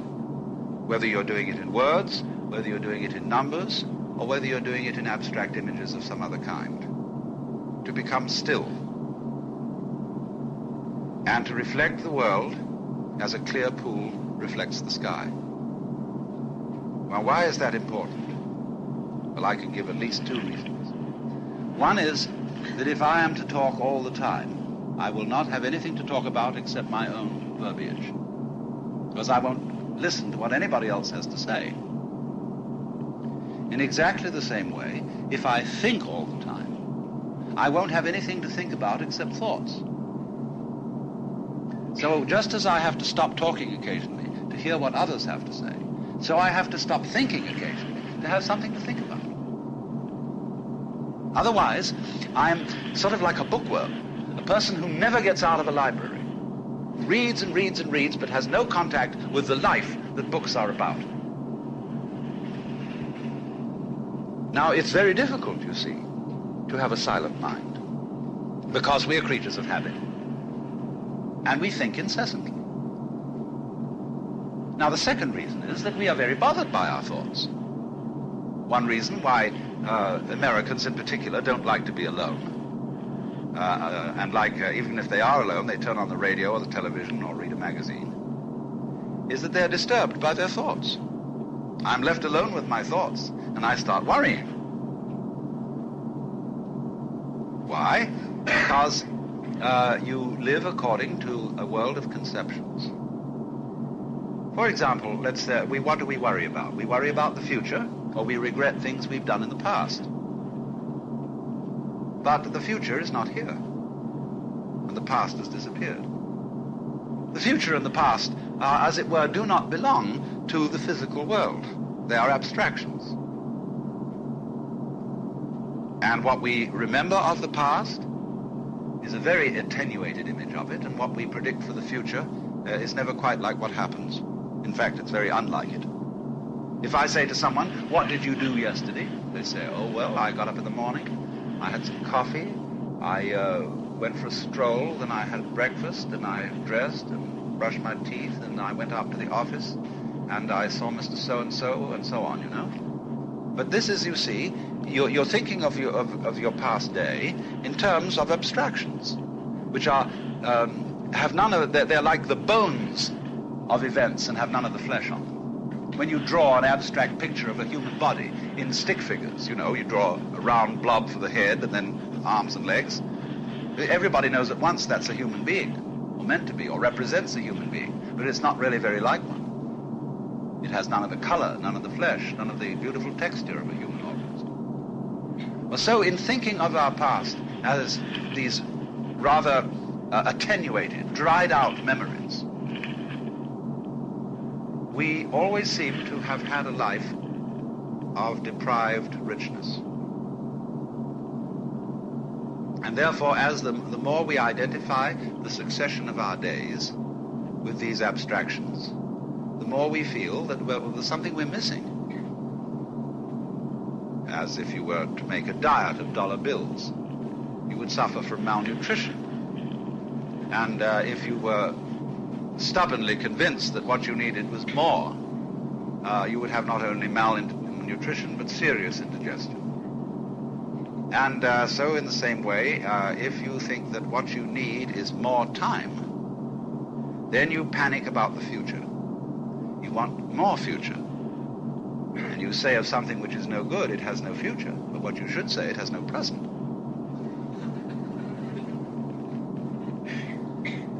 Because when you see you have a silent mind, you're not thinking about the future. You're not thinking about the past. You are experiencing the present in a very complete way. You are not stopping to analyze each detail. You couldn't possibly ever do that. But you are getting all the details without focusing on certain details which exclude your apprehension of the whole. And so you're beginning to live a rich life and a real life that is completely here and now. Now, neither Whitehead, certainly, nor I am taking in this an anti-intellectual position. We are saying that if you do not know completely how to live in the present, you have no use for plans for the future. Because you will never be able to enjoy those plans when they mature. Because you won't be there. You'll be thinking about some other future. But what's the point? And in the same way, there is no purpose in the intellectual life unless you are fully aware of that which the intellectual life is about. That is to say, present, vivid, real life. The intellectual life is a commentary on that, is a way of measuring it. And as all measurements are useful for prediction and for control, that's fine. But don't get so involved in prediction and control that all you're doing is controlling. You know, like, is the meaning of life just to find out what the meaning of life is? But that's what happens. And one of the things that is explored in the meditations, the disciplines of Zen people and other types of Eastern philosophy, is the exploration of power. We've been into this a little. Would you really like to control everything? Supposing you could. And every wise person, of course, comes to the conclusion that that's not what they want. Because if you controlled everything, there would be no surprises.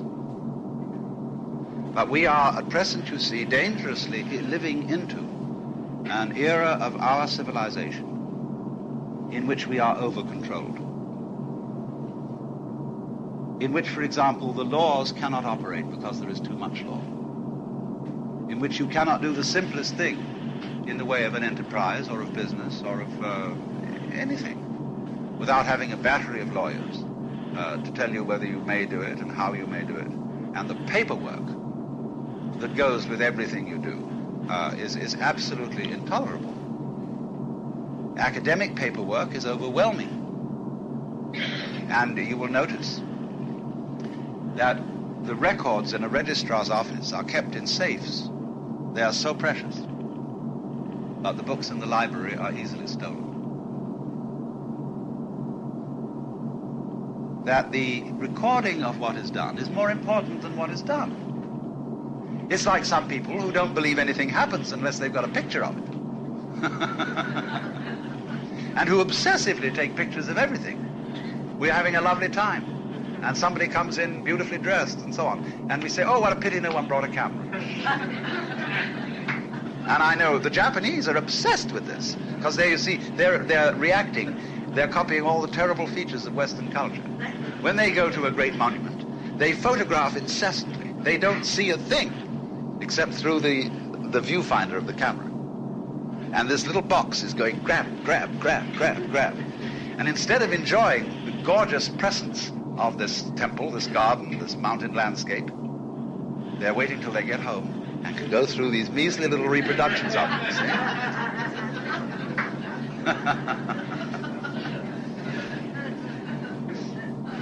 I sometimes wonder about this thing. I myself never listen to it. But I know other people like to have recordings of these things so that if they miss some point, they can catch up with it again. But I don't know. I sometimes have nightmares about a world of echoes, in which there are only echoes and echoes of echoes and echoes of echoes of echoes, reverberating forever down the empty corridors of my mind. Now, here comes the problem, though, is how do you make your mind still? The method in Zen is a method of exasperation. They, of course, advocate various technical aids to making your mind still, such as the practice of Zazen, which is sitting, usually cross-legged, on cushions, in a long hall, and counting your breath, so as to eliminate from consciousness any other thought than that of the counting of the breath. And this eventually results in a state of stillness. Only that's not enough, because the skillful teacher feels that this kind of stillness is not yet true stillness. It's forced. And he's trying to get you to a point where it will never be necessary for you to force your mind to be still, but where it can be so quite naturally. And he can only do that by tricks, which are called upaya in Sanskrit, hoben in Japanese, which means skillful means. In pedagogy, upaya means the tricks of the teacher's trade, how he gets attention, how he helps you to understand something. In politics, upaya means cunning, deceit. Has a sort of a bad meaning in politics. And so the Zen teacher uses all sorts of tricks to get you away from the fallacy of trying to make your mind still by force, which is like trying to smooth rough water with a flat iron. All you do is stir it up. I am thinking that I am trying not to think. I'm annoyed with myself because I'm not successful, etc., etc. I should be successful. All these are disturbances.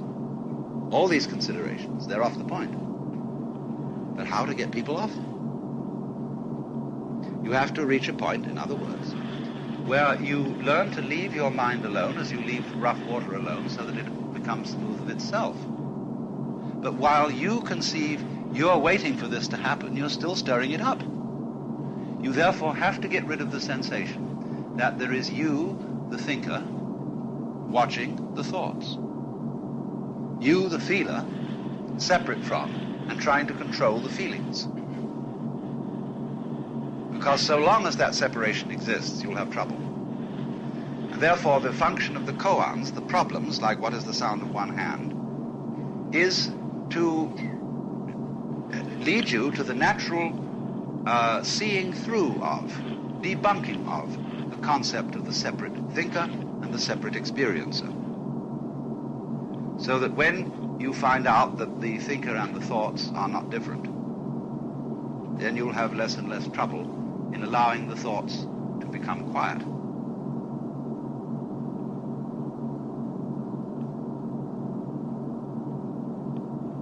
It's difficult for us to understand this simply because of our language.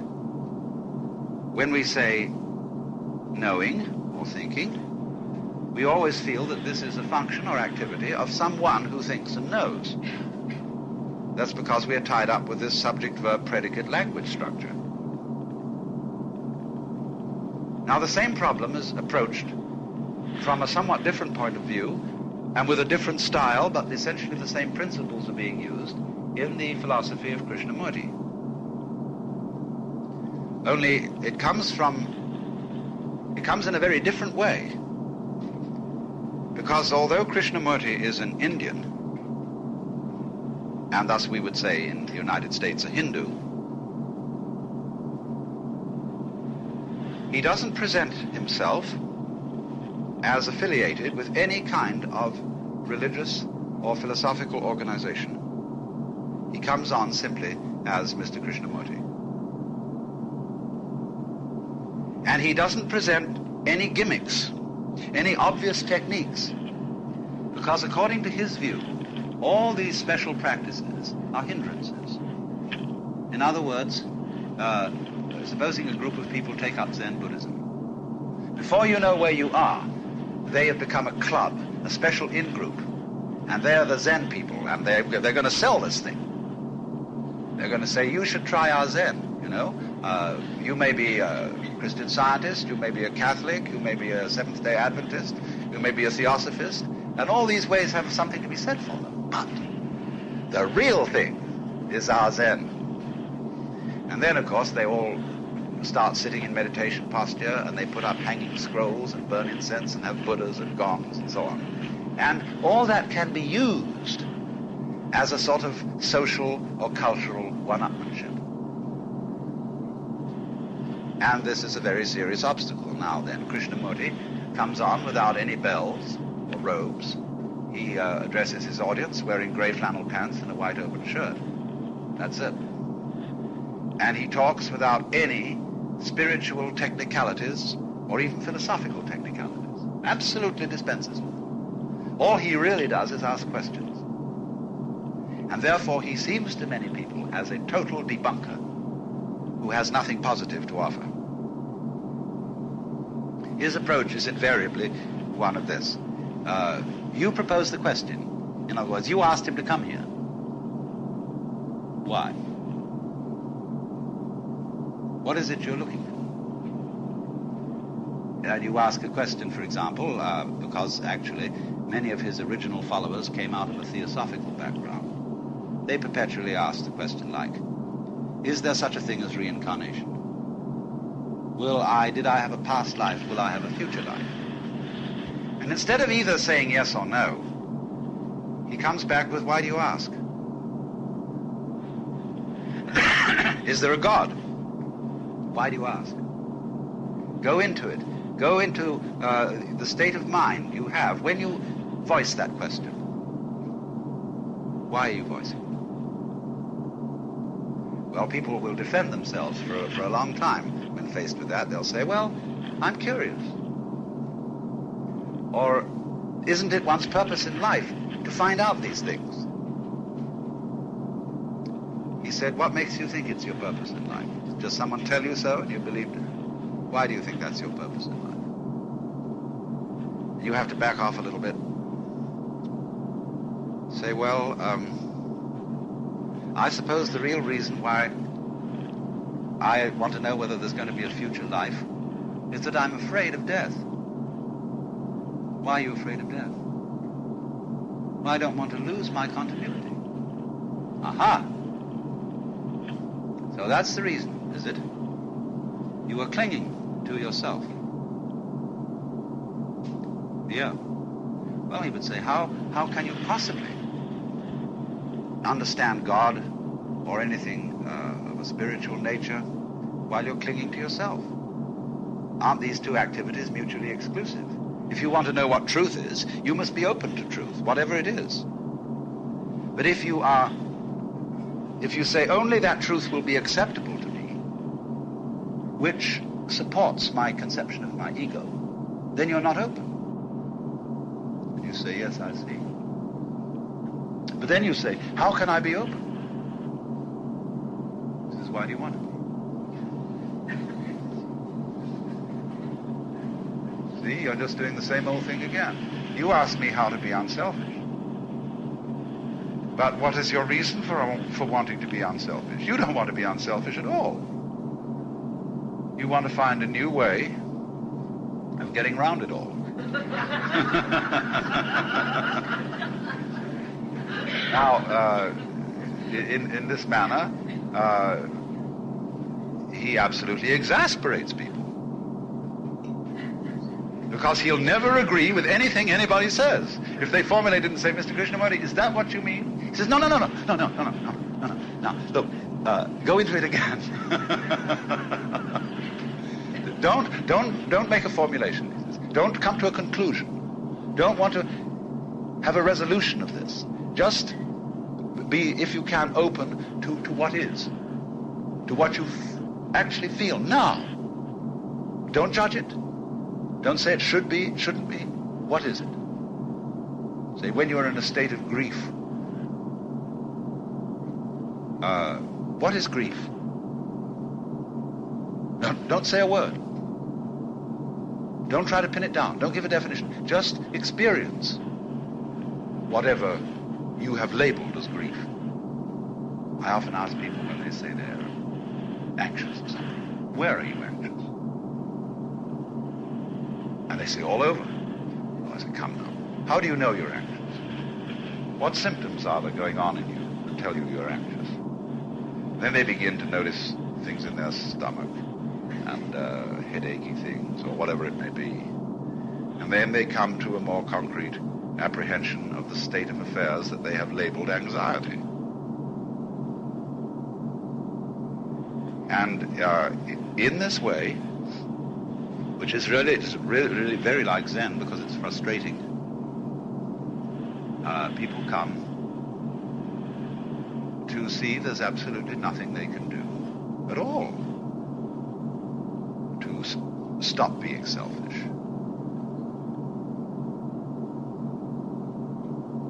So they see after a while that trying to stop being selfish is the same thing as selfishness. Trying to get rid of grief is grief. So when you see that, there comes a point which we could best call giving up, surrender. William James pointed this out likewise in his study of the varieties of religious experience, the psychology of conversion. There's the point of absolute frustration followed by surrender. And then in that moment of surrender, when you see you just can't do anything about it, you suddenly have a quiet mind. There is no further effort, you see, to say the thinker and the thoughts are one. That's a formulation. The experiencer and the experience are one experiencing. You don't need to say that. Because that's not the point. The formulation of it is not the point. It is the actual experiencing itself that is the point. But you can't come to that while you are going over in your mind all this chatter about I should accept my experience, I should not accept my experience, etc. As a matter of fact, when psychologists sometimes say you should accept yourself, a lot of people just don't, you know. They're always fighting themselves, clubbing themselves, and allegedly disciplining themselves. And then they get into tremendous clutch-ups inside, and the psychologist says, now come, you're human, you should accept yourself. You shouldn't feel guilty if you get angry. It's very natural to get angry. Accept yourself. So people try to accept themselves. But then they come across the fact that there are certain things they do not and cannot accept, and they have to accept the fact that they can't accept them. Accept that you don't accept. And then that's the same bind as Buddha put people in when he said, in order not to suffer, you must get rid of desire. But then people find out that they desire to get rid of desire.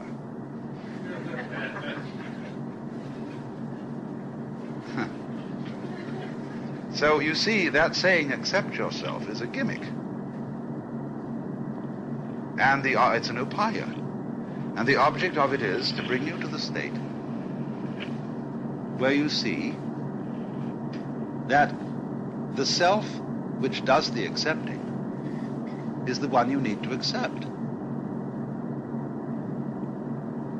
And in this state where you're confronted with the necessity of licking your own tongue,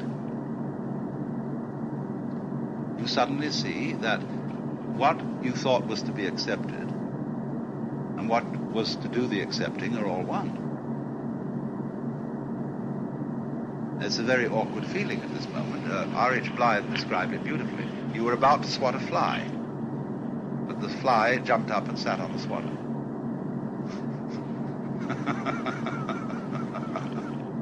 You were about to punch the world in the nose, and the nose became the same as the fist. And of course, in that moment, one feels awkward, just as I described it in the first talk.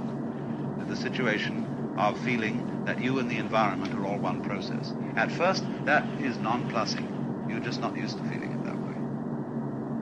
Because if the stream of thought or the stream of experience is the same as the experiencer, who's in control? Well, it controls itself. It's what the Chinese call zhiran, of itself so, which is their word for nature. And in their organic theory of nature, there is no one in control who stands outside and above the organic system itself. It's the organic system. It controls itself. It's full of the same sort of balances that any organic system has. Because if it didn't have that, it wouldn't be organic. It'd be merely chaotic. So we get back, you see, to what is fundamental in Chinese, Far Eastern psychology, that any ongoing system must trust itself.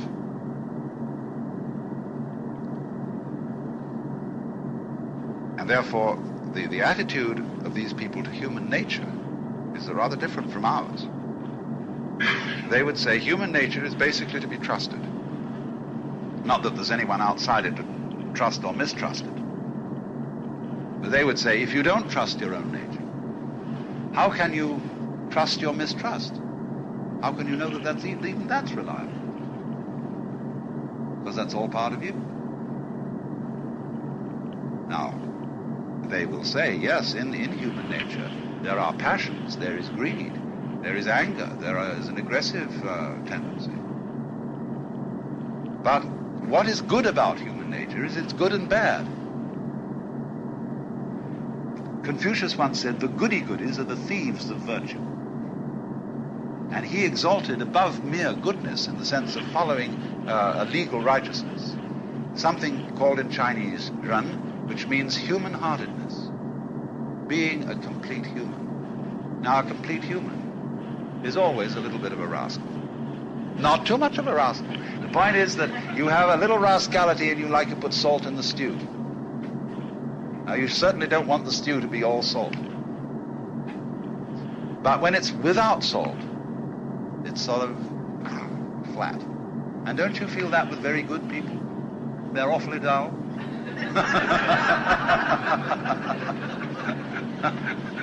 You know, when there's a certain kind of oppressive goodness about people of a certain kind. I won't make any labels. But when you come into that, there's something about it that, you know, you're sitting on the edge of your chair. Jung once said that he met a man in whom he could find no human failings whatsoever. And he was terribly disturbed. because he thought, really, if that's possible, I should put my own life in order. And he said, never again will I be deceived. A few days later, I met his wife.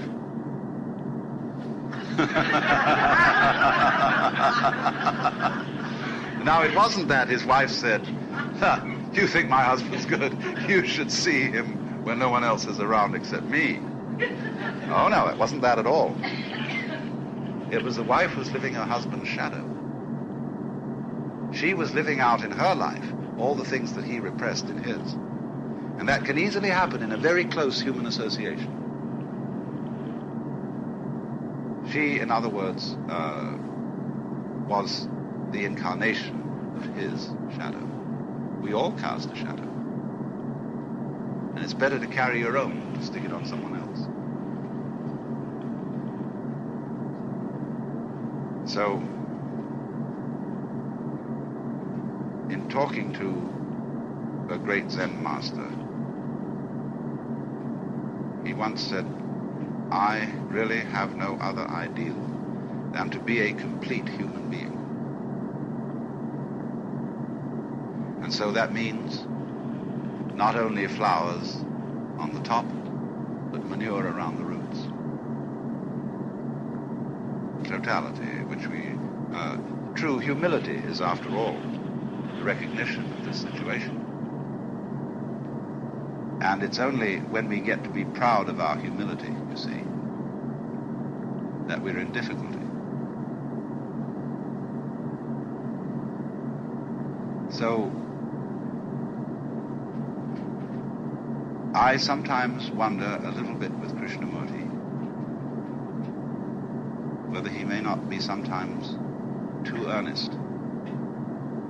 But I realize that that is his public facade because of the tremendous earnestness with which he is trying to get his listeners to be fully here and now.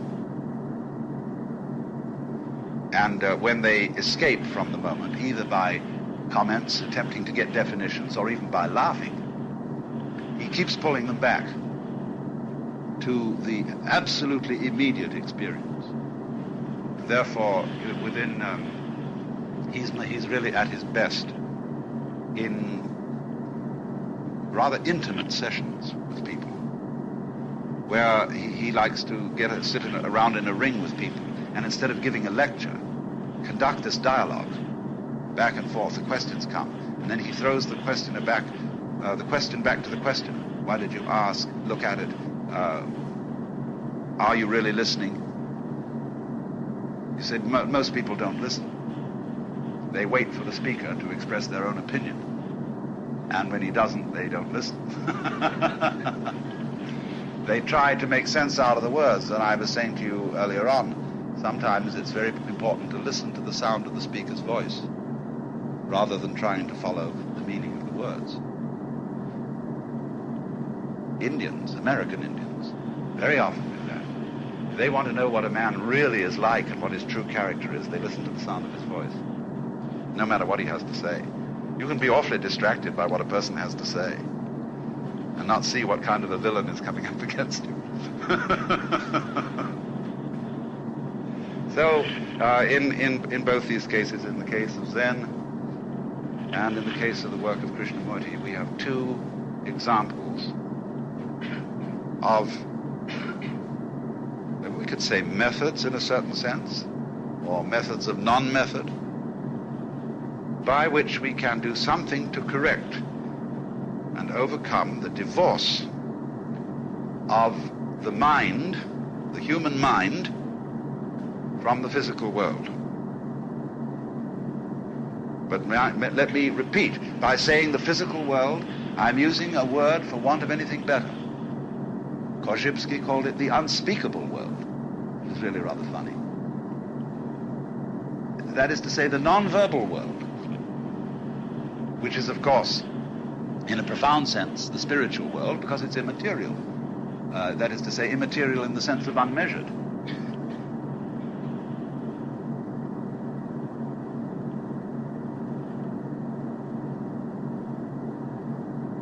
So these are studies, practices, disciplines, or whatever you want to call them, that are of very great and especial value to a culture as powerful as ours, which is seriously suffering from alienation, splitness, divorce of consciousness from reality. We, with our purposive minds, say, all this is for the purpose of survival. Now, for the survival of what? We have already defined the entire organism in terms of a purpose for survival. All the parts of a plant are shown to have roles in the survival process. So the survival process has as its fundamental purpose the continuation of the survival process. And there's nothing has been said. It's purely tautological.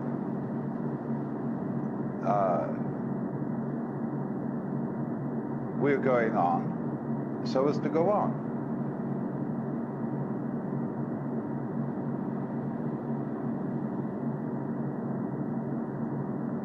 And this is a purely, I would call it an engineering approach to nature, where the engineer looks at a situation in the standpoint of efficiency. And has no raison d'etre in his thinking for inefficient processes.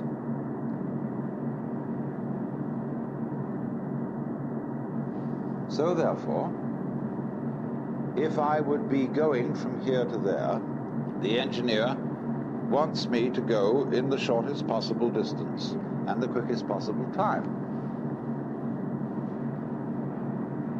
And will take a straight route rather than a wiggly one. And one goes wiggly, however, not merely to say fit better to the contours of the land, but to enjoy wiggling. Enjoyment of wiggling is really fundamental to life. It isn't wiggly just because that's the easiest way for it to be. It is wiggly for the pure love of wiggling. Why do we wear shirts like you're wearing, covered with interesting floral wiggles? Somehow those wiggles please the eye and are restful, whereas plain surfaces and straight lines are not always restful unless very skillfully handled, because they make the eye go see? Whereas in a floral setting the eye can wander. Of course, let's overdo it like Victorian wallpaper, because that kills everything with too much of it.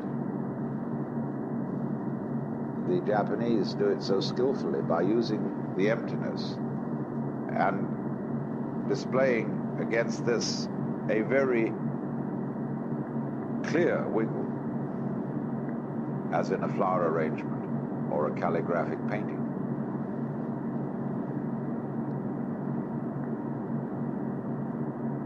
So the space and the wiggle complement each other.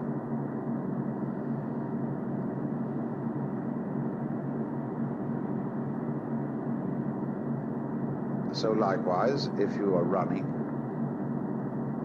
engineering mentalities go jogging. And they plod, plod, plod, plod, plod, plod, plod, plod, plod, chunking along a course. But one who really understands running dances the course. And he will be swerving and just on his toes, delightfully going. And he will really be a more effective runner than a jogger, because he's not doing it out of a sense of duty. And he doesn't have getting there in mind. And if you have getting there in mind, the whole journey is a chore.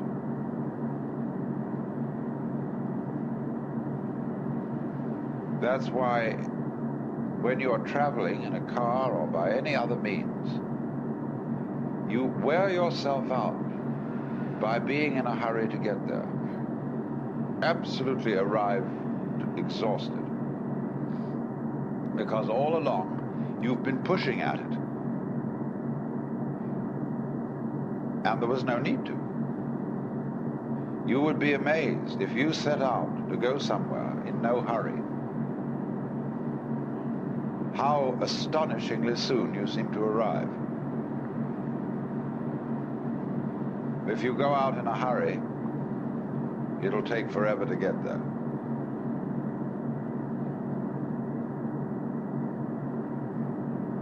So, what is to understand the Chinese and Japanese appreciation of natural form, which they derive essentially from Taoism,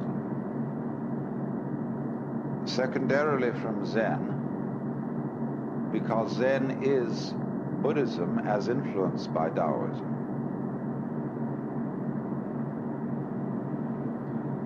You find increasingly that what characterizes their whole approach to art is the purposelessness of nature. In other forms of religious art, you find very symbolic style figures, paintings, sculpture.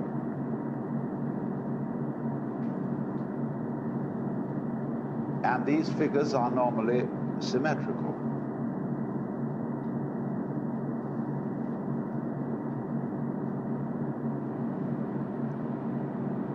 But what you find in the Taoist and the Zen feeling for nature is that the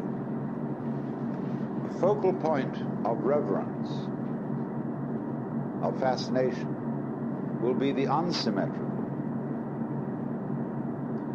It could be simply a rock of peculiar shape that has been set in space in a certain way. The rock, the bamboo, etc., is not intended to have any symbolic meaning whatsoever.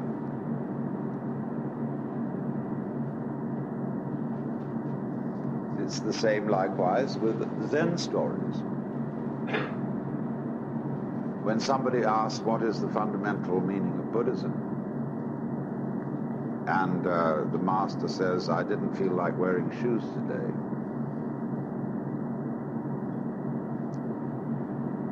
I know very well that ignorant Chinese people will look for symbolism in this and will explain it by some sort of allegorical performance. But that is not the meaning of it at all.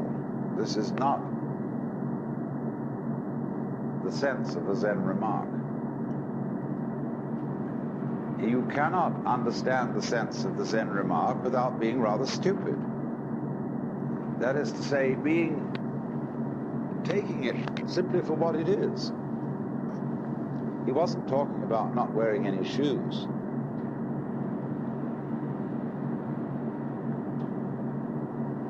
To lead you round through a kind of symbol that is a code known only to the initiates, there would be no point in such a thing. But simply talking quite directly. That's the reason. That is the fundamental meaning of Buddhism. Because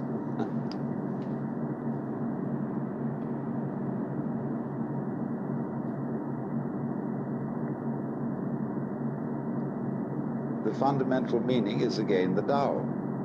And I've shown you what the Tao is. The happening. Get with it. How can you not?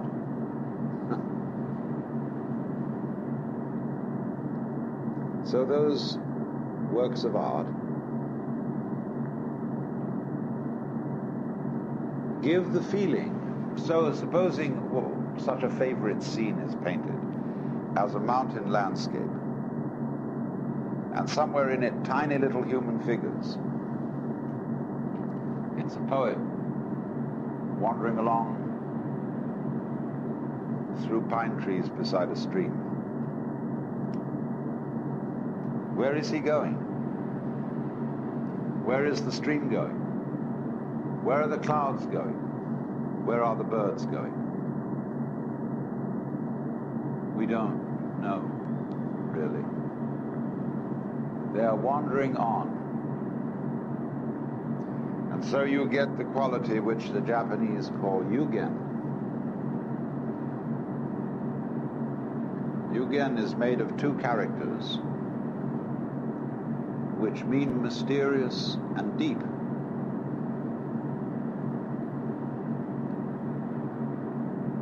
But a Japanese dramatist, Soami,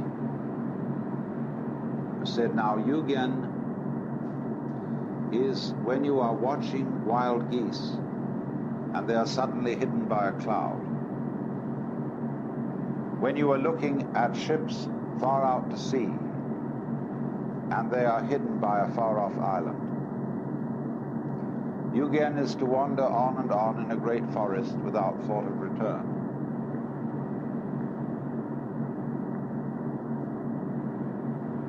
Now, in these poetic expressions, you get a feel of a certain kind. I got plenty of nothing, and nothing is plenty for me. See, this is the same sort of thing.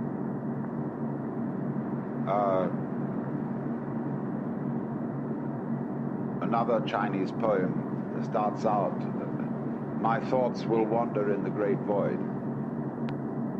This is Yugen. Yugen, therefore,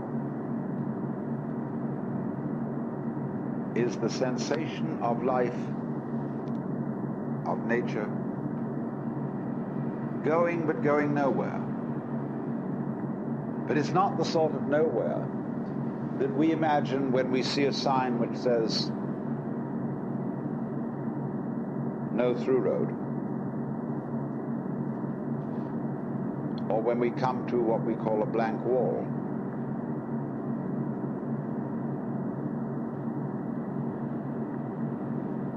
Going nowhere is going into pregnant space where we do not know, as it were, what will come of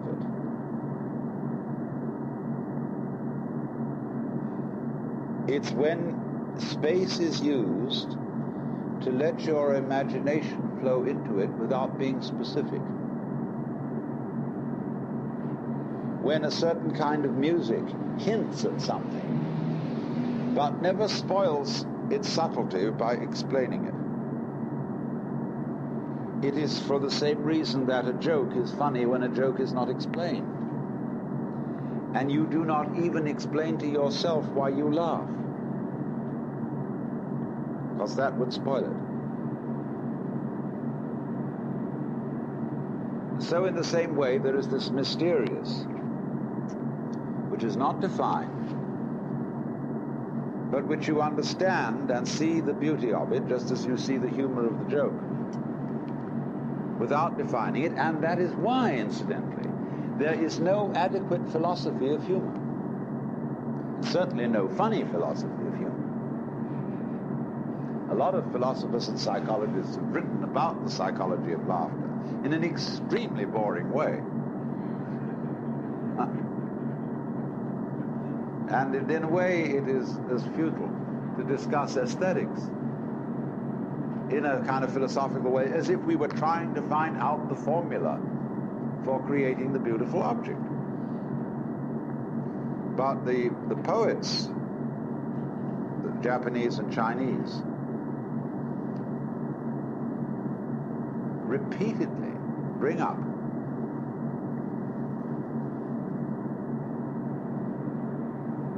images which evoke the marvel of purposelessness.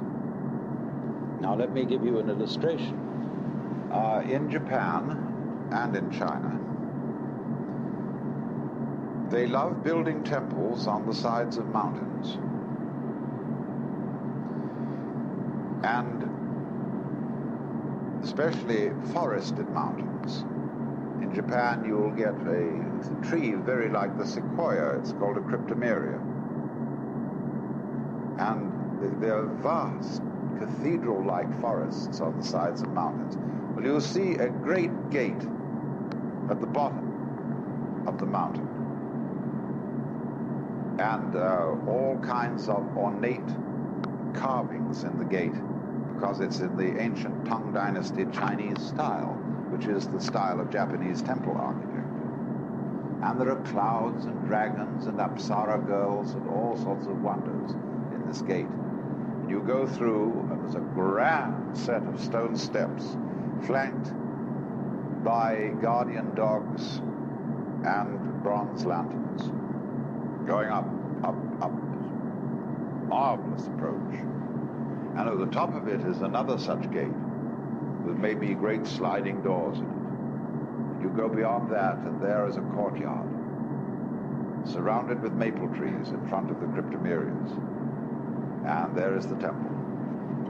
Splendid, great building. You go inside, and there is a marvelous golden altar with Buddhas and incense and golden lotus flowers and candles, and very, very splendid. There's Buddha sitting on his lotus throne, smiling down at you. Well, after that, somehow or other, these things are all rigged so that you find yourself behind the temple, and lo and behold, there's another flight of steps going up, not perhaps quite so grand. And you go up and up and up and up, and at last, a different kind of temple confronts you. This may be a Shinto temple. And this will be very simple in construction. Or it might be the hermitage, the personal house of the chief priest. The gate to this is more rustic. And there may be a small garden round it, leading you to a further ascent of steps beyond. And you go up and up and up once again. And here is a graveyard.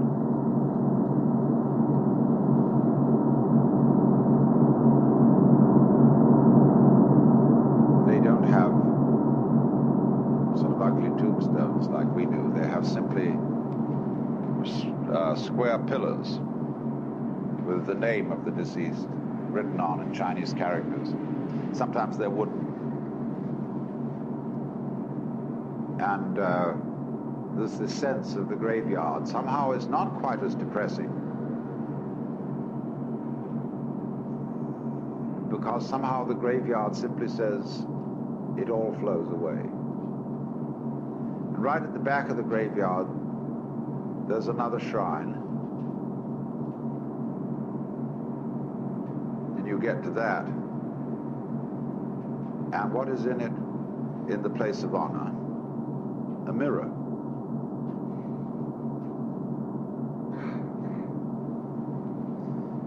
And then, oh my goodness, there's still another flight going up.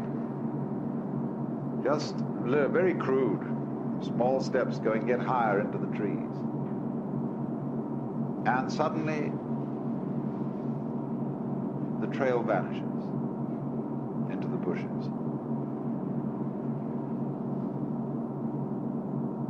And a haiku poem says, "This is all there is. The path comes to an end among the parsley." Now, don't you remember that as a child? Of exploring around somebody's garden, and there are all sorts of, when you look at things, you see from low down, and you don't look over the top of everything like an adult does. so you explore little ways that go round through bushes. And here's a trail, and finally it just vanishes into, it might very well be parsley. And I so vividly remember that, how magical that was. I felt I could disappear at that point, never be discovered. That there were all sorts of secrets hidden in those bushes. I never specified what they were. That was the whole point.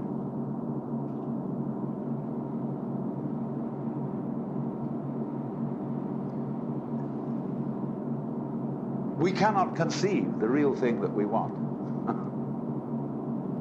It would spoil it to do it, because then it would become a mere conception. What we're looking for is the great surprise, you see? And to the degree that we preconceive it, it will fall flat.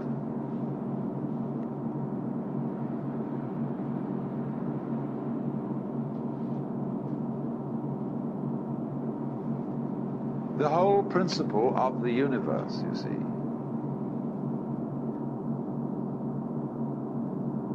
if Tao's principle is spontaneity,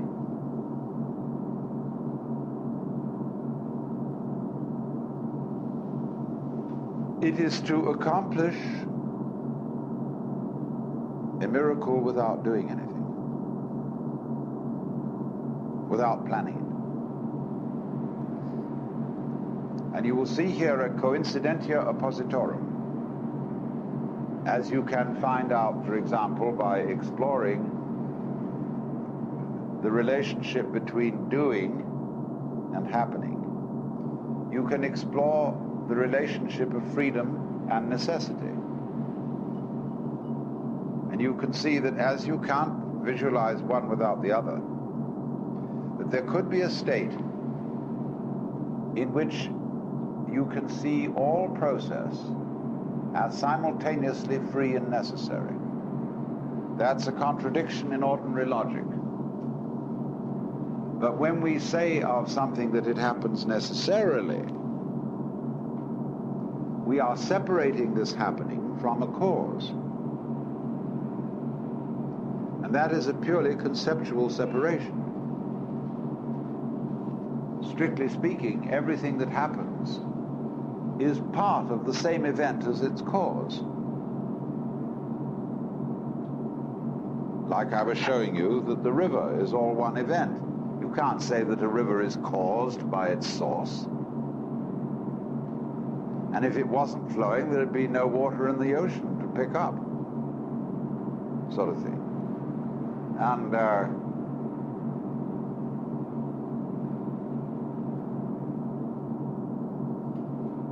so you can get to a point where you understand that it's only, you look at your behavior at the Tao from one point of view, and you can see it's free. That is to say, it is emerging now from the void. Quite freely, quite spontaneously. For look at it from another point of view, and you can see that everything that happens, happens necessarily. Actually, the truth is neither one nor the other. These are just different ways of classifying, ways of looking at it. It's like what you call in mathematics finding a limit. That is to say, if I have a magnet, has North Pole and South Pole, and I start at the North Pole, chopping, cut off sections, approaching the South Pole. At every point that I cut off a piece, I will have a North Pole. It will still be north, all the way until I get right to the end when the whole magnet has been chopped up and it disappears. Okay, let's do the other way. I begin from the South Pole. Every time I chop, getting closer to the north, the piece left is still south. That's the idea of a limit. So in the same way, if you approach the world from the end called necessity, and you'd start chopping to get to the end called freedom, It will always be necessity if you approach it that way, and you'll see everything as happening necessarily. Then if you turn it round and begin at the end called freedom, it'll always be freedom until you get to necessity and the thing disappears.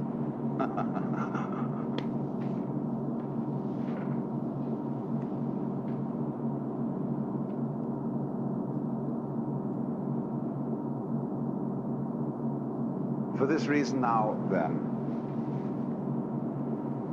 the poet who speaks next to the musician most eloquently about Tao doesn't philosophize.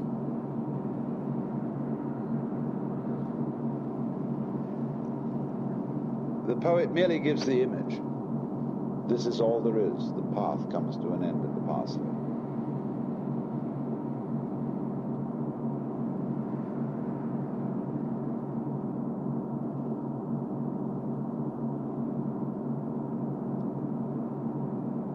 And one could say,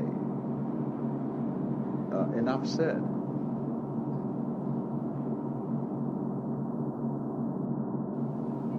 You, as a human being, you grow out of this physical universe in just exactly the same way that an apple grows off an apple tree.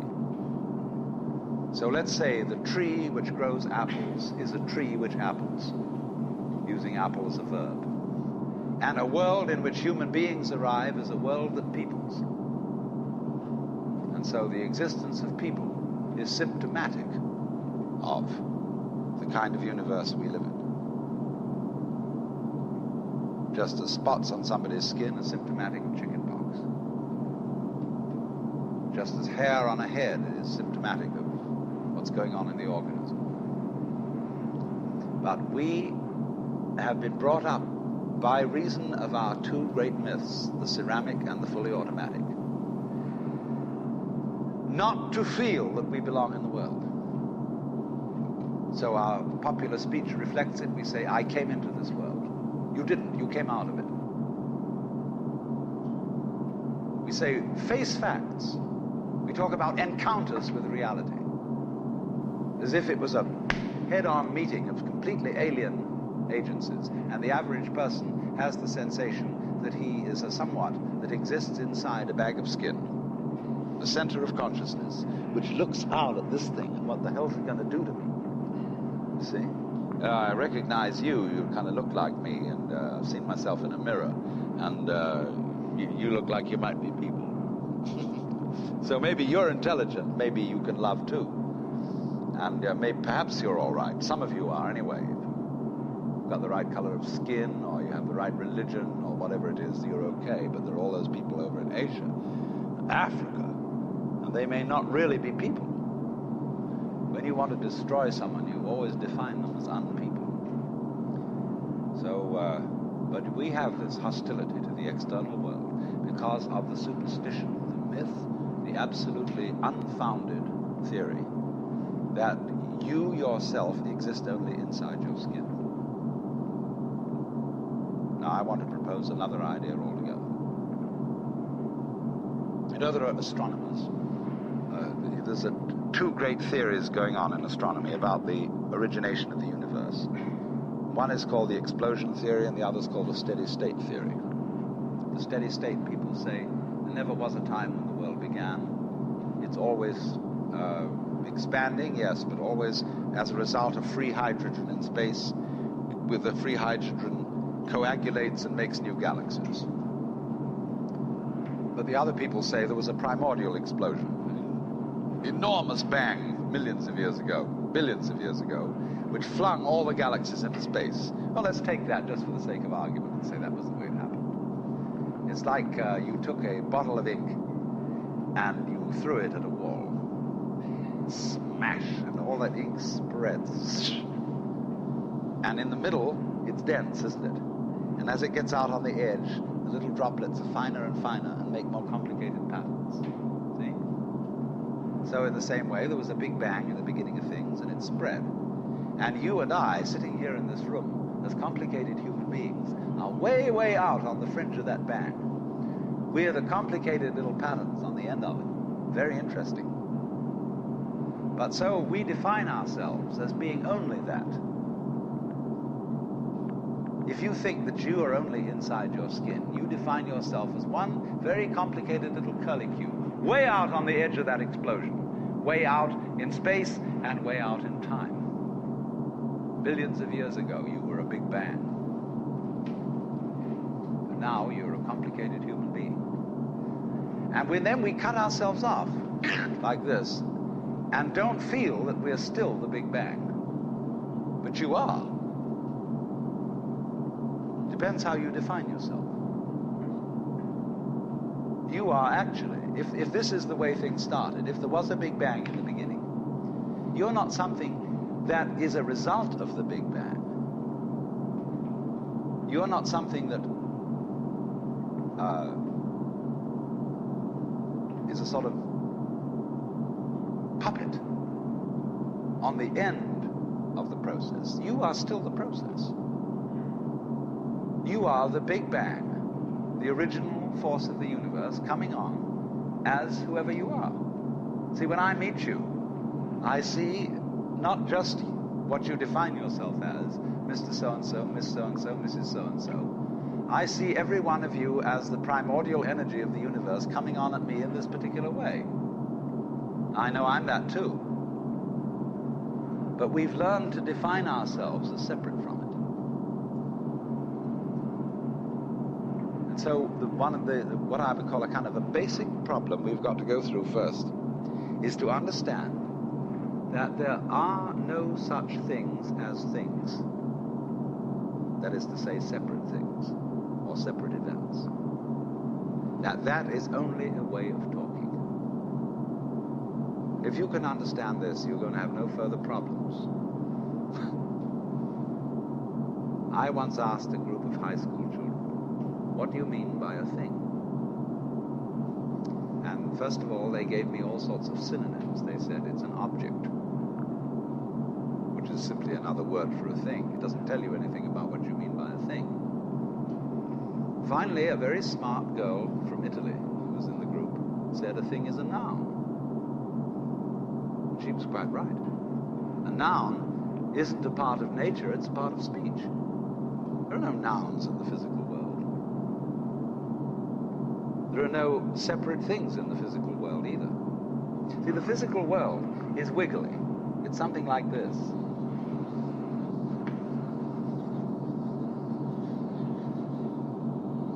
Maybe that's a cloud. But clouds, mountains, trees, people are all wiggly. And only when human beings get working at things, they build buildings in straight lines and try and make out that the world isn't really wiggly. But here are we sitting in this room all built on straight lines, but each one of us is as wiggly as all get out. Now then, when you want to get control of something that wiggles, it's pretty difficult, isn't it? You try and pick up a fish in your hands, and the fish is wiggly and it slips out. What do you do to get hold of the fish? You use a net.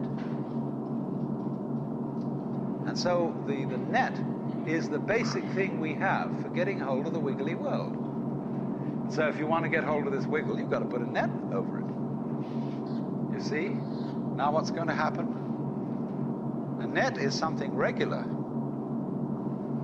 And I can number the holes in a net.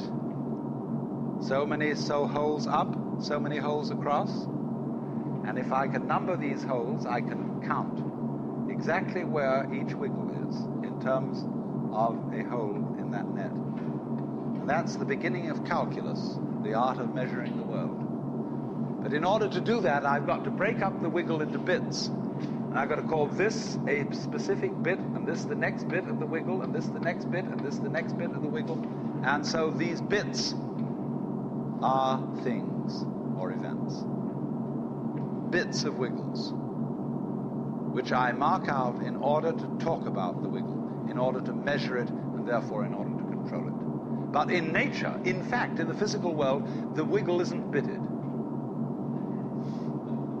Like you don't get a cut-up fryer out of an egg.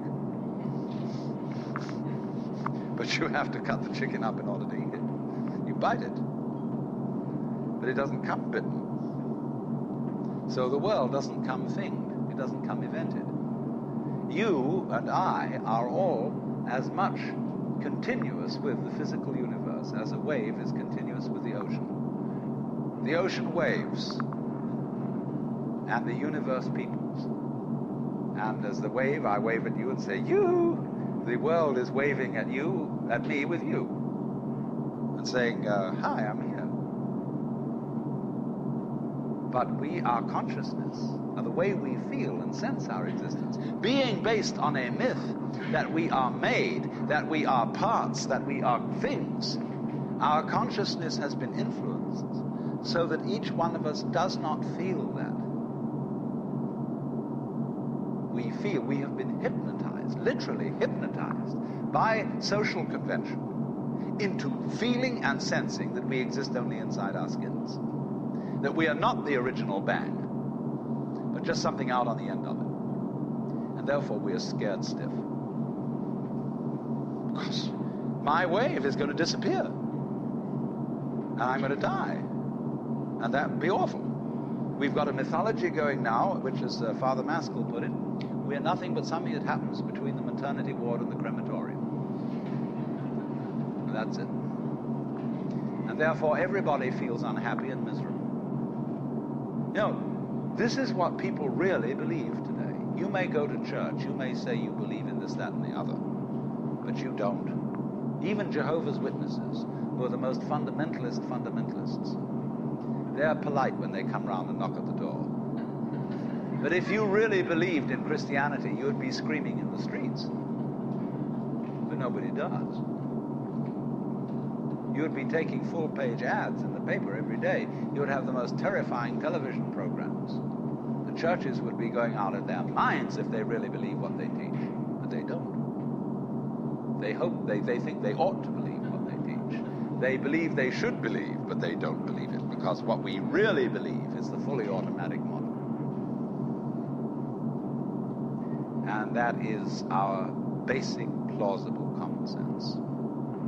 You are a fluke. You are a separate event. And you run from the maternity ward to the crematorium, and that's it, baby. That's it. Now, why does anybody think that way? There's no reason to, because it isn't even scientific. It's just a myth. And it's invented by people who wanted to feel a certain way. They want to play a certain game. See, the game of God got embarrassing. The idea of God as the potter, the architect of the universe, is good. It makes you feel that life is, after all, important. There is someone who cares. It has meaning, it has sense, and you are valuable in the eyes of the Father. But after a while, it gets embarrassing. When you realize that everything you do is being watched by God. He knows your tiniest, inmost feelings and thoughts, and you say after a while, quit bugging me. I don't want you around. So you become an atheist. Just to get rid of it. Then you feel terrible after that, because you got rid of God, but that means you got rid of yourself. You're just nothing but a machine. And your idea that you're a machine is just a machine too. So if you're a smart kid, you commit suicide. Camus said there is only really one serious philosophical question, which is whether or not to commit suicide. I think there are 4 or 5 serious philosophical questions. The first one is, who started it? The second is, are we going to make it? The third is, where are we going to put it? The fourth is, who's going to clean up? And the fifth, is it serious? But still, should you or not commit suicide? This is a good question. Why go on? And you only go on if the game is worth the candle. Now, the universe has been going on for an incredible long time. And so really, a satisfactory theory of the universe has to be one that's worth betting on. It seems to me absolutely elementary common sense. If you make a theory of the universe which isn't worth betting on, why bother? Just commit suicide. But if you want to go on playing the game, you've got to have an optimal theory for playing the game. Otherwise, there's no point in it. But the people who coined the fully automatic theory of the universe were playing a very funny game. What they wanted to say was this: all you people who believe in religion are old ladies and wishful thinkers. You've got a big daddy up there and you want to comfort and think, but life is rough. Life is tough.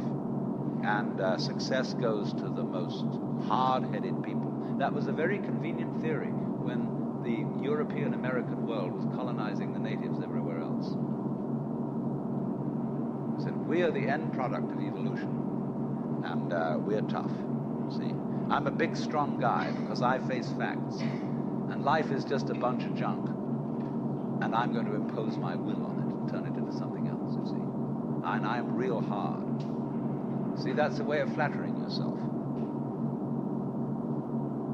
And so it has become academically plausible, fashionable, that this is the way the world works.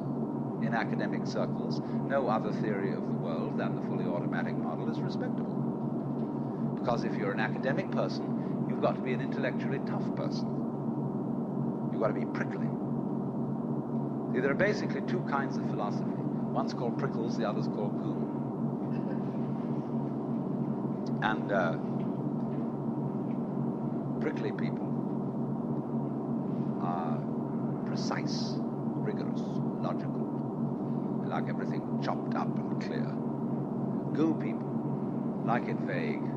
For example, in physics, prickly people believe that the ultimate constituents of matter are particles.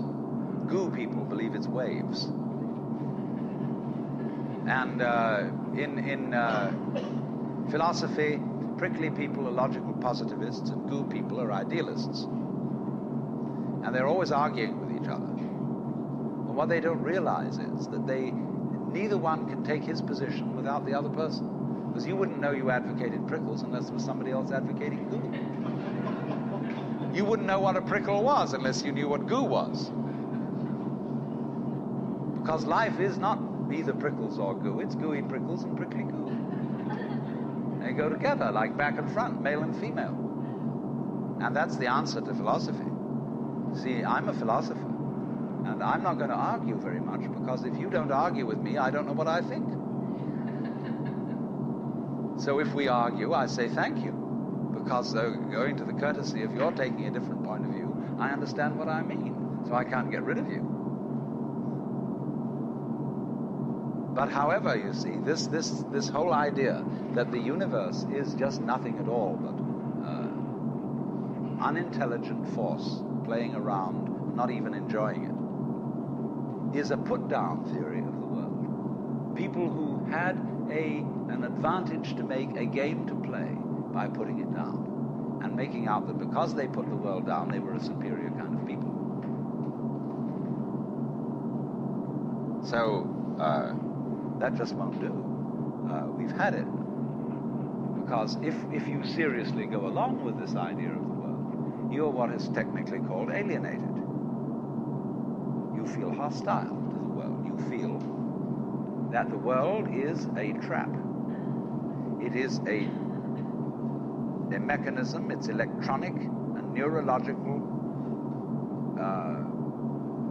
mechanisms into which you somehow got caught. And you, poor thing, have to put up with being in a body that's falling apart and that gets cancer, that gets the Great Siberian Itch, and it's just terrible. And these mechanics doctors are trying to help you out, but they really can't succeed in the end. And you're just going to fall apart, and it's a grim business, and it's too bad.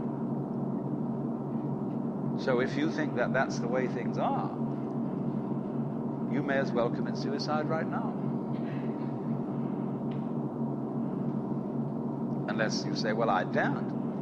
Because there really, after all, there might be eternal damnation in the back of the thing if I did that. Or then I identify with my children or something, and I think of them going on without me and nobody to support them. But of course, if I do go on in this frame of mind and continue to support them, I shall merely teach them to be like I am. And they'll go on dragging it out to support their children, and they won't enjoy it. They'll be afraid to commit suicide, and so will their children. They all learn the same lesson.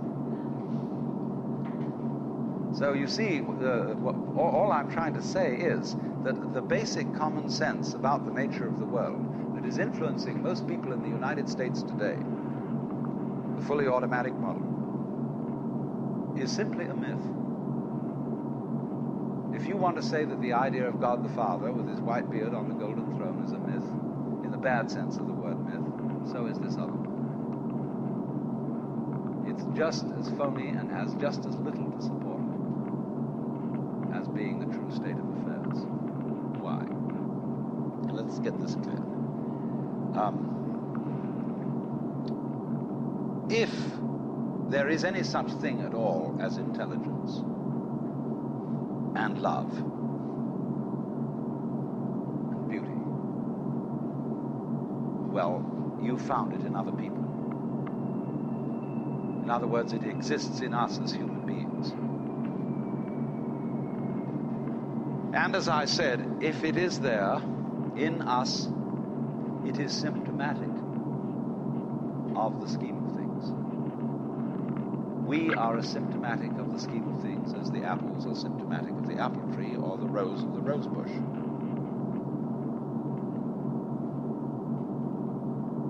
The earth is not a big rock infested with living organisms, any more than your skeleton is bones infested with cells.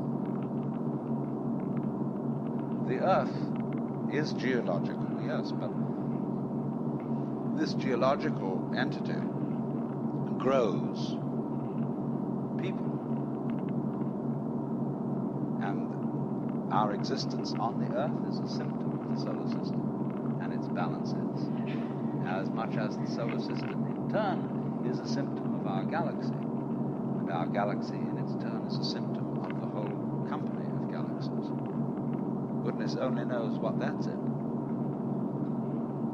But you see, when as a scientist you describe the behavior of a living organism, you try to say what a person does.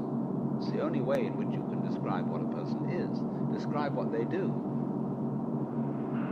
Then you find out that in making this description, you cannot confine yourself to what happens inside the skin.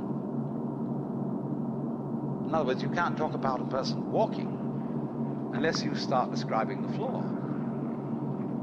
Because when I walk, I don't just dangle my legs in empty space. I move in relationship to a room. And so in order to describe what I'm doing when I'm walking, I have to describe the room. I have to describe the territory. So in describing my talking at the moment, I can't describe this just as a thing in itself, because I'm talking to you. And so what I'm doing at the moment is not completely described unless your being here is described also. So if that is necessary, if in other words, in order to describe my behavior, I have to describe your behavior and the behavior of the environment, it means that we've really got one system of behavior. That what I am involves what you are. I don't know who I am unless I know who you are. And you don't know who you are unless you know who I am. There was a wise rabbi once said, if I am I because you are you, and you are you because I am I, then I am not I and you are not you. In other words, we are not separate. We define each other. We're all backs and fronts to each other. You know, you can't, for example, have two sticks. You lean two sticks against each other and they stand up because they support each other. Take one away and the other falls. Or, you know, Ballantine beer trademark, also a symbol of the Holy Trinity, where there are three interlocked rings. If you pull one out, the other two separate. They interdepend. And so in exactly that way, we and our environment, and all of us and each other, are interdependent systems. We know who we are in terms of other people. We all lock together. And this is, again and again, the serious scientific description of how things happen. And to such an extent that any good scientist knows, therefore, that what you call the external world is as much you as your own body. Your skin doesn't separate you from the world. It's a bridge through which the external world flows into you, and you flow into it. Just, for example, as a whirlpool in water, you could say, because you have a skin, you have a definite shape, you have a definite form. All right? Here is a flow of water, and it suddenly does a whirlpool. And then it goes on. The whirlpool is a definite form, but no water stays put in it. The whirlpool is something the stream is doing. And exactly the same way, the whole universe is doing each one of us. And I see you today, and I recognize you tomorrow, just as I would recognize a whirlpool in a stream. I'd say, oh yes, I've seen that whirlpool before. It's just near so-and-so's house on the edge of the river. It's always there. So in the same way, when I meet you tomorrow, I recognize you. You're the same whirlpool you were yesterday. But you're moving. The whole world is moving through you. All the cosmic rays, all the food you're eating, the stream of steaks and milk and eggs and everything is just flowing right through you. When you're wiggling the same way, the world is wiggling, the stream is wiggling you. But the problem is, you see, we haven't been taught to feel that way. The myths underlying our culture and underlying our common sense have not taught us to feel identical with the universe, but only parts of it, only in it, only confronting it, aliens. And we are, I think, quite urgently in need of coming to feel that we are the eternal universe, each one of us. Otherwise, we're going to go out of our heads. We're going to commit suicide, collectively, with courtesy of H-bombs. And, all right, supposing we do, well, that will be that, and there will be life making experiments on other galaxies. Maybe they'll find a better game. I believe that if we are honest with ourselves, that the most fascinating problem in the world is, who am I? What do you mean? What do you feel when you say the word I myself? I don't think there can be any more fascinating preoccupation than that, because it's so mysterious, it's so elusive. Because what you are in your inmost being escapes your examination in rather the same way that you can't look directly into your own eyes without using a mirror. You can't bite your own teeth. You can't taste your own tongue. And you can't touch the tip of this finger with the tip of this finger. And that's why there's always an element of profound mystery in the problem of who we are. This problem has fascinated me for many years, and I've made many inquiries. What do you mean by the word I? And there is a certain consensus about this, a certain agreement, especially among people who live in Western civilization. Most of us feel I, ego, myself, my source of consciousness, to be a center of awareness and of a source of action that resides in the middle of a bag of skin. And so we have what I have called the conception of ourselves as a skin-encapsulated ego. Now, it's very funny how we use the word I. If we just refer to common speech, we are not accustomed to say, I am a body. We rather say, I have a body. We don't say, I beat my heart, in the same way as we say, I walk, I think, I talk. We feel that our heart beats itself, and that has nothing very much to do with I. In other words, we don't regard I myself as identical with our whole physical organism. We regard it as something inside it. And most Western people locate their ego inside their heads. You are somewhere between your eyes and between your ears, and the rest of you dangles from that point of reference. It is not so in other cultures. When a Chinese or Japanese person wants to locate the center of himself, he points here, not here.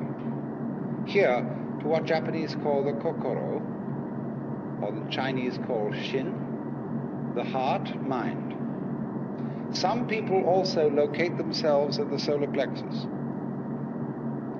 But by and large, we locate ourselves behind the eyes and somewhere between the ears, as if within the dome of the skull there was some sort of arrangement such as there is at the SAC headquarters in Denver, where there are men in great rooms surrounded with radar screens and all sorts of things, and earphones on, watching all the movements of planes all over the world.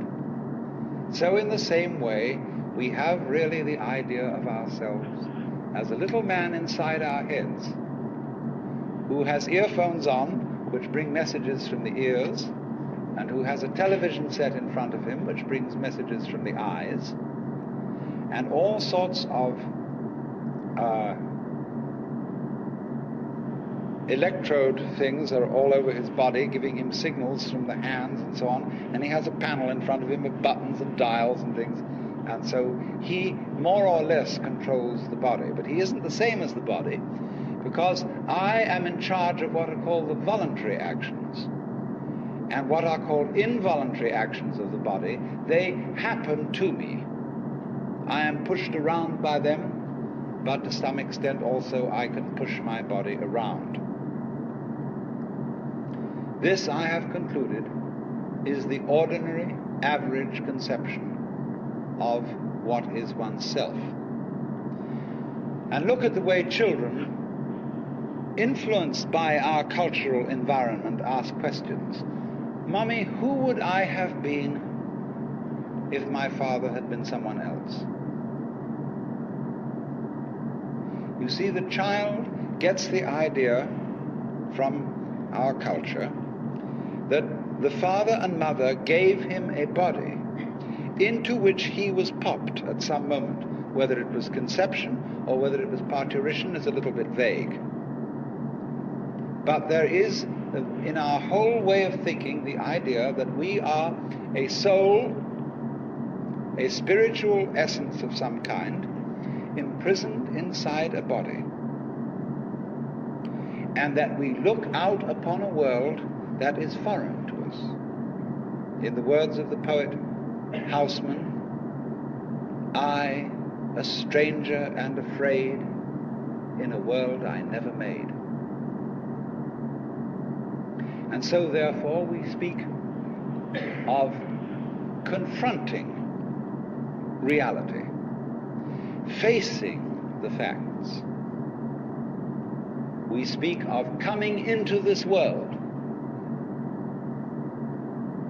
And this whole sensation that we are brought up to have of being an island of consciousness locked up in a bag of skin, facing outside us a world that is profoundly alien to us in the sense that what is outside me is not me. This sets up a fundamental sensation of hostility and estrangement between ourselves and the so-called external world. And therefore, we go on to talk about the conquest of nature, the conquest of space, and view ourselves in a kind of battle array towards the world outside us. I shall have much more to say about that in the second lecture. But in the first now, I want to examine the strange feeling of being an isolated self. Now, actually, it is absolutely absurd to say that we came into this world. We didn't. We came out of it. What do you think you are? Supposing this world is a tree. Are you leaves on its branches, or are you a bunch of birds that settled on a dead old tree from somewhere else? Surely, everything that we know about living organisms from the standpoint of the sciences shows us that we grow out of this world, that we, each one of us, are what you might call symptoms of the state of the universe as a whole. But you see, that is not part of our common sense. Western man has for many centuries been under the influence of two great myths. When I use the word myth, I don't necessarily mean falsehood.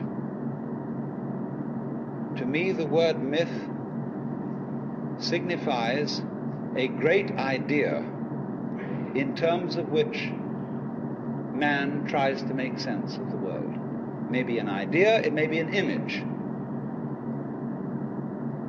Now, the two images which have most profoundly influenced Western man are, number one, the image of the world as an artifact,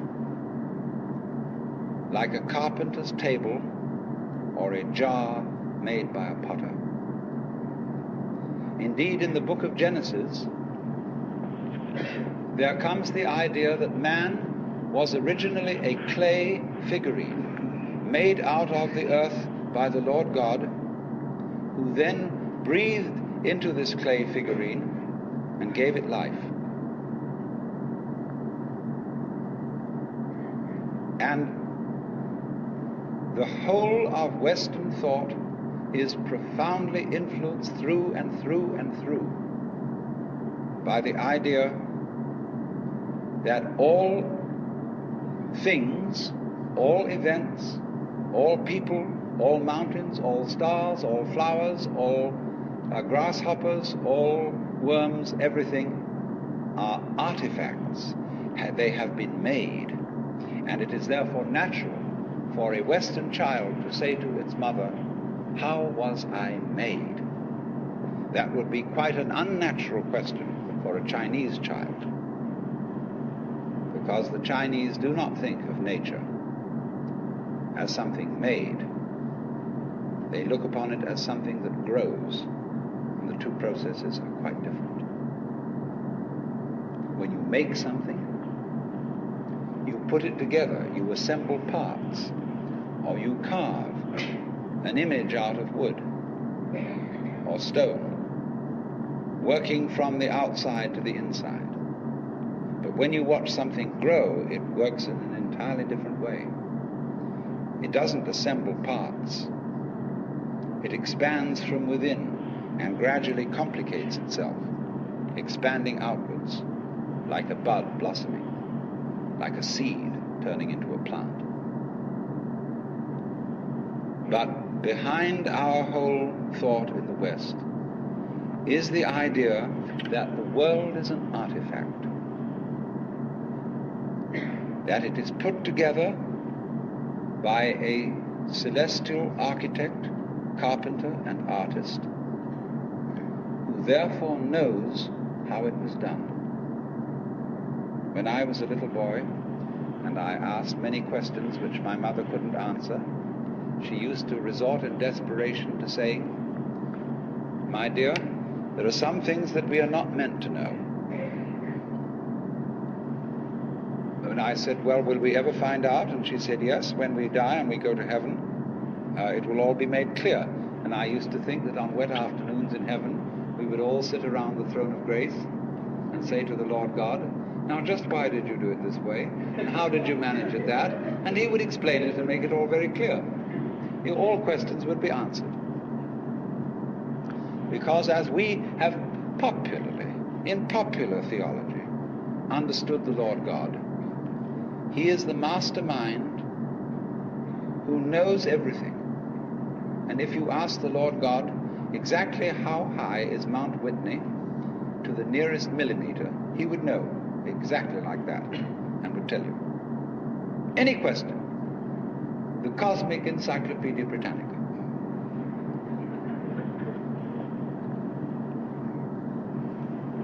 Unfortunately, this particular image or myth became too much for Western man, because it was oppressive to feel that you are known through and through and watched all the time by an infinitely just judge. I have a friend, a very enlightened woman. She's a Catholic convert, but a very enlightened Catholic. And in her bathroom, she has on the pipe that connects the tank with the toilet seat a little framed picture of an eye. And underneath in Gothic letters is written, "Thou God seest me." Everywhere is this eye watching, and judging you, so that you always feel you're never really by yourself. But the old gentleman is observing you and writing notes in his black book. And this became too much for the West. It became oppressive. They had to get rid of it. And so instead, we got another myth. The myth of the purely mechanical universe. This was invented at the end of the 18th century, became increasingly fashionable throughout the course of the 19th century and well into the 20th century, so that it is today's common sense. Very few people today really believe in God in the old sense. They say they do, but they really hope there is a God. They don't really have faith in God. They fervently wish that there was one and feel that they ought to believe that there is. But the idea of the universe being ruled by that marvelous old gentleman is no longer plausible. It isn't that anybody's disproved it, but it just somehow doesn't go with the vast infinitude of galaxies and the immense light-year distances between them and so on. So instead, it has become fashionable. And it is nothing more than a fashion to believe that the universe is dumb, stupid, that intelligence, values, love, and fine feelings reside only within the bag of the human epidermis, and that outside that, the thing is simply a kind of a chaotic, stupid interaction of blind forces. Courtesy of Dr. Freud, for example, biological life is based on something called libido, which was a very, very loaded word. Blind, ruthless, uncomprehending lust. That's the foundation of the human unconscious.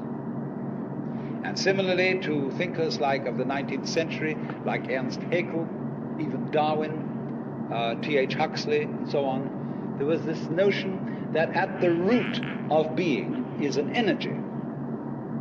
And this energy is blind. This energy is just energy. And it's utterly and totally stupid. And our intelligence is an unfortunate accident. By some weird freak of evolution, we came to be these feeling and rational beings, more or less rational. And this is a ghastly mistake, because here we are in a universe that has nothing in common with us, doesn't share our feelings, has no real interest in us. We're just a sort of cosmic fluke. And therefore, the only hope for mankind is to beat this irrational universe into submission and conquer it, master it. Now, all this is perfectly idiotic. If you would think that the idea of the universe as being the creation of a benevolent old gentleman, although he's not so benevolent, he takes a sort of, this hurts me more than it's going to hurt you sort of attitude to things. You can have that on the one hand, and if that becomes uncomfortable, you can exchange it for its opposite, the idea that the ultimate reality doesn't have any intelligence at all. At least that gets rid of the old bogey in the sky, in exchange for a picture of the world that is completely stupid.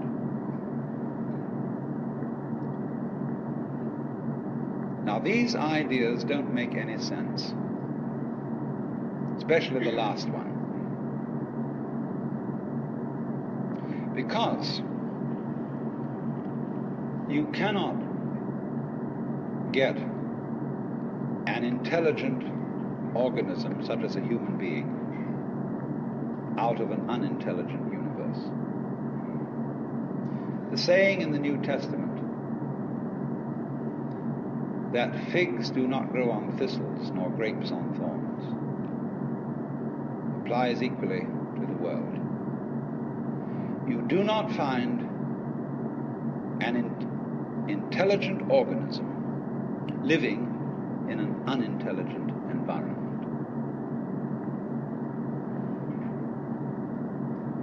Look, here is a tree in the garden, and every summer it produces apples. And we call it an apple tree, because the tree apples. That's what it does. All right. Now here is a solar system inside a galaxy. And one of the peculiarities of this solar system is that at least on the planet Earth, the thing peoples. In just the same way that an apple tree apples. Now, maybe 2 million years ago, somebody came from another galaxy in a flying saucer and had a look at this solar system. And they looked it over and shrugged their shoulders and said, just a bunch of rocks. And they went away. Later on, maybe 2 million years later, they came around and they looked at it again. And they said, excuse me, we thought it was a bunch of rocks, but it's peopling. And it's alive. After all, it has done something intelligent. Because you see, we grow out of this world in exactly the same way that the apples grow on the apple tree. If evolution means anything, it means that. But you see, we curiously twist it. We say, well, first of all, in the beginning, there was nothing but gas and rock. And then intelligence happened to arise in it, you know, like a sort of fungus or slime on the top of the whole thing. But we're thinking in a way, you see, that disconnects the intelligence from the rocks. Where there are rocks, watch out. Watch out, because the rocks are going eventually to come alive, and they're going to have people crawling over them. It's only a matter of time. just in the same way as the seed, the acorn, is eventually going to turn into the oak, because it has the potentiality of that within it. Rocks are not dead. You see, it depends on what kind of attitude you want to take to the world. If you want to put the world down, you say, oh, well, fundamentally it's only just a lot of geology. It's a stupidity. And it so happens that a kind of a freak comes up in it which we call consciousness. And that's an attitude that you take when you want to prove to people that you're a tough guy, that you're realistic, that you face facts, and that you don't indulge in wishful thinking. It's just a matter of role-playing. And you must be aware of these things. They are fashions in the intellectual world. On the other hand, if you feel warm-hearted towards the universe, you put it up instead of putting it down, and you say about rocks, they're really conscious, but a very primitive form of consciousness. Because after all, when I take even this crystal here, which is glass, and go, well, it makes a noise. And that response, that resonance, is an extremely primitive form of consciousness. Our consciousness is much more subtle than that. But when you hit a bell and it rings, you touch a crystal and it responds, inside itself, it has a very simple reaction. It goes jangle inside, whereas we go jangle with all sorts of colors and lights and intelligence, ideas and thoughts. It's more complicated. But both are equally conscious, but conscious in different degrees. That is a perfectly acceptable idea. It's just the opposite of the idea. See, all I'm saying is that minerals are a rudimentary form of consciousness, whereas the other people are saying that consciousness is a complicated form of minerals. You see? And what they want to do is to say everything is kind of bleh. Whereas what I want to say is, hooray, life is a good show. Now, I was explaining to you this morning the basic connection between Zen Buddhism and the secular everyday world, in which there is no obstruction, no barrier between the sacred and the secular, the transcendent and the everyday worldly. If you see you relate to the transcendent, to God, or whatever, as something that could be an object of knowledge, then you put God down among things. To relate to God, as it were, to another person is to ungod God and make the absolute one thing among others. On the other hand, when you leave the transcendent, you can't think about it at all.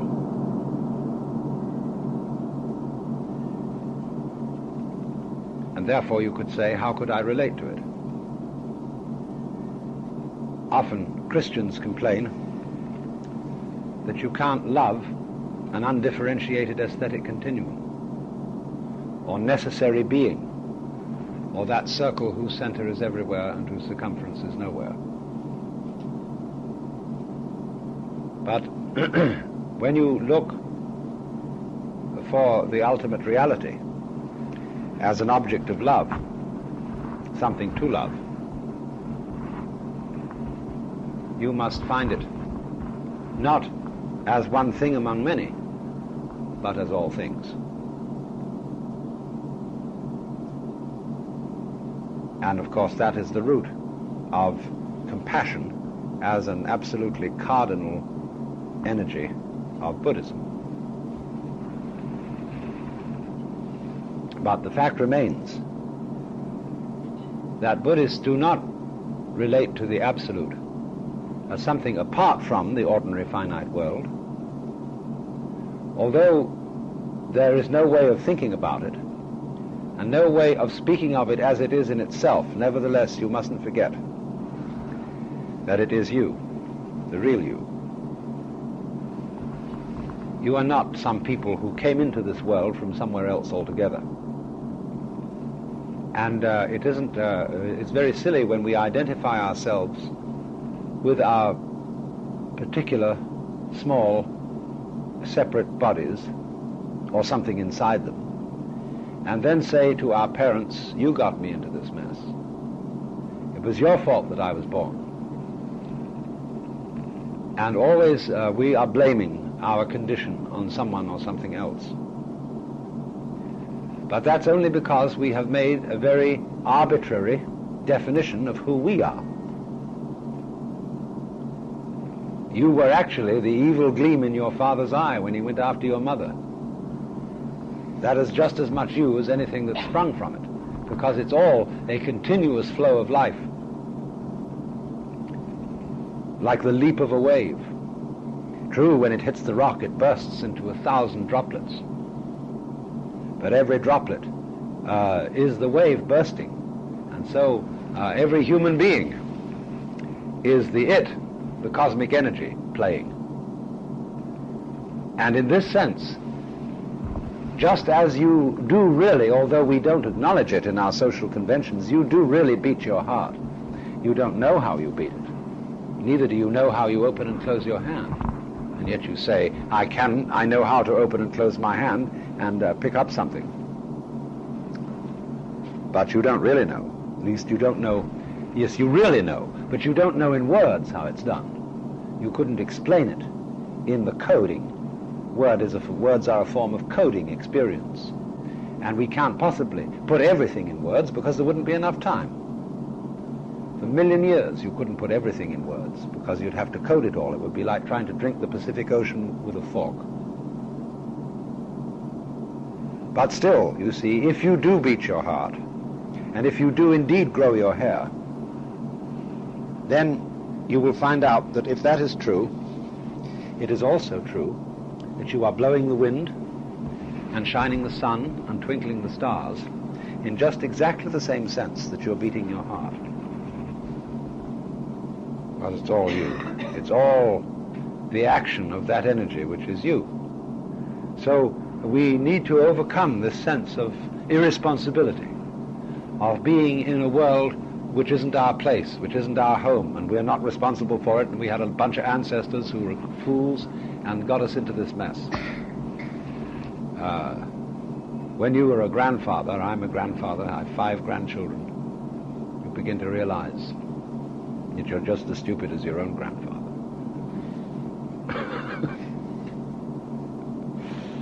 So, but the thing is, we do not need to find the highest reality, the ground of our being, as something we can feel or know as if it was some sort of object. You just be content with the fact that it is like sight, the substratum of everything seen, like hearing, the substratum of everything heard. But deeper than that, it is the substratum of everything that is. But don't differentiate it from everything that is, because that puts it in a category, this and not that. It's outside all categories. It's both this and that, here and there, but it's always now. So I went on to show you that if this is realized, there is possible a kind of quietness in which very everyday things become marvelous. For example, such a bamboo ladle as this, very cheap, costs maybe 100 yen, which is 40 cents, I think. Less. It's sort of 360 yen to $1.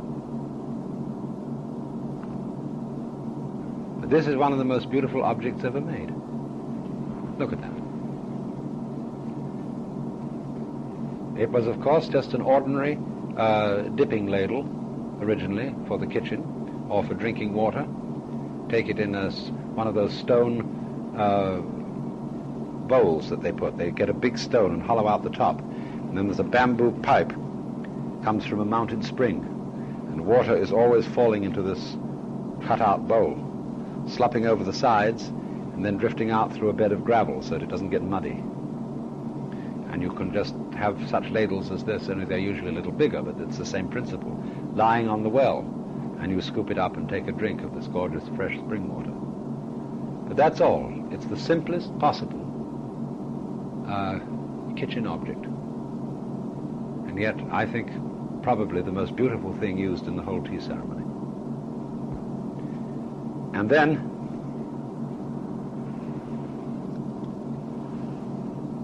bowls such as these, which are called raku ware.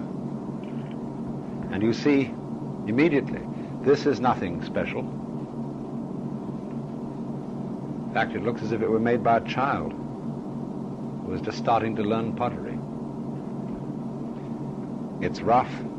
Look, even the top isn't smooth. It's bumpy all along. It's been made by hand. This was made on a wheel. But sometimes they're not. They're just shaped. And the glaze is very, very rough and crude. But this goes back to a fundamental aesthetic principle of the Taoist philosophy, which underlies this whole thing. It underlies Zen, originating from Lao Tzu and Zhuangzi, who lived somewhere around 400 and 300 BC. And very important in their thinking was something they call the uncarved block. And the uncarved block is, of course, wood in its original state, before human beings have tried to shape it into anything. And just as today we have learned the beauty of pieces of driftwood which we put around our homes, every piece of such driftwood is the uncarved block. And then there was something else that Lao Tzu talked about, which was unbleached silk. You know how Shantung silk is, which got little nubbles in it and is rather rough. Well, that sort of silk in natural color, which hasn't been dyed or bleached at all, that is sort of this effect, you see, of this curtain. The spirit of the uncarved block and the unbleached silk enters into a bowl of this kind. And it seems, therefore, that such a bowl is more in accordance with the nature of clay. It really looks like it's made of clay, than something that is white porcelain, almost translucent. Now, this is this way because the artists feel that a bowl of this kind is more natural than something elaborate. And here we have to consider a very funny problem, because after all, no distinction is more artificial than that between the artificial and the natural. You might say the distinction between the artificial and the natural is a very artificial distinction, because surely a bird's nest is no more and no less natural than the Empire State Building. What about a bee's nest with all those little cells and things in it? And so truly, everything that human beings do is natural. Only we're looking at each other rather closely and critically. I was looking at yesterday at a wonderful movie of fish, of carp, which a friend of mine took in Japan. And when those fish swim, they never make a mistake. They're always elegant. And in the same way, when the foam breaks on the water, it never makes an aesthetic mistake. Beautiful. Every time. Never fails. And there has only been one person in history who ever complained about the arrangement of the stars. And that was a man living in the 18th century, you know, when they arranged formal gardens and made all the tulips form fours, and they cut all the trees into symmetrical shapes, and they planted everything out with box hedges round the edge in geometrical patterns. And this particular French scholar, complained at the time that the Lord would have manifested his glory far more surely if he had arranged the stars in some sort of orderly fashion to declare in geometrical figures the inner workings of the divine mind. But he was some sort of a nut, because nobody else ever said that there was anything wrong with the arrangement of the stars. They're beyond criticism, and we think they're gorgeous, because of the way they are scattered. And it is strange, isn't it, how very often scattering produces the most fascinatingly beautiful arrangements, the random beauty. But there is some problem about this, because by scattering you can sometimes also make messes. And a lot of people don't understand the difference between random beauty and mess. And therefore the art that goes into the tea ceremony is partly accidental. That bowl is partly accidental, but it's also controlled. And so the trick of this whole art form is to arrange for a controlled accident. And that's the whole thing. When you combine the quality in man which enables him to master things and control them, and yet within the context of that discipline you can allow accidents, then you have the best of both worlds, the world of order and the world of randomness. And skill in life is always in combining these. For example, in games. A game that was perfectly orderly would be too predictable. And when we know the result of a game, we always cancel the game and start again. If it's clear in chess after a certain stage that one of the people is obviously going to win, then we stop the game and we say, well, you're the winner, and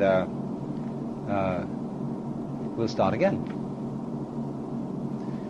But on the other hand, the game of pure chance is not so interesting as one in which some skill can be introduced. So throwing dice or roulette, it actually has a certain skill, but the skill is connected with the way you gamble on it, rather than how you spin the wheel. So we always want somehow to make this extraordinary combination of control and uncontrol. That is, to have a dragon by the tail. Nobody can really control a dragon. And yet, you can do something with it, and it's marvelous. So, great sages in Chinese iconography are often depicted riding on dragons, or more frequently on tigers, and sometimes on water buffaloes. The water buffalo, too, can be a very obstreperous beast. Lao Tzu is frequently shown playing a flute and riding on a water buffalo, because his intensely calm spirit didn't bother the buffalo, and when he sat on its back, it hardly felt him. So then, this whole approach is based on a subtle combination of order and randomness,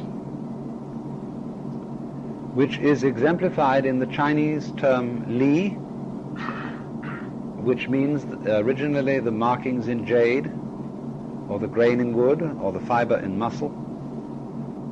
And when we see these things, when we see, say, the markings in marble, or water patterns on sand, or the outlines of clouds, or the structure of mountains and water-worn rocks, we know at once there's something marvelous and beautiful about them, and our artists do them the honor of painting them. But we cannot pin it down, just what it is, this beauty. And that's the excitement of it. If you could explain by some geometrical reasoning the beauty of any painting or any natural object, it wouldn't be beautiful, because you could explain it. If you could train in an art school every student to become a genius, then nobody would be surprised by it anymore. Everybody would know just exactly how it was done and what was the right way to do it. And then as a result of that, everybody would be bored, and they would look for some artist who could do something quite unexplainable. And it's true, the great artist really can't explain how he does what he does. When he becomes a teacher, he's often a very bad teacher, because he himself doesn't know. So there is a Zen poem which says, if you want to know the flowers, where the flowers come from, even the god of spring doesn't know. So the great creator always surprises himself. And if this is true in art, how much more true must it be in Zen? If we could get an enlightenment, an awakening, and I could tell you exactly how to get it, so I would have an infallible formula, it would become very ordinary.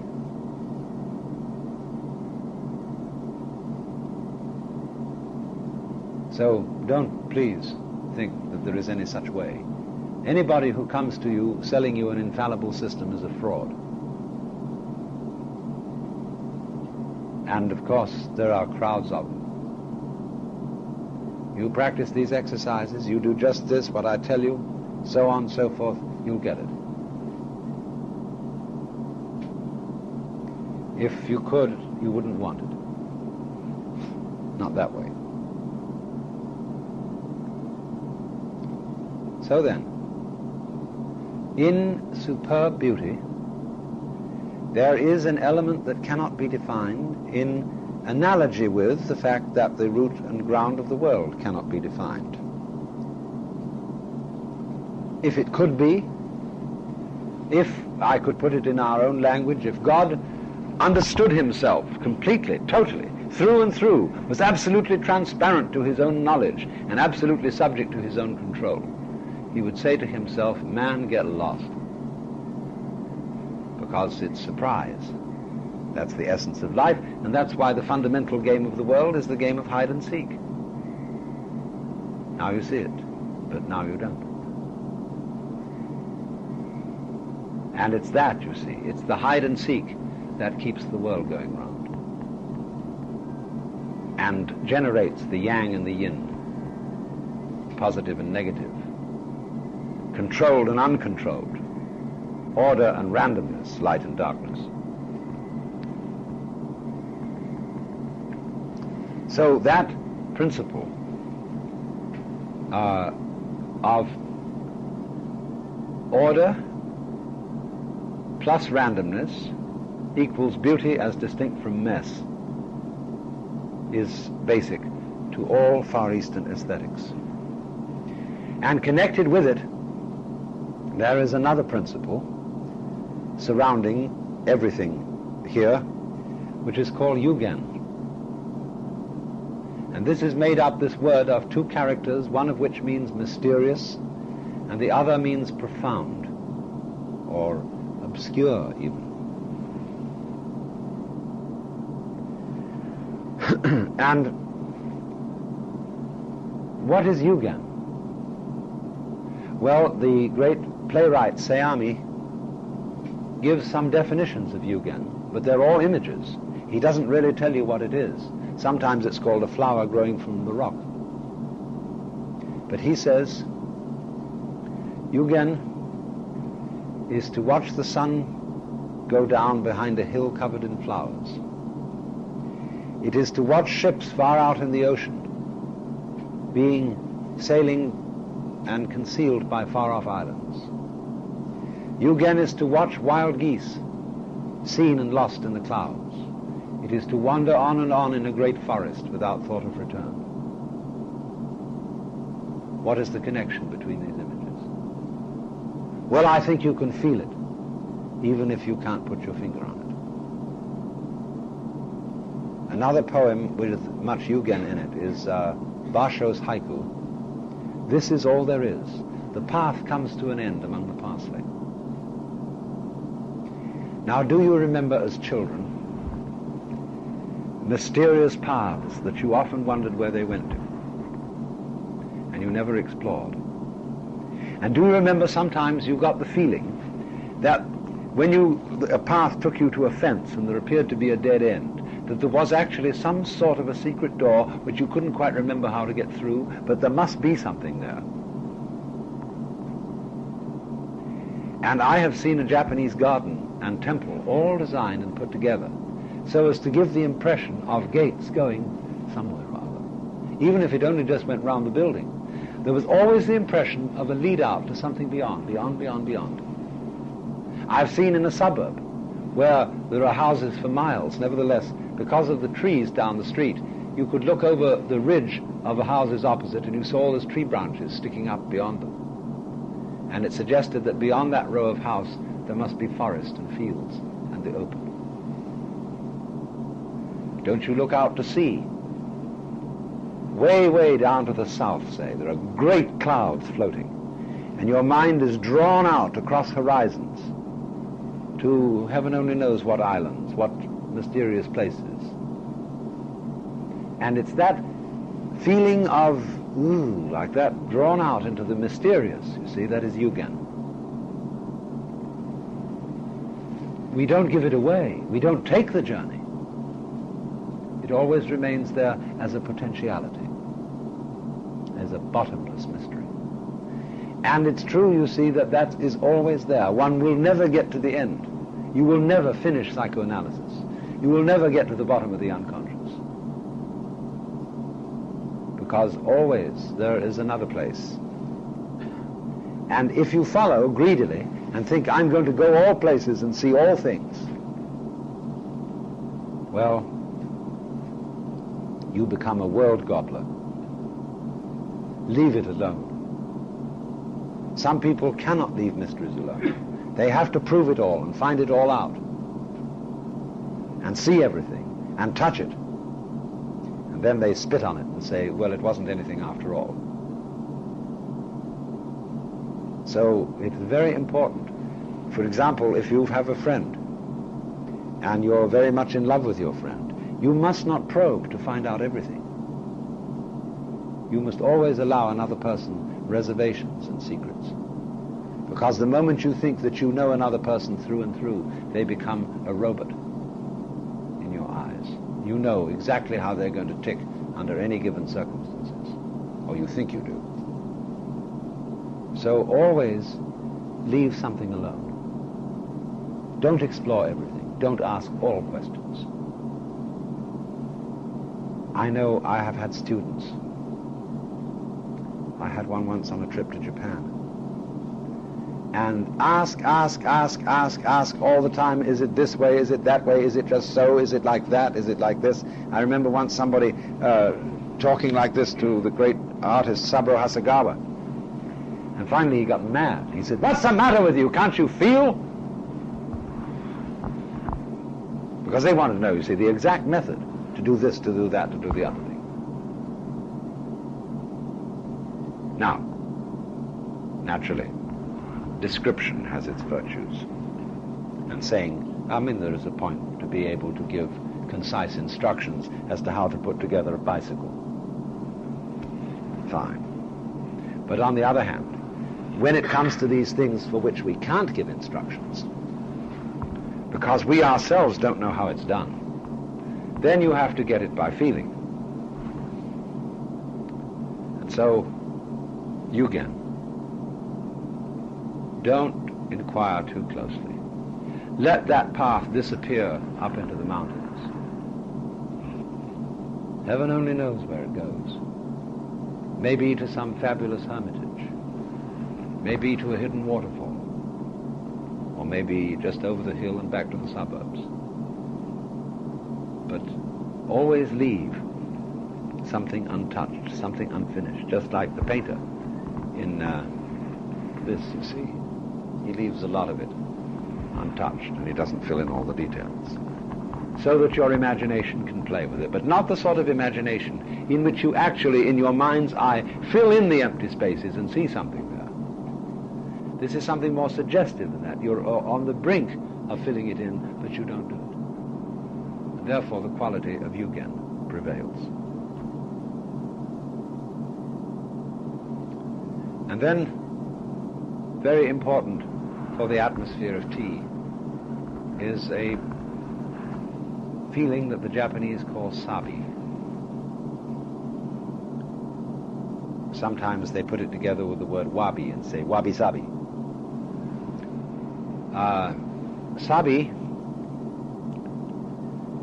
is a feeling of solitariness as distinct from loneliness. A person who's lonely, as I would use the word, or as I am now using the word, is unhappy about it and wants friends and feels unloved and left out.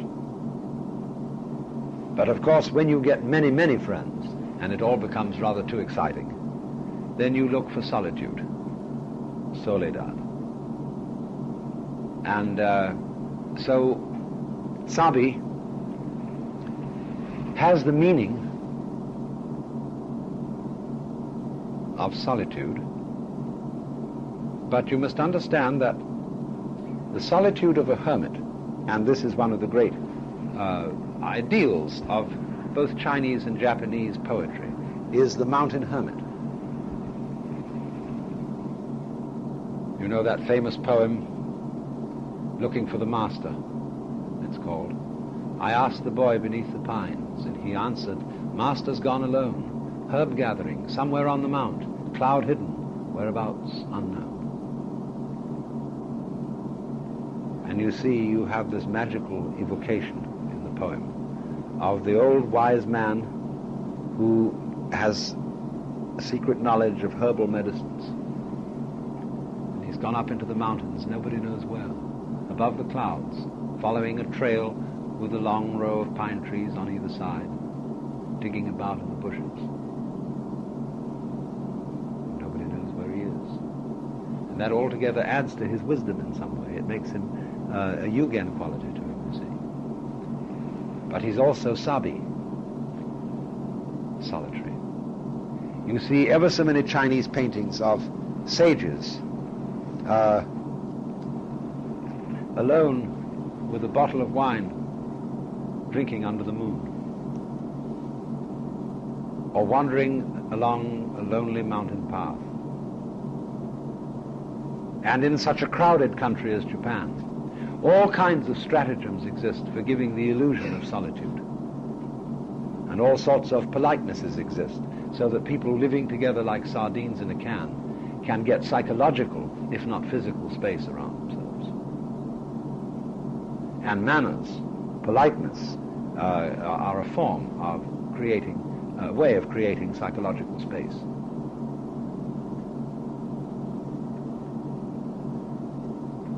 So sabi is sometimes represented in the painting of a solitary crow on a branch. And when you, sometimes in the late autumn, you're out in the fields in the evening, and there's just one crow, you know, goes overhead, you think maybe he's going home, maybe not. But that feeling of the one crow creates the sensation of sabi. So for the tea ceremony, the whole setting in which it's given is intended to create the sense of sabi, of solitariness, of being away from it all. Now, today, among the Americans, and indeed the British, and I suppose the French and the Germans, sabi is regarded as a sort of escapism. If you go off to get away from it all, that's a little bit ignoble. It's like getting drunk to forget one's miseries. And people are constantly lecturing each other on how they ought to face facts all the time. And because if you're escaping, well, an escape shows that you're weak. It shows that you have a defective sense of social responsibility. I think this is a lot of nonsense.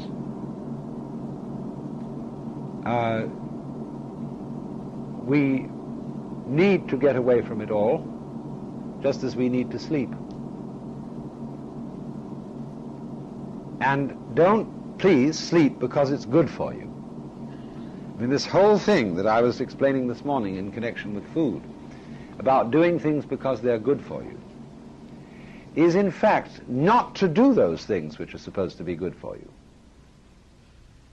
If you get away from it all, simply because you feel that you need a rest and this will help you to get back to work with greater vigor, you are not getting away from it all.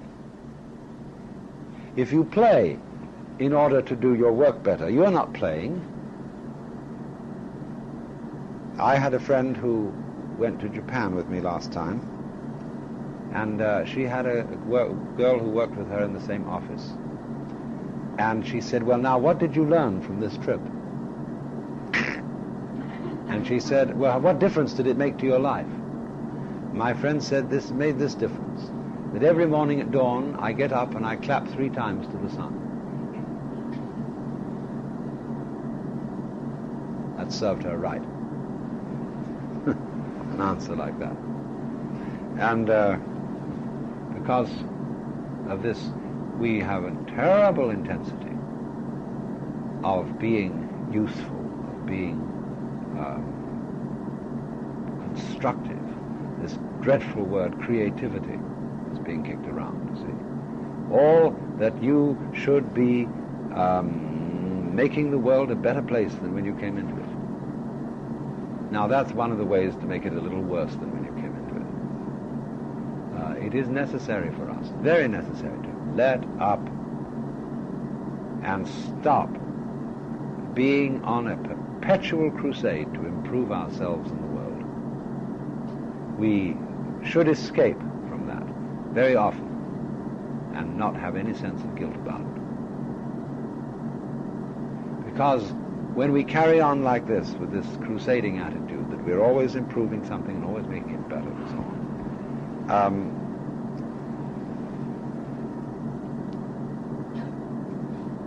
it shows again our extraordinary lack of relationship to the physically existing universe right under our noses. We improve things before we even know what they are.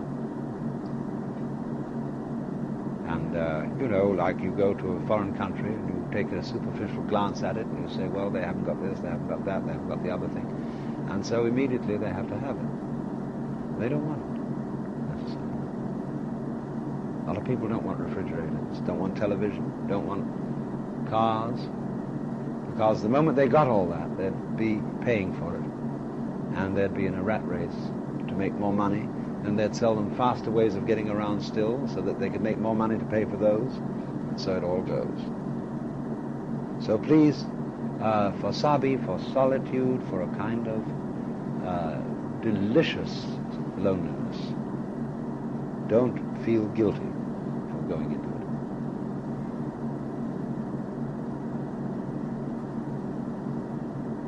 Then simplicity comes as next in the order of aesthetic canons.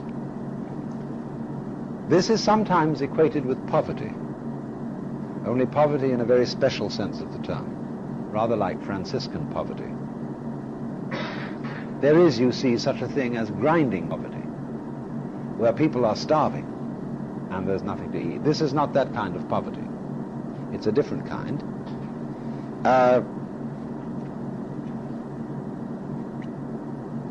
Do you ever sometimes wake up in the morning in a hotel room and look around you and see there's nothing in sight that you own? It's all rather a relief, because you're not responsible for it. And there is a kind of poverty, you see, that really is equivalent to freedom. I'm not tied down with all these possessions. A rolling stone gathers no moss. He who travels light travels fast. The first sort of Satori experience I ever had was connected with poverty. Because what happened was that I abandoned and gave up all beliefs, threw the whole lot out of the window.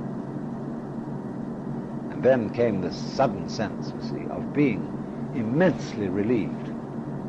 And I felt exactly as if I was leaves being blown along in the wind.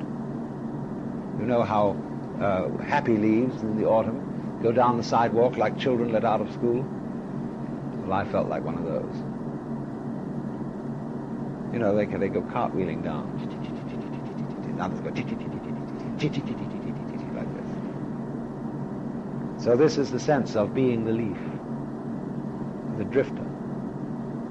In Japanese 18th century, early 19th century, there was what is called the uke-oe attitude to life. Uke-oe means floating world.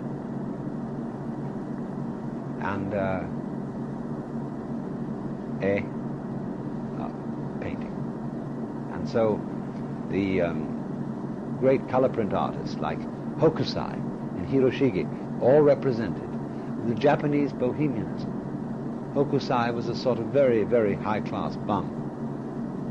And they never saved any money.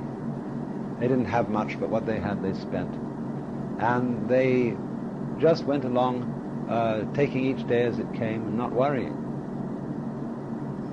It's amazing how you can get by with that, you know. Something will turn up, sort of thing. Because worrying about it makes very little difference to actually getting anything done. Rather, on the contrary, it gets in the way. So this attitude of simplicity or poverty is to be free-floating, uncluttered. Now, as a matter of fact, it isn't always successful. I have been in a tea master's house where in the main rooms everything was beautifully shibui and empty and lovely spaces. But my wife, Jano, was snooping around. She does this. And across the garden, she went into a small tea room and saw there was a sliding screen at the back, and she pushed it open and peeked inside. And there was a great big room furnished in Western style, heaped with boxes and papers and mess all piled high. And the master was right by her, and he quickly closed the door. Oh, no, he said, mustn't sit there. You see, in almost every household, there is a closet for skeletons, and a sort of unconscious for repressed property, where things have to be stored in case they come in useful someday. I don't know if that can be avoided. It's like the bag carried around by Hote, the fat, laughing bum, and he is like a child because he picks up everything that's at all interesting and puts it in the bag, but he gives it away to children. So he's a sort of Far Eastern Santa Claus. Poverty is called in Zen filling a well with snow. That is to say, laying no claim to the meritorious deeds that you do. In other words, in Zen Buddhism, you're not like most Buddhists trying to pile up good karma for your next incarnation, and therefore doing all sorts of meritorious deeds in the hope that you will be rewarded in the next life. So when the Emperor Wu of Liang interviewed Bodhidharma, the Emperor said, "We've endowed monasteries and ordered scriptures to be translated and done all this. What merit?" And Bodhidharma said, "None whatever." And the Emperor was horrified because he thought the whole point of Buddhism was acquiring merit. So he said, "Then what is the first principle of the sacred doctrine?" And Bodhidharma replied, "In vast emptiness there is nothing sacred." So that vast emptiness, you see, again implies the idea of spiritual poverty. Or again, simplicity. It's as if, you see, you suddenly became simple. You don't know your name. You don't really live anywhere. You don't claim anything. You're not anybody special. You have no particular virtues, no really sensational vices, because that's a way of recognition too. You're just what they call in Zen an unsui. That means cloud water, and is the name given to a Zen monk because he drifts like a cloud and flows like water. This, you see, is the life of insecurity, the life of not constantly defending oneself by possessions against inevitable mortality. Because the world in Buddhism is seen as a flow. And get with it, because if you resist it, you'll be a mess. So this leads me to another quality. It's called in Japanese furyu. It's very difficult to translate. It means literally wind flow. Although fu, wind, has the general meaning also of atmosphere. What is your household wind means, in Zen, what is the particular style of your school of teaching? And so fu has the same atmosphere of style. Ryu means flowing. Now, furyu is in the dictionaries translated as elegance, but this is misleading. Furyu is when, for example, you see somebody fishing. Now, of course, if he's a serious fisherman, he's just fishing to catch fish. But there's something kind of unconscious about that. And it is so often true, you see, that peasants don't appreciate the countryside at all. I remember in England, the fields being tilled by peasants who were wearing an old Sunday suit, black, with a striped shirt, with a collar button and no collar, and a derby hat, old derby hat. And they looked about as incongruous out on the countryside as you could imagine anything could look. You know, an old business suit while you're plowing the fields and a bowler hat, derby. Gee. So in this way, the peasant often doesn't recognize what he's got. And the fun of things, you see, is to know it. So Furyu is the fisherman, for example, who is sitting there fishing in the evening, not seriously trying to catch fish, but just digging the scene, the quietness. That's a kind of furyu. But basically it means flowing, the style of life in which you flow with the Tao. A follower of the Tao is called a Daoryu. Doryu in Japanese, Doryu. Liu in Chinese, Daoryu. And that's a Feng-liu, Furyu in Chinese, Feng-liu. But he who is flowing with the Tao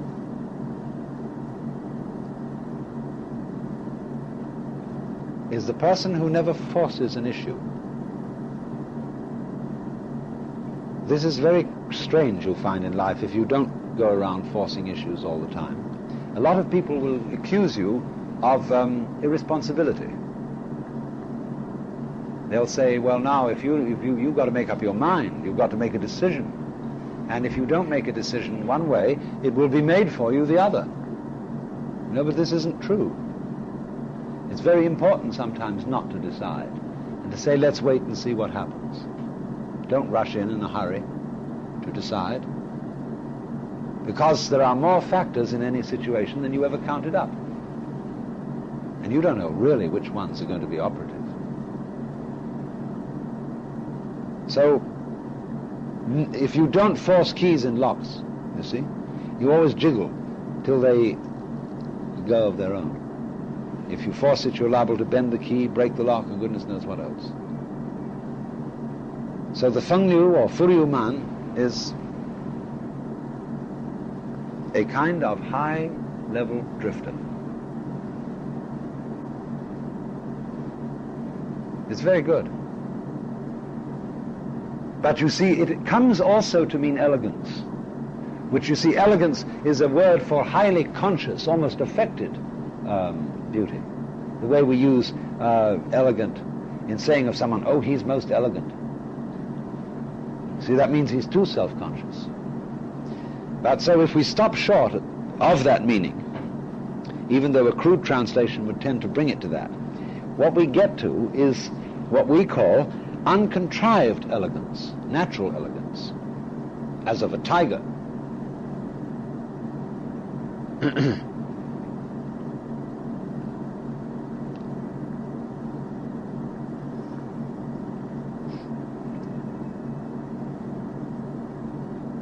And then there is another mood, peculiarly related to poems of autumn, when one naturally has his mind on the dying year, surrounded by all the gorgeous leaves and some bare branches. Well, when you've turned the clock back, you know, and it gets dark early, you feel the sort of sadness of the fall coming on, entering into winter. And this is called in Japanese aware. And this word aware isn't quite nostalgia.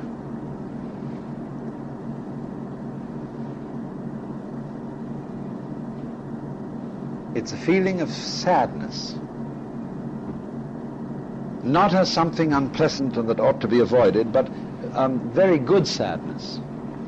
A sort of wistful sadness at the dying of the foliage, the end of the year, the end of human life, when it's all going on. There is an English poem which mentions the strange atmosphere of a banquet hall deserted after the party,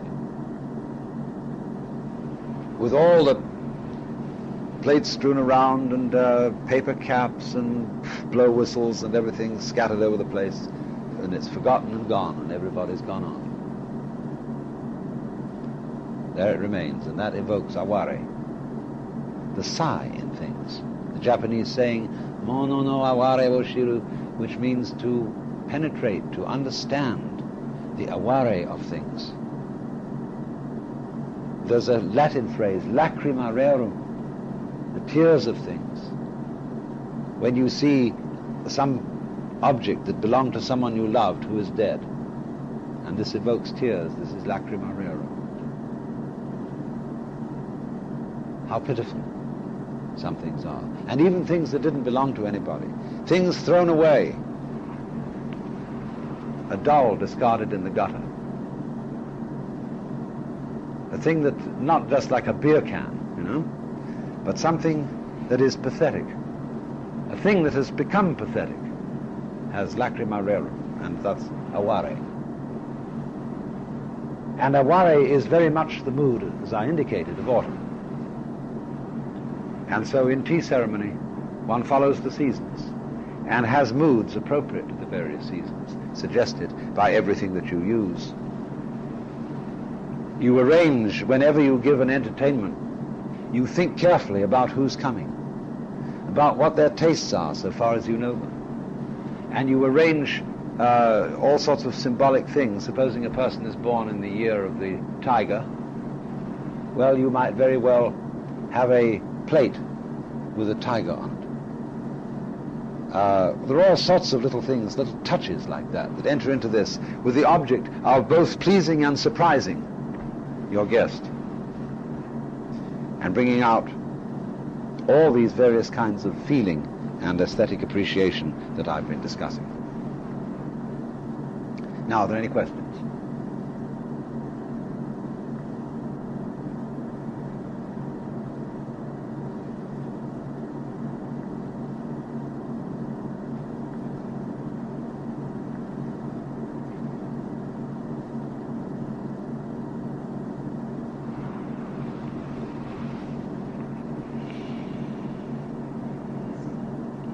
Sabi is solitariness, peaceful solitude. you must remember, somebody in the previous session raised a question about the noises going on around here. Mr. Rockefeller's cars that are broadcasting so-called information, and all that going on. Now, I'll give you an example of Aware and Sabi combined, which you can hear around here so often. You're very quiet in the afternoon, and you may be sitting here very still, and you can hear the sound of somebody practicing the piano in the distance, and the music echoes through the buildings, or somebody's straining to sing and sounds as if he was being strangled, every so often. This terrible attempt to sing a tenor voice, It comes from all over the place. But all these things are funny. They're like cowbells in the mountains. And it's these little noises that bring out the quiet. There's a Zen poem which says, "The wind has dropped, but the flowers keep on falling. The bird calls, and the mountain becomes more mysterious." And it's all those little far-off sounds that the hermit really gets to understand.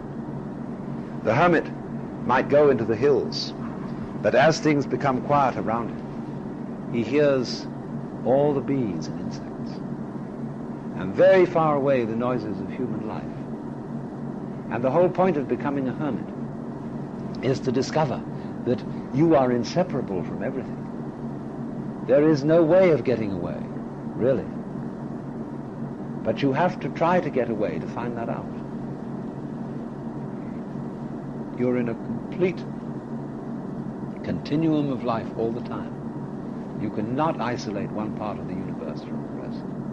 So as you live in your solitude, all these little things will gradually begin to come to you. Of course, if you go a long, long way away, and so on, it will take longer for that murmur of human existence to reach you.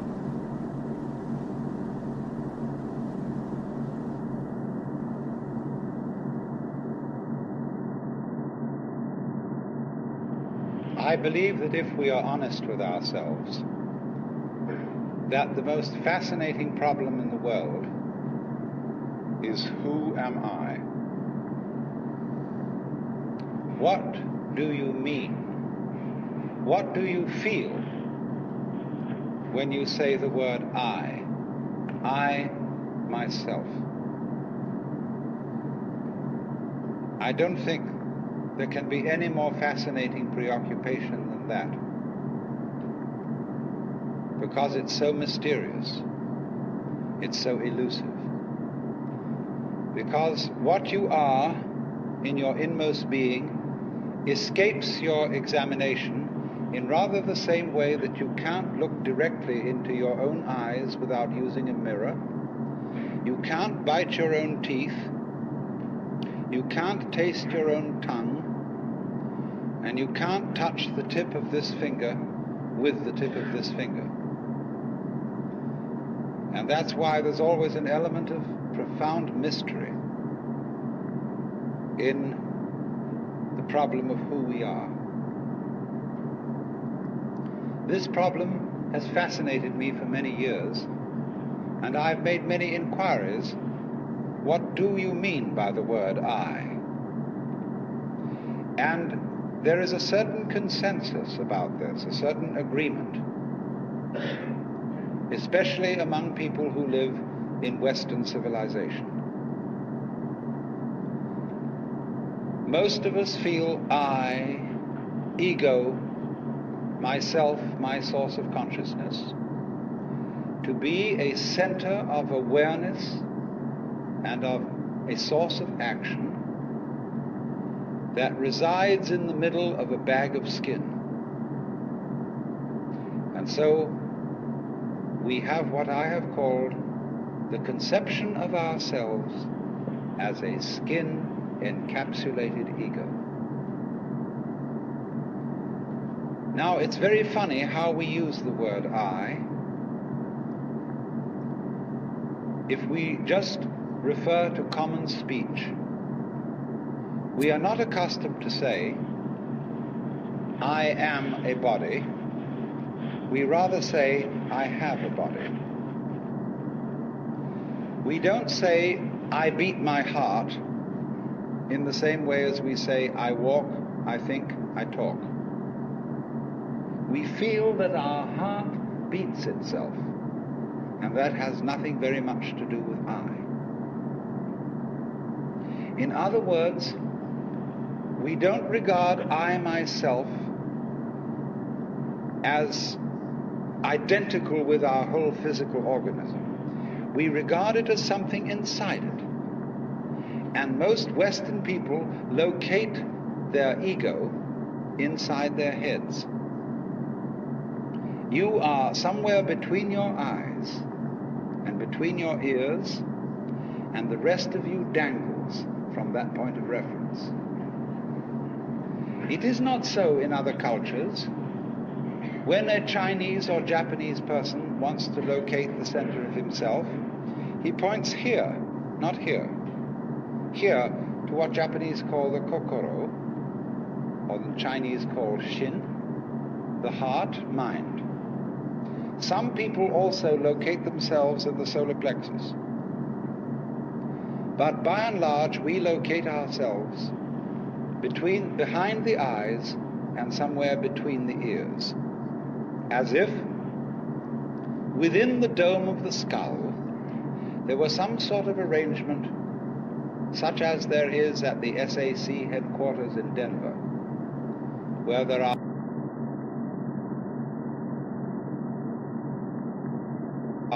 men in great rooms surrounded with radar screens and all sorts of things, and earphones on, watching all the movements of planes all over the world.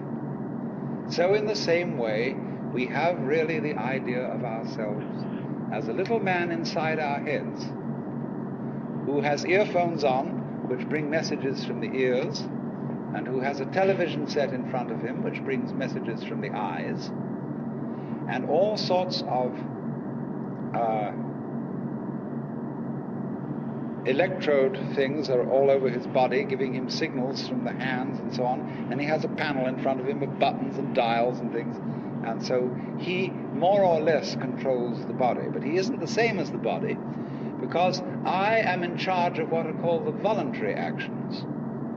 And what are called involuntary actions of the body, they happen to me. I am pushed around by them, but to some extent also I can push my body around. This, I have concluded, is the ordinary, average conception of what is oneself. And look at the way children, influenced by our cultural environment, ask questions.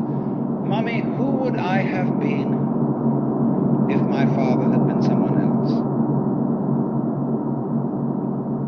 You see, the child gets the idea from our culture that the father and mother gave him a body into which he was popped at some moment. Whether it was conception or whether it was parturition is a little bit vague. But there is, in our whole way of thinking, the idea that we are a soul, a spiritual essence of some kind, imprisoned inside a body. And that we look out upon a world that is foreign to us. In the words of the poet Hausmann, I, a stranger and afraid, in a world I never made. And so, therefore, we speak of confronting reality, facing the facts. We speak of coming into this world. And this whole sensation that we are brought up to have of being an island of consciousness locked up in a bag of skin, facing outside us a world that is profoundly alien to us in the sense that what is outside me is not me. This sets up a fundamental sensation of hostility and estrangement between ourselves and the so-called external world. And therefore, we go on to talk about the conquest of nature, the conquest of space, and view ourselves in a kind of battle array towards the world outside us. I shall have much more to say about that in the second lecture. But in the first now, I want to examine the strange feeling of being an isolated self. Now, actually, it is absolutely absurd to say that we came into this world. We didn't. We came out of it. What do you think you are? Supposing this world is a tree. Are you leaves on its branches, or are you a bunch of birds that settled on a dead old tree from somewhere else? Surely, everything that we know about living organisms from the standpoint of the sciences shows us that we grow out of this world, that we, each one of us, are what you might call symptoms of the state of the universe as a whole.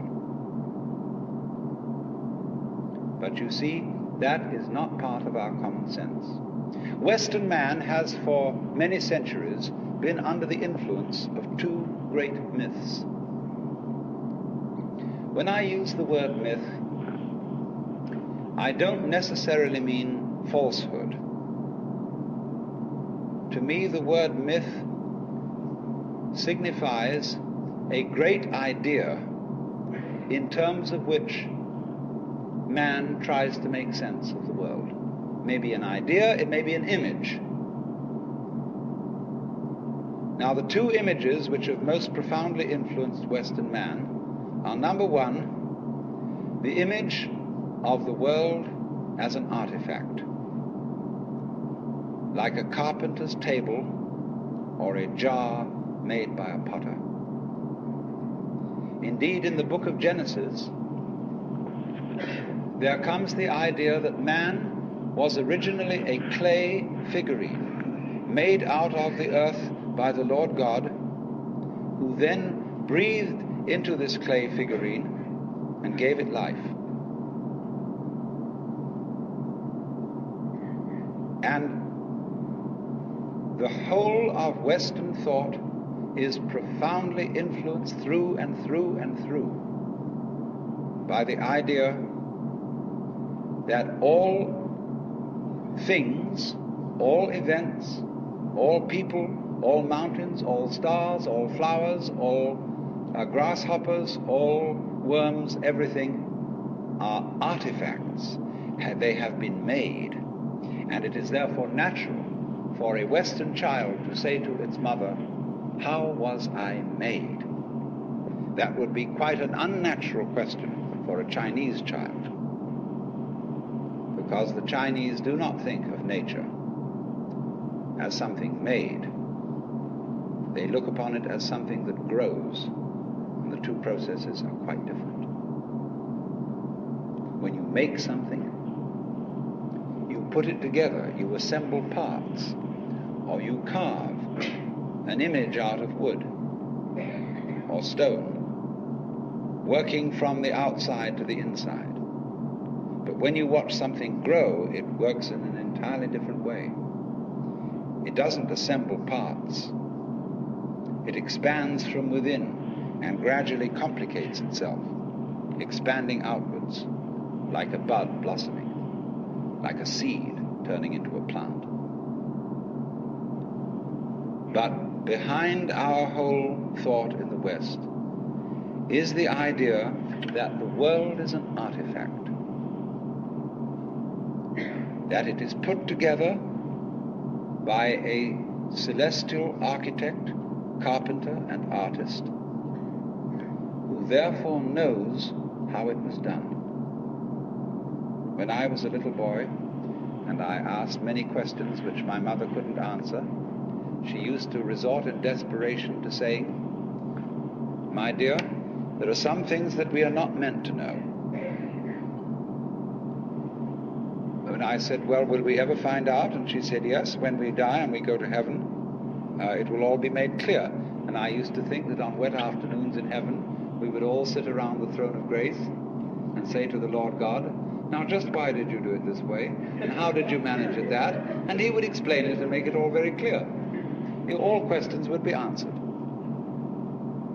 Because as we have popularly, in popular theology, understood the Lord God, he is the mastermind who knows everything. And if you ask the Lord God exactly how high is Mount Whitney to the nearest millimeter, he would know exactly like that and would tell you. Any question. The Cosmic Encyclopedia Britannica.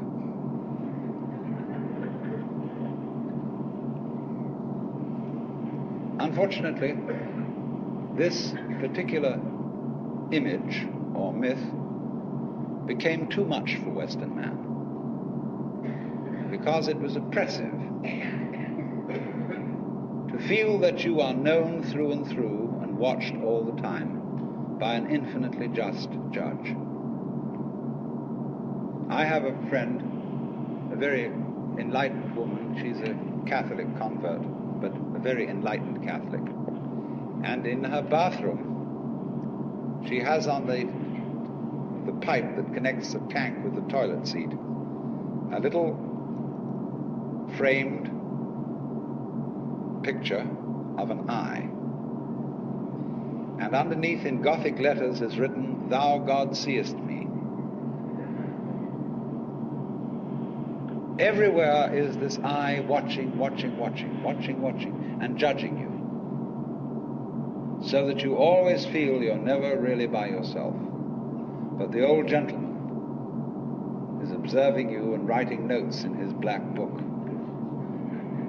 And this became too much for the West, became oppressive. They had to get rid of it. And so instead, we got another myth, the myth of the purely mechanical universe. This was invented at the end of the 18th century, became increasingly fashionable throughout the course of the 19th century and well into the 20th century, so that it is today's common sense.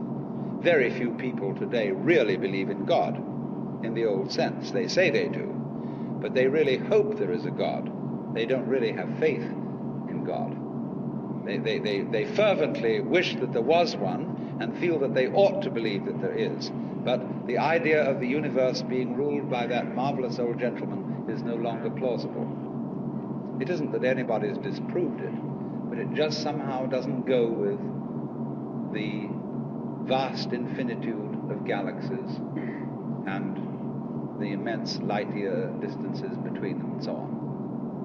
So instead, it has become fashionable, and it is nothing more than a fashion, to believe that the universe is dumb, stupid, that intelligence, values, love, and fine feelings reside only within the bag of the human epidermis, and that outside that, the thing is simply a kind of a chaotic, stupid interaction of blind forces. Courtesy of Dr. Freud, for example, biological life is based on something called libido, which was a very, very loaded word. Blind, ruthless, uncomprehending lust. That's the foundation of the human unconscious. And similarly to thinkers like of the 19th century, like Ernst Haeckel, even Darwin, T.H. Huxley, and so on, there was this notion that at the root of being is an energy. And this energy is blind. This energy is just energy. And it's utterly and totally stupid. And our intelligence is an unfortunate accident. By some weird freak of evolution, we came to be these feeling and rational beings, more or less rational. And this is a ghastly mistake, because here we are in a universe that has nothing in common with us, doesn't share our feelings, has no real interest in us. We're just a sort of cosmic fluke. And therefore, the only hope for mankind is to beat this irrational universe into submission and conquer it, master it. Now, all this is perfectly idiotic. If you would think that the idea of the universe as being the creation of a benevolent old gentleman, although he's not so benevolent, he takes a sort of this hurts me more than it's going to hurt you sort of attitude to things. You can have that on the one hand, and if that becomes uncomfortable, you can exchange it for its opposite, the idea that the ultimate reality doesn't have any intelligence at all. At least that gets rid of the old bogey in the sky, in exchange for a picture of the world that is completely stupid.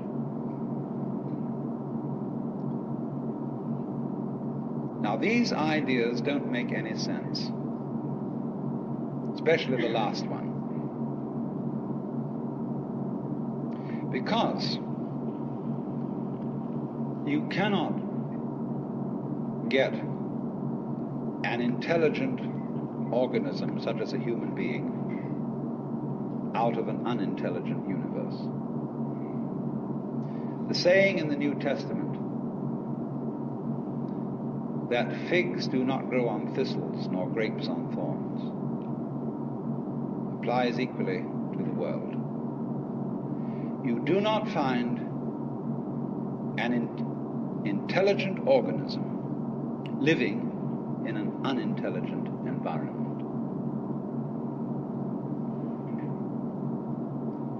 Look,